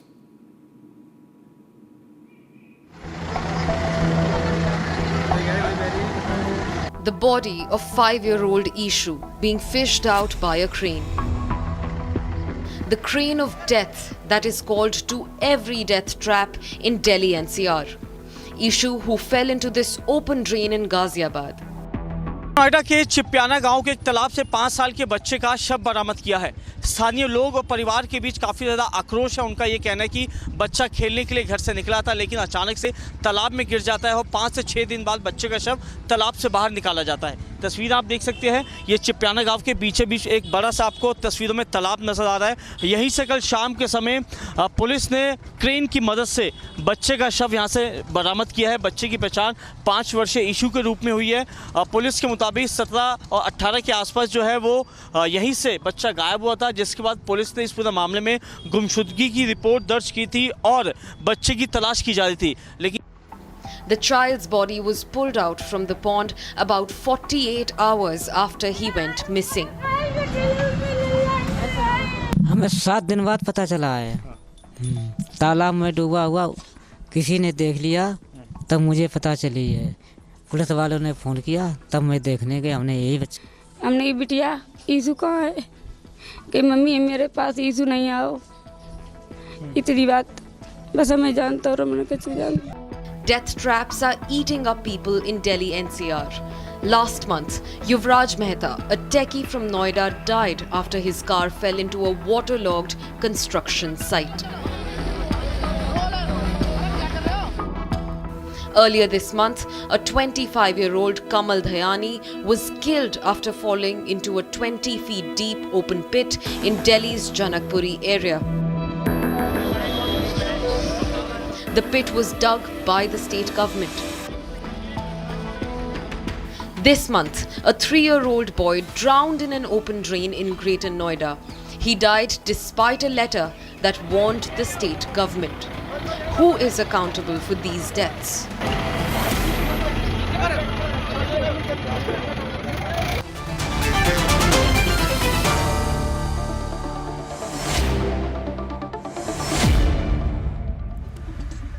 Tell me what is going on, Raman? Is the government not able to handle it? Are there too many ditches? Too much of an urban mess? You are talking about Viksit Bharat. Huh?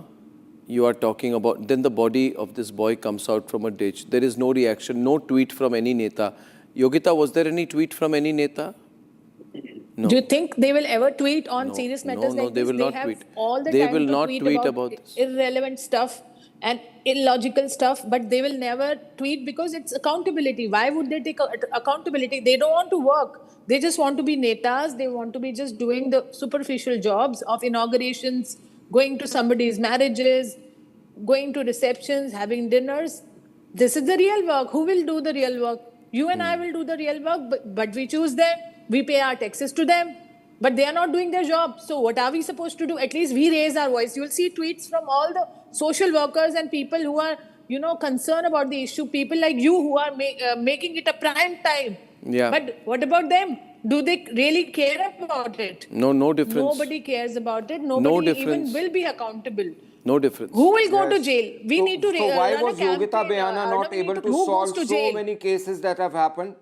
Oh, really? Why okay. she could not preempt all of them? Who? I am not the government. Why did you not have a lightning vision from the sky? I am not the government. आपके पास आसमानी किताब नहीं आई थी बताने कि हाँ भैया यहाँ पे ये होना है. You resign now. That's exactly what I'm asking you. You don't pay me taxes. You don't pay anybody taxes. The taxes are collected by the Union of India and distributed among the states. So much money? And the executive does it. It is not the legislature who comes. Still we are doing social work, but you are doing nothing. So this is the, we are therefore being told indirectly, Raman, and I understand it. Karan, let me get this visual 1 second. Let me get Karan on the other side. We are being told that, listen, this is the way things are going to be. See, I'm getting the message, there is no problem. But then the decision of the voter on how they have to decide is in their hands. You are saying... Who says this is going to be the... You are saying that this is the way things are going to be. DM did a survey and identified 140 spots just 3 days back. Mm-hmm. And it was identified... No, you are not doing anyone a favor. Ramanji. Let me show the visuals of the number of instances. Can I make a small point? No, and let me tell you, Karan, this is being reported because it is in the national capital region. We have been debating on this. Wonder how many of these incidents happen all over the country in Viksit Bharat? Arnab, if the job... No, I don't want to discuss India-EU trade deal. I don't want to discuss Trump. You are supposed to check them out. I don't want to discuss India, Israel, Netanyahu. Country are such that you can't check them out. I don't want to discuss that. I want to discuss what is happening in my country to our country's ordinary people. Yes, it and their children. But come to the root cause. Don't. What is the root cause? 9,500 deaths in the last 5 years, Ramanji. Can you just imagine this number? 9,500 families have been destroyed. There's so many other visuals. This is the official number that has been put out. Calls. A gross insensitivity. Whose heads have rolled on every time? Why is this not an electoral issue? Why don't we see heads turn on this? Life loss. But please tell me. No, please don't dismiss it. Don't be so dismissive, sir, here on national television. To go this over government to should be each brought to shame, whichever government. Or is it the job of the executive to take care of it? Across party lines, I don't care. Executive, legislature, what the hell have they done? This job. You can't protect young kids, small boys from ditches, and you are talking about becoming a 4 trillion, 5 trillion economy. Shame on these people. And they're not supposed to do their job.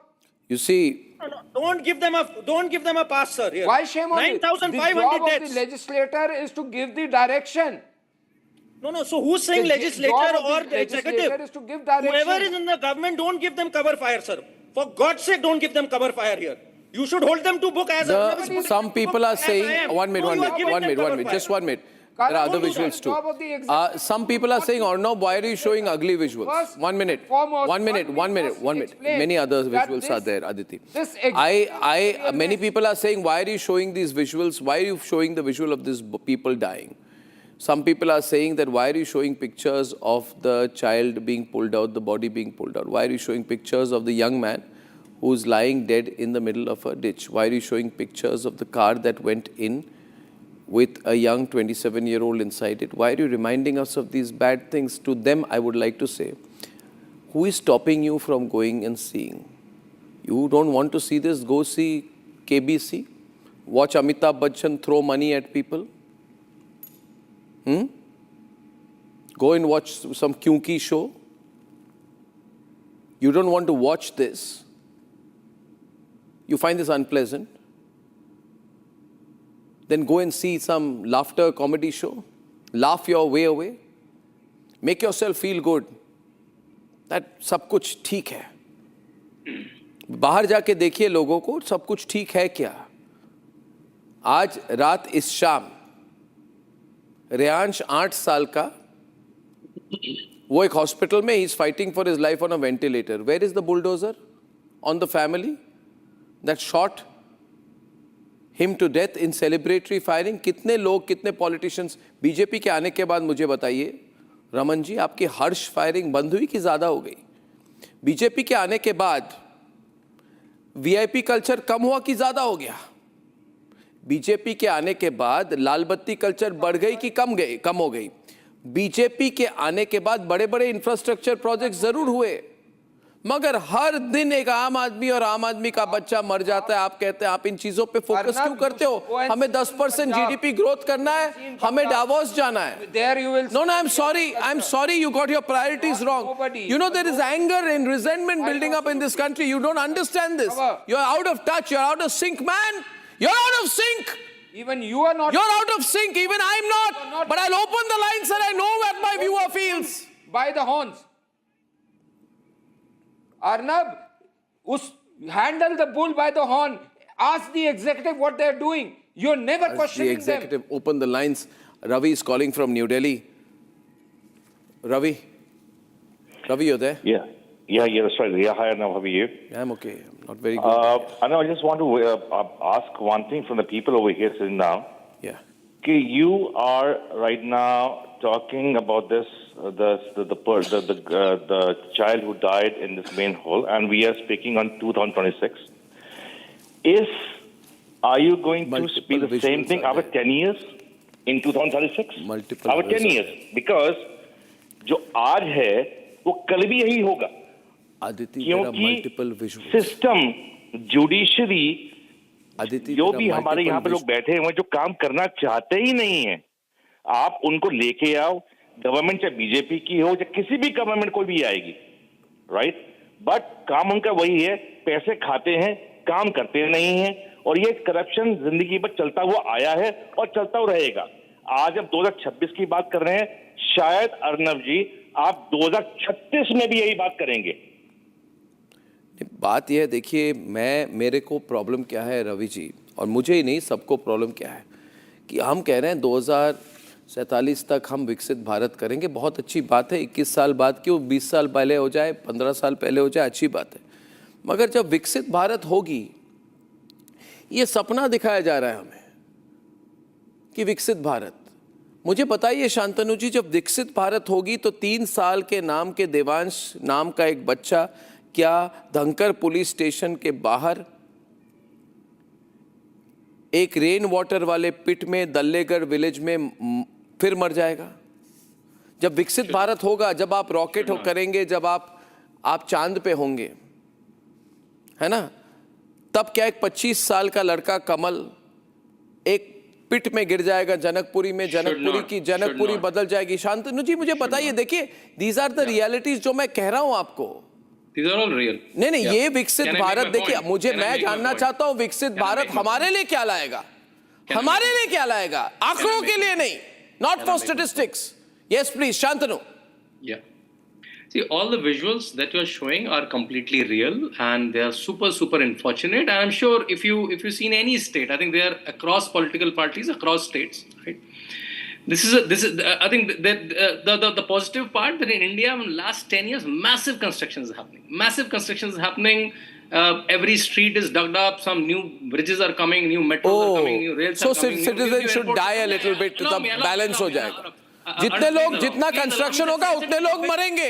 This is the price of विकसित Bharat, this is the price we should pay. Development हो रही है, लोग मर रहे हैं, मगर समझिए डेवलपमेंट हो रही है। क्या बात है? I am sensitive. No, then allow me to speak. Allow me to make other countries don't develop. Allow me to make my argument, right? So massive development is happening. Everything is dug up now. Everything is nice. Let people die. this case, on the compromise of the people dying. the developer who is not following the safety norms should be booked. It's a myth. It's a myth, first of all. emergency and We should are be not booked. a Should be developing booked. country. And in such We are not massive developing. development, every corporator, every MLA, every MP has this right. अच्छा, They ये should go down development the है. streets and ये find it development out. है. This is development. To hell with such development. Every MLA, see, What is this development? See, you can keep interrupting. No, Karan, what is this development? You have to speak for that, right? I have to speak for that. If you keep interjecting, if you have an agenda and you have to speak out. What agenda? I have an agenda for the people. Shantanu, I have an agenda. I have an agenda for the people. Do you know this has become an epidemic today? If you allow me, I'll speak. Otherwise, let me exit. My problem is, मैंने ये stories front page पे ले आया हूँ मैं. You know, in the last 5 years, Shantanu ji, just hear me out. 1 second. All for it. In the last 5 years, there has been a 47% increase in deaths due to manholes. They give a damn to regulations, and the executive is responsible for it. Do you really think these developers, Shantanu ji, give a damn about regulations? They have their cuts that go to the police, to the municipal corporations. What the hell are the ministers and the political dispensation doing? In each of these cases, we need to ask this question rather than cover it under development. Should be behind the bars. नहीं हमारे देश में हमें लगता है हमारे देश में हमें लगता है कि इंडिया पाकिस्तान क्रिकेट करा देंगे सब लोग भूल जाएंगे. Should be behind the guards within a week in all such cases. Nobody is going to take that action. Who's taking that action? Which political dispensation is taking that action? Which minister is taking that action? They all have their cuts, Arnab. Every single developer who develops, the local authority, the police. अरे this is the story everywhere in India. Anmol is on the debate. ये story सिर्फ दिल्ली की, गाजियाबाद की, नोएडा की नहीं है. ये पूरे भारत की story है. आ रहे हैं हम इस story पे. पूरे भारत की यही story है. This is the reality of our country. और ये क्या होता है कि इन स्टोरीज को दबाया जाता है, करण, इनको कहीं अंदर में दिखाया जाता है. मैं तो साफ क्योंकि आज हमारी जो कॉर्पोरेट मीडिया हुए है, जो बिकी हुई कॉर्पोरेट मीडिया है, उनकी बड़ी स्टोरी क्या है पता हो? उनकी स्टोरी है कि आज 4 साल हो गए यूक्रेन रशिया युद्ध के. आज हजारों करोड़ स्पेंड करके कोई सुखोई खरीदेगा कि क्या खरीदेगा? मैं पूछना चाहता हूं इन लोगों को, ये आर्म्स एजेंट है कि जर्नलिस्ट है? This is the reality. The media has failed you. Yes, Anmol. Arnab ji, I appreciate that you raised such an important issue, and you said that No, these things are considered unimportant in our country. These things are not important. You said that हम 2047 में विकसित भारत की बात कर रहे हैं, but looking at these visuals, these are very heart-wrenching. I mean, a 48-year-old techie dies in Ghaziabad, a techie dies in Noida mall site, a 3-year-old child in Greater Noida, Kamal Dhyani in a 20-pit pit in Delhi. So different cities, same stories, there's no accountability. And this is not just an administrative failure. This is not just an administrative failure. This is criminal negligence. The maximum deaths murder. Due to lack of desilting of drains happened during AAP. You remember that? Did you raise those questions then? My humble request. Did I interrupt you? Please I'm asking you a question. No, Karan ji, as a responsible citizen, as an Indian, please ask Bharatiya Janata Party, the Greater Noida Authority, the Noida Authority, the Municipal Council of Delhi, all are under Bharatiya Janata Party. They claim to have a 5-year government. But when you were in power, wasn't it as bad? Windows fast. In Uttar Pradesh, 50 गाड़ियों का convoy क्यों ले रहे हैं? Arvind Kejriwal 50 government गाड़ियों का क्यों convoy लेते हैं? मनोज सिसोदिया 35 गाड़ी. Bharatiya Janata Party. It's not about nothing. You will not Bharatiya Janata by Party. making it political. It is about the common citizen of this country. Of course it is. Not gain any justice by making it political. Did you hold the AAP to account at that time? Where is Arvind Kejriwal? Has he retired? Has he retired? Think about the common man of this country. Has Arvind Kejriwal retired? Very important issue today. In Punjab. A very important issue today, and accountability must be 50 fixed. cars are Arnab, 50 cars. You want me to open up the crimes of the Delhi Jal Board in the AAP's time? Car convoy. Opening up to calls tonight. I have Sadanand from Goa. Open up to more calls. More and more calls. Sadanand from Goa. Sadanand. Hello, I want to hear the people. Sadanand. Yeah, I'm Sadanand calling from Goa. I'm shocked to know when I saw the news, watching the news on Republic, I was shocked to see that Reyansh was killed for no reason. If the concerned MLA, who is of that area, doesn't take proper action and quick action, then I think he has to resign. And our judiciary has to be changed, as it is in some other countries. Our judiciary for taking action has to be changed. Correct. Correct. By the way, Reyansh is fighting for his life. We pray for Reyansh tonight. We pray for Reyansh tonight. He's fighting for his life. But where is the MP? Shantanu, the MP is so shameless. He's tweeting about Rahul Gandhi's Banyan Circus. He has not tweeted about what's happened to Reyansh from his own constituency. What's happened to the BJP? I said the same. I said the same when you interrupted me. Shantanu! I said the same when you interrupted me. When you never wanted to hear me. That every corporator, every MLA, every corporator, every MLA, every MP should be on the street daily at least 2 hours. How much time? Every corporator, every MLA, every MP should be on the streets of his constituency for 2 hours and Yogita! Keep checking. I want you Such to massive run one development. campaign. Yogita and him. Machinery alone cannot do it. One campaign Government we need machinery to run. cannot. Hashtag who will go to jail? Which Neta will go to jail? We have to send someone to jail on accountability of killing these people. We only can't be relying on the administration. They are the ones we choose them to, kind of lead them. So if they are failing, someone has to go to jail, whether it is a councillor or MLA or MP. Right. Someone has to go. Hashtag who will go to run this campaign? Then you it should is so go to unfortunate. jail. Okay, you send me to jail. It's okay. I'm okay to go to jail, Mr. Raman. I'm not afraid of it. Bharat from Hyderabad. From Hyderabad, Bharat. Asking questions. Bharat. Asking questions. Yeah, good evening, Arnab. Good evening, Bharat. One more call, two more calls. There is one issue at my locality, polluted water. I went to a corporator. From last 1.5 years, I am going to a corporator and I am asking about why polluted water is coming. The corporator is irresponsible. He asked me to come for dharna. Why should I come for dharna? When I voted, why should I go for dharna? Irresponsible corporator and irresponsible waterworks manager. Well, you send us the details. Yeah. We will follow up on your behalf. Send us the details. We're going to call you back on this. Ladies and gentlemen, last call, Nishchal from New Delhi. Nishchal. Thank you, Arnab. I'm living where this incident has happened at the Janakpuri, Professor Jogendra Singh Janakpuri, show the visuals of Janakpuri. Yes. These visuals, stay with them. This was bound to happen, I tell you. Because this work is going on since many months. Not only this, there is another pit like this on the same road on the right side of the Posangipur road. I tell you, Nishchal, they don't care. They only care as long as the media is focused on them. We are going to expose them, Nishchal. We are going to expose them. We are going to make them difficult for them to look away. Remember one thing, Nishchal, politicians are scared of being embarrassed. Jyoti Bhatia from Mumbai, last caller on this section. Jyoti. Hi, Arnab. Hi. I won't talk much. This is a humble request and a straight question to our Honorable Prime Minister, Mr. Modi. He's going to very soon keep Pariksha Pe Charcha for the children and their well-being for Viksit Bharat. My humble request to you, sir, Mr. PM Modi, to keep a charcha for these things happening for the children in our country and to make accountable mishaps for the MLAs and other people responsible for this. Thank you, Arnab. Thank you so much, Jyoti Bhatia, for joining us tonight, ladies and gentlemen. Our job is not to tell you the good or bad story. Our job is to tell you the reality absolutely raw. At 9 p.m. tonight, on a day when another plane had a huge engine failure,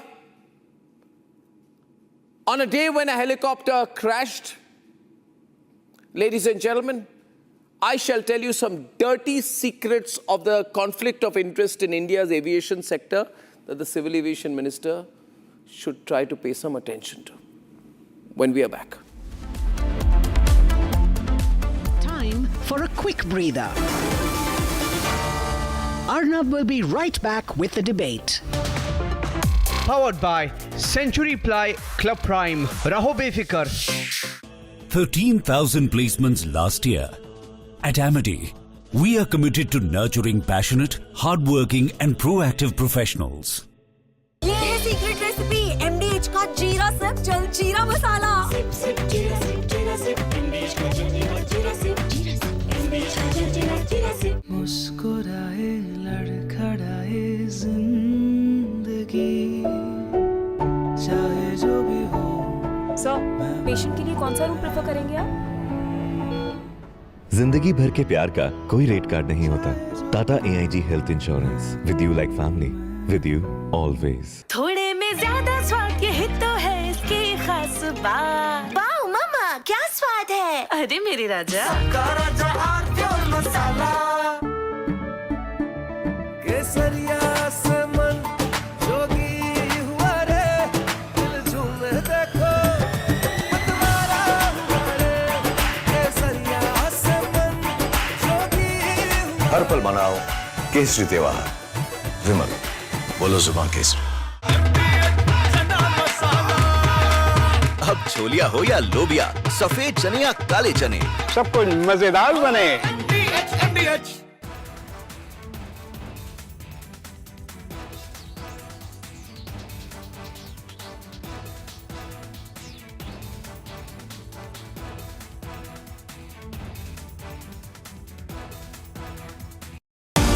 Time for a quick breather. Arnab will be right back with the debate. Powered by Century Ply Club Prime. Raho befikar. 13,000 placements last year. At Amity, we are committed to nurturing passionate, hardworking and proactive professionals. आधे bowl दही में 4 चम्मच MDH चटनी पुदीना मसाला डाला, stir करो, पुदीना चटनी तैयार। MDH चटनी पुदीना मसाला। MDH। केसरिया से मन जोगी हुआ रे, दिल झूमे देखो मतवारा हुआ रे, केसरिया से मन जोगी हुआ। हर पल मनाओ केसरी त्योहार। विमल, बोलो जुबान Kesari.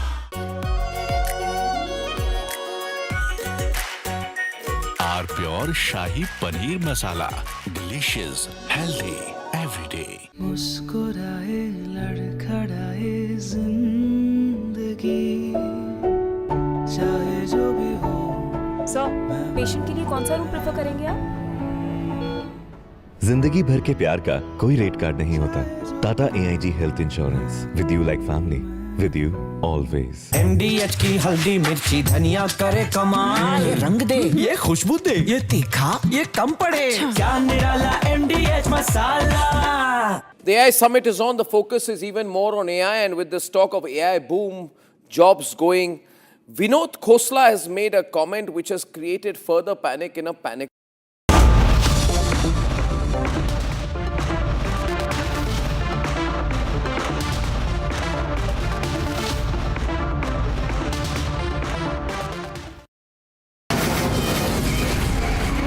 From the Republic Media Network headquarters, it's time for Arnab Goswami on the debate.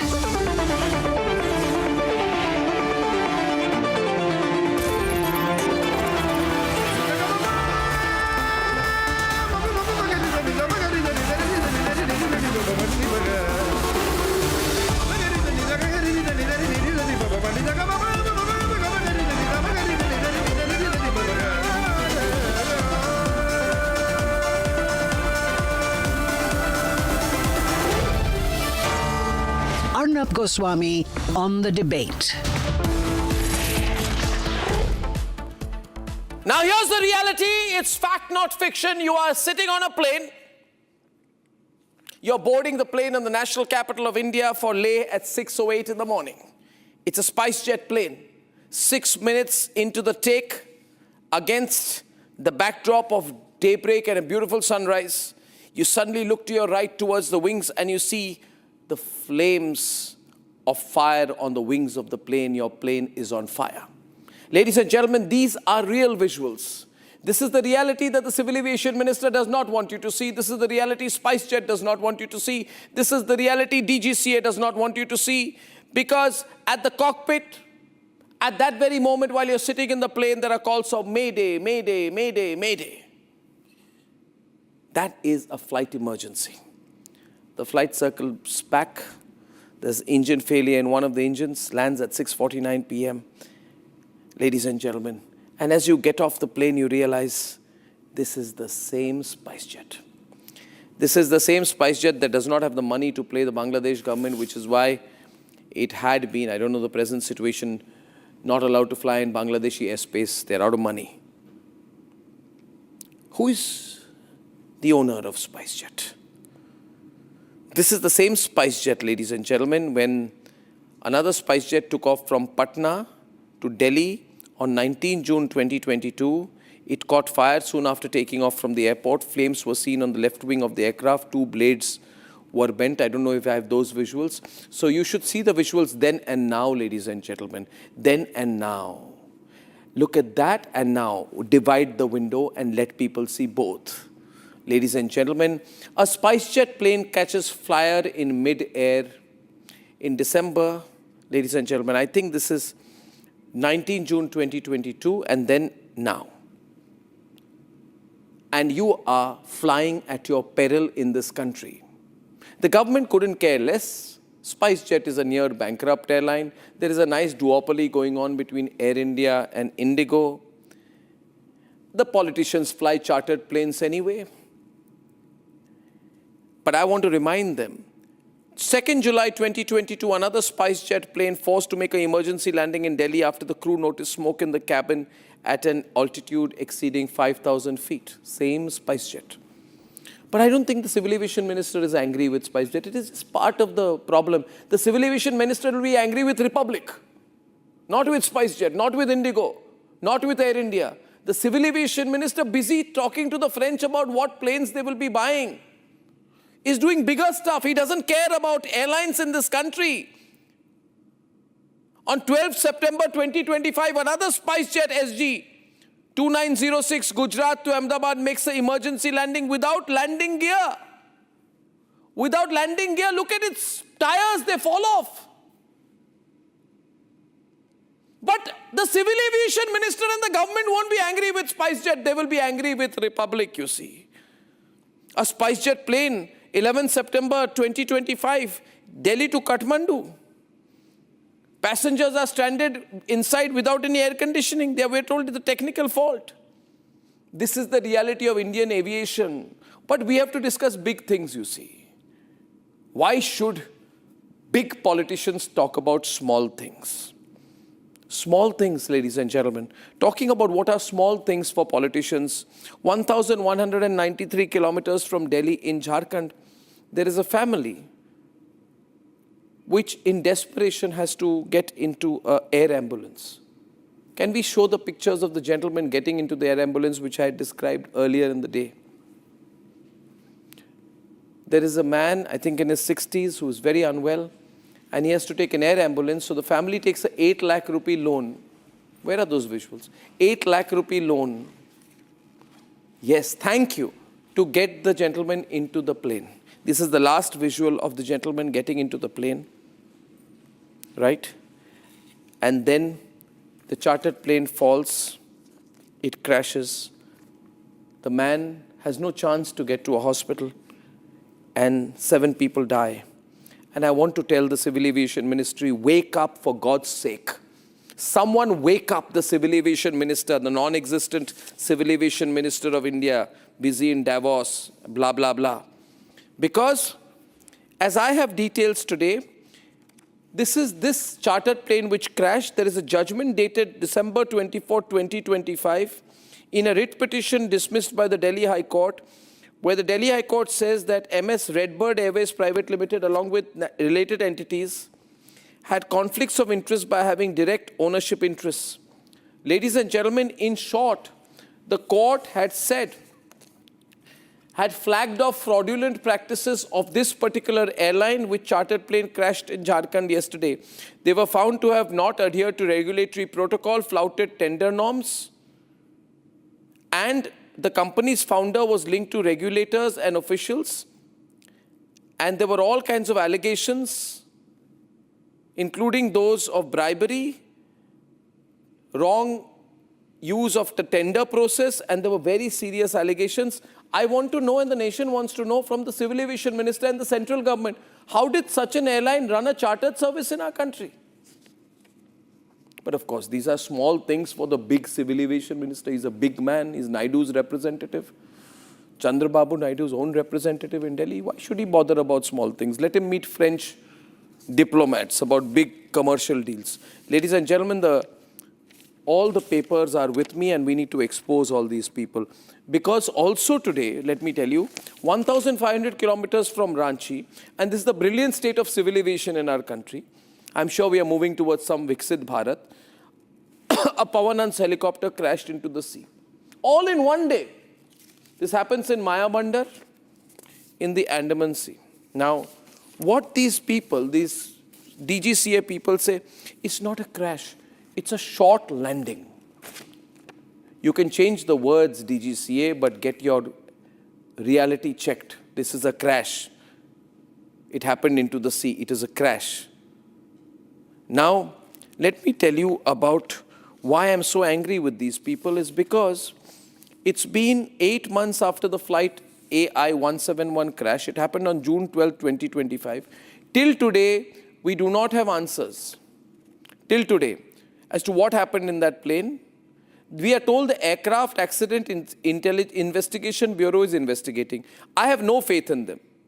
This is a fraud investigation because inside AAIB are DGCA officials. These are the same DGCA officials who oversaw all the malpractices in Air India and allowed it to happen. Do you expect them to have a real investigation? As far as the parliamentary panel is concerned, I have even less faith in them. And let me tell you why. Because this Civil Aviation Ministry, the central government has created an absolute horrible mess. I want to ask the central government, how was Tata Sons allowed to bring in a former Civil Aviation Secretary, Pradeep Singh Kharola, on board as a top advisor for Air India? Is the central government aware that Kharola was Civil Aviation Secretary between February 2019 and September 2021? This is the period when he oversaw the privatization and disinvestment protest, which ended in handing over Air India to the Tata Group. Now the same man is employed by the Tatas. Can you imagine? You're sitting as Civil Aviation Secretary. Mr. Kharola, come on my program. I want to ask you a few questions. Were you Civil Aviation Secretary between 2019 and late 2021? Were you responsible for the disinvestment and privatization of Air India in a key position? Were you in that position? Was it part of your fiduciary responsibility to hand over Air India to Tata? And now you are a Tata employee. You're a Tata advisor. Within 4 years of handing over Air India to the Tatas, you take employment. The Tatas employs. I don't know whether this is legally or illegal, but I want to ask the Tatas, is this ethical? Is this good convention? Why is the government allowing it? If you are told there's a cooling off period, is it only to be looked at technically? Tomorrow, is it true or not that top officials from certain petrochemicals ministries also get employment with petrochemical majors? Civil aviation officials get employed with airlines. Is that right? Is it ethical? If on the one side you're doing a favor or doing business with a private company and after some time you roll over to the other side and you get employed with the very same company, so that you can handle the regulatory environment. Is this correct? Should we not ask these questions to the Tatas? Would Ratan Tata have allowed it? Would Ratan Tata have allowed it? Mr. Chandrasekharan, the nation wants to know. Now the fact is, ladies and gentlemen, too much conflict of interest, everybody in everybody else's hair. These questions are not good. These facts are not acceptable. The government should look at these things in detail. There is too much of an incestuous behavior within the civil aviation fraternity, between the ministry, between DGC and the private companies. I want to share one more fact which is quite remarkable. As far as civil aviation in our country is concerned. And that is this. Is there a unit in DGCA which is of Flight Operation Inspectors, FOI? And is it true that the FOI hires pilots from airlines like Air India, Indigo, Akasa, or people on deputation? How many FOIs are there from different airlines in DGCA? In that sense, is DGCA, therefore, pulling in the interests of private players again? How can you be part of a private sector, part of the government at the same time? How can you be? How can you be Civil Aviation Secretary one day and then get employed by Air India the next moment when you were in the exact position which took the decision to hand over Air India to the Tata Group, to Air India? Now, ladies and gentlemen, these are questions many of these people may say that technically it's not wrong. Well, if it's technically wrong, in terms of convention, is it correct? In terms of ethics, morality, and the aspects that are sometimes overridden, is it right? Ladies and gentlemen, crash after crash in a country where the Supreme Court has to pull up these airlines for the prices they make the common man pay. Ladies and gentlemen, let's look within and realize if this mess were to be a mess that did not concern you and your family's safety, if you were never to take a flight, even then I would have said someone you know is going to take a flight somewhere. It is time for you to raise your voice and realize you too are a stakeholder in the civil aviation business. Not just the private players and the bureaucrats, and of course the netas. You matter. Let's debate. The picture that will haunt a family that borrowed 8 lakh rupees to get on the air ambulance. Sanjay Kumar is on the stretcher. He was en route Delhi for treatment. A journey to save his life ended up being his last journey. What went wrong with the Redbird Airways Private Limited charter? The engine was found 200 meters away from the crash spot. The company that operated Redbird Airways was flagged for corruption and bribery. The Delhi court a few months back even mentioned a conflict of interest. From Latihar, Palemau to Delhi now. Watch this video. The moment this video stops, panic set in on the SpiceJet flight from Delhi to Leh. A full emergency declared as the flight returned to the Delhi airport in minutes. There were 2 Boeing incidents which were reported today, one involving SpiceJet and other involving British Airways. One was Boeing 737 and another one was Boeing 787, both the Boeing planes. Off Port Blair, this dramatic video captures the moment a Pawan Hans helicopter landed mid-sea in an emergency procedure.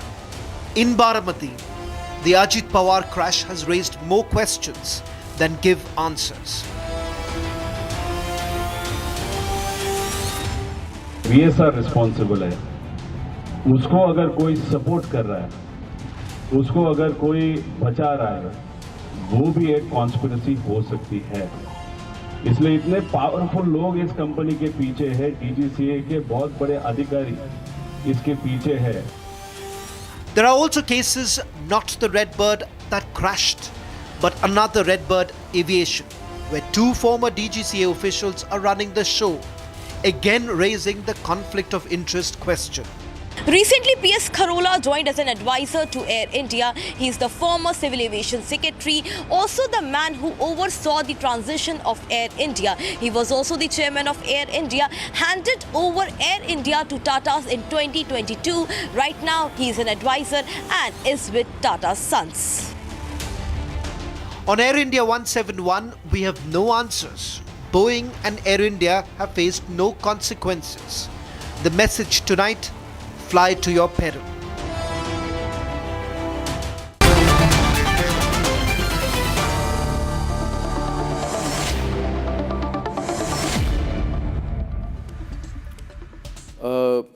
All in a day's work. Minuwadia helicopter crash, a chartered plane crash, engine failure on a SpiceJet plane, all within a day's work. And in the case of the chartered plane, it is found that this company running it is under serious scrutiny for irregularities. My hashtag is fly at your peril. I want your introductory comments. Captain Minu Wadia, founder of the Federation of Indian Pilots. With us, Captain C.S. Randhawa, president of the Federation of Indian Pilots. Captain Surjit Panesar, former senior official of DGCA. Anuj Gupta, who is former vice president Tata Sons. P.K. Basu, macroeconomist and public voice. Manish Bariyar is pro-BJP. And Kishore Subramaniam complete my panel. Ladies and gentlemen, the visuals on your screen, I'd like to say, before I go to Minu Wadia, are of a SpiceJet plane that took over from Delhi for Leh at 6:08 a.m. There was a Mayday call, and the wings were on fire. There was fire across the wings. The engine failed. The flight circles back and comes back, and we have no detailed explanation from SpiceJet either. Captain Wadia, your thoughts today, please. Well, this has happened today. But in your opening remarks, you yourself said you have documents to show that safety is compromised and you can expose the safety. You have done this umpteen number of times before. This is not the first time that you are doing it. You have exposed the safety culture in India umpteen number of times. What has happened? As you rightly said earlier, there have been court judgments. There have been Arnab Goswami's exposures. That Captain Wadia, who's been shouting for the last 50 years to have an independent safety board. Your safety culture comes first. But the only thing that we can see today is protecting the bureaucrats, protecting the officials of the DGCA to make sure that no fingers are pointed at them. And it doesn't matter if people die in crashes. If there are any number, and these crashes will go on, keep on happening, unless and until you eventually have to have an independent safety board.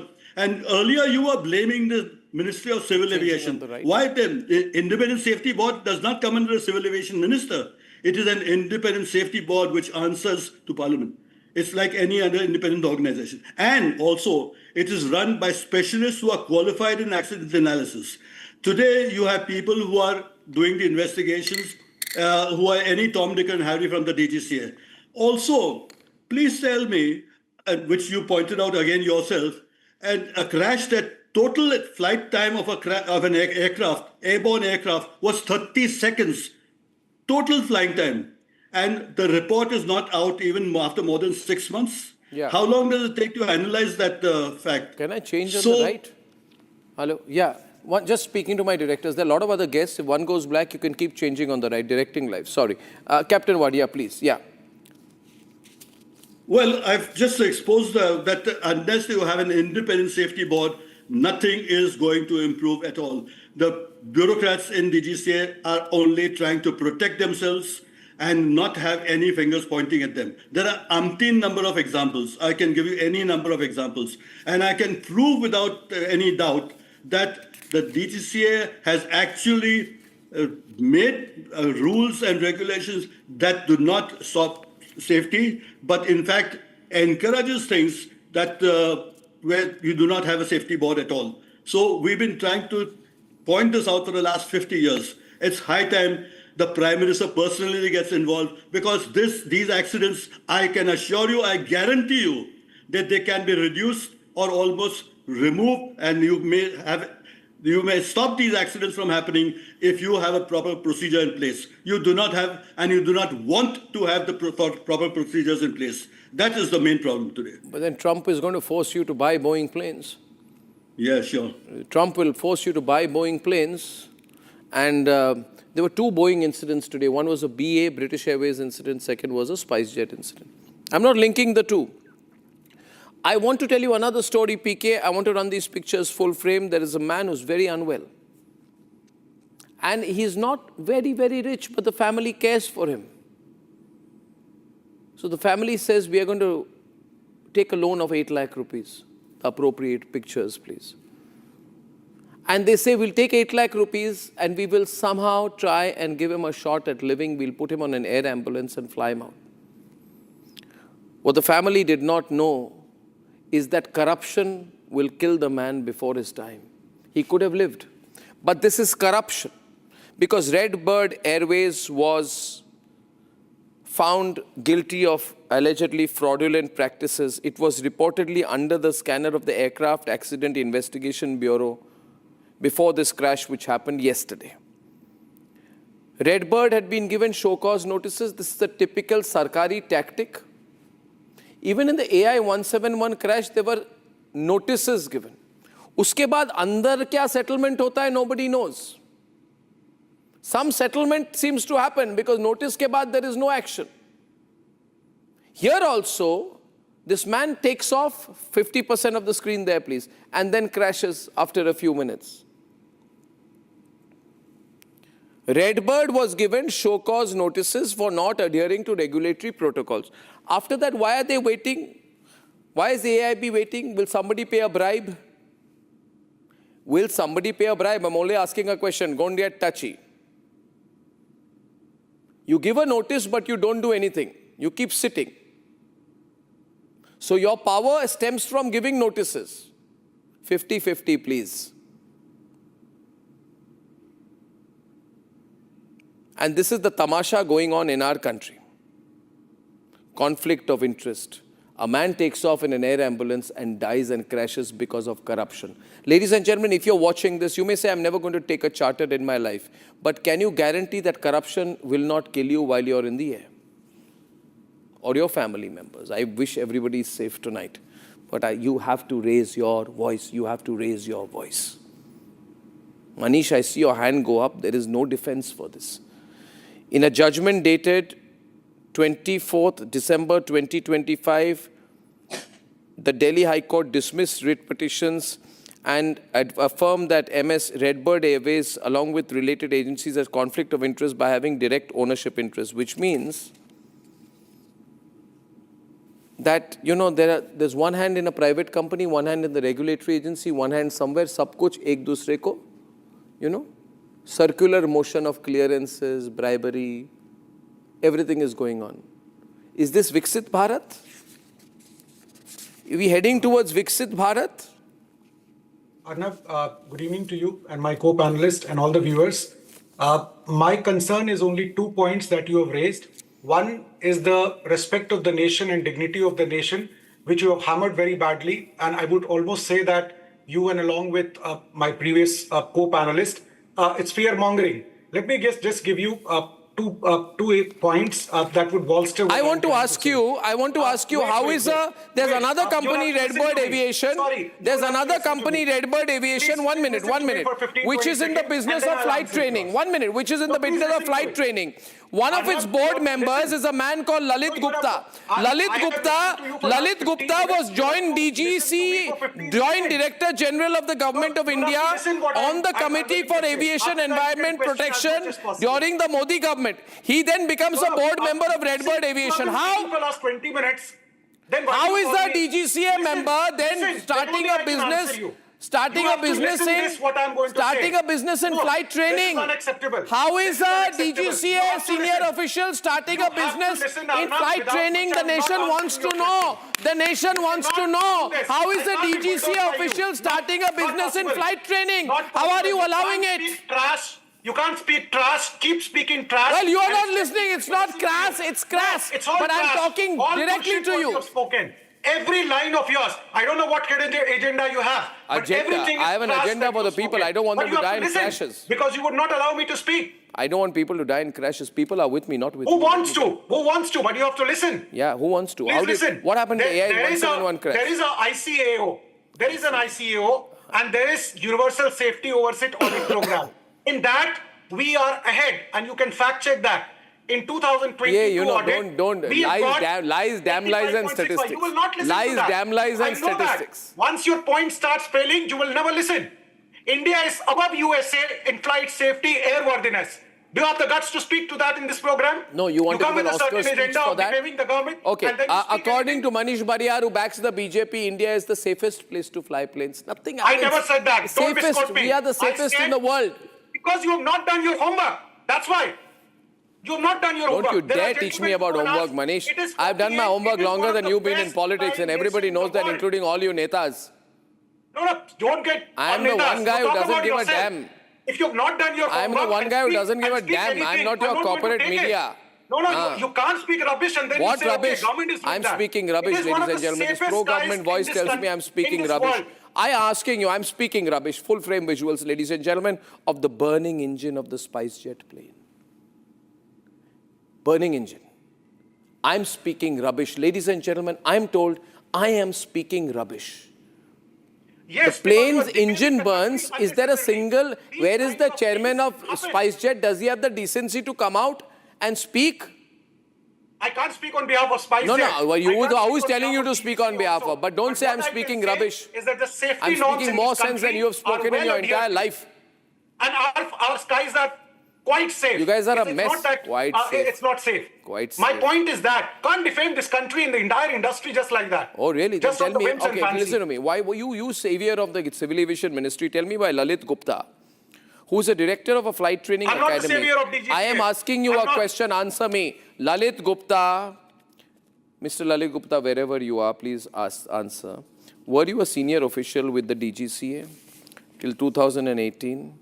After that, did you become an aviation consultant? You were self-employed. After which you became board member of Redbird Aviation. Today you are running Redbird Aviation, which is some kind of a flight training academy. How does a DGCA official become the owner or board member of a company that does flight training? Is there no conflict of interest here, Captain Randhawa, or am I seeing things? In the same way as people like Arnab become Rajya Sabha members, how do Hello, people of Hero. your ilk Hello, become Hero. Rajya Sabha members? Hello, Hero. Manish. 1 minute. Hello, Mister. Don't open your mouth any further. I'll give you a piece of your mind. 1 minute. Hello, Mister Politician. Let me tell you, just 1 minute. I've got to answer this guy. Captain, wait a minute. Captain, wait a minute. You can take your Rajya Sabha seat and stuff it. I don't give a damn. You are speaking to 1 minute.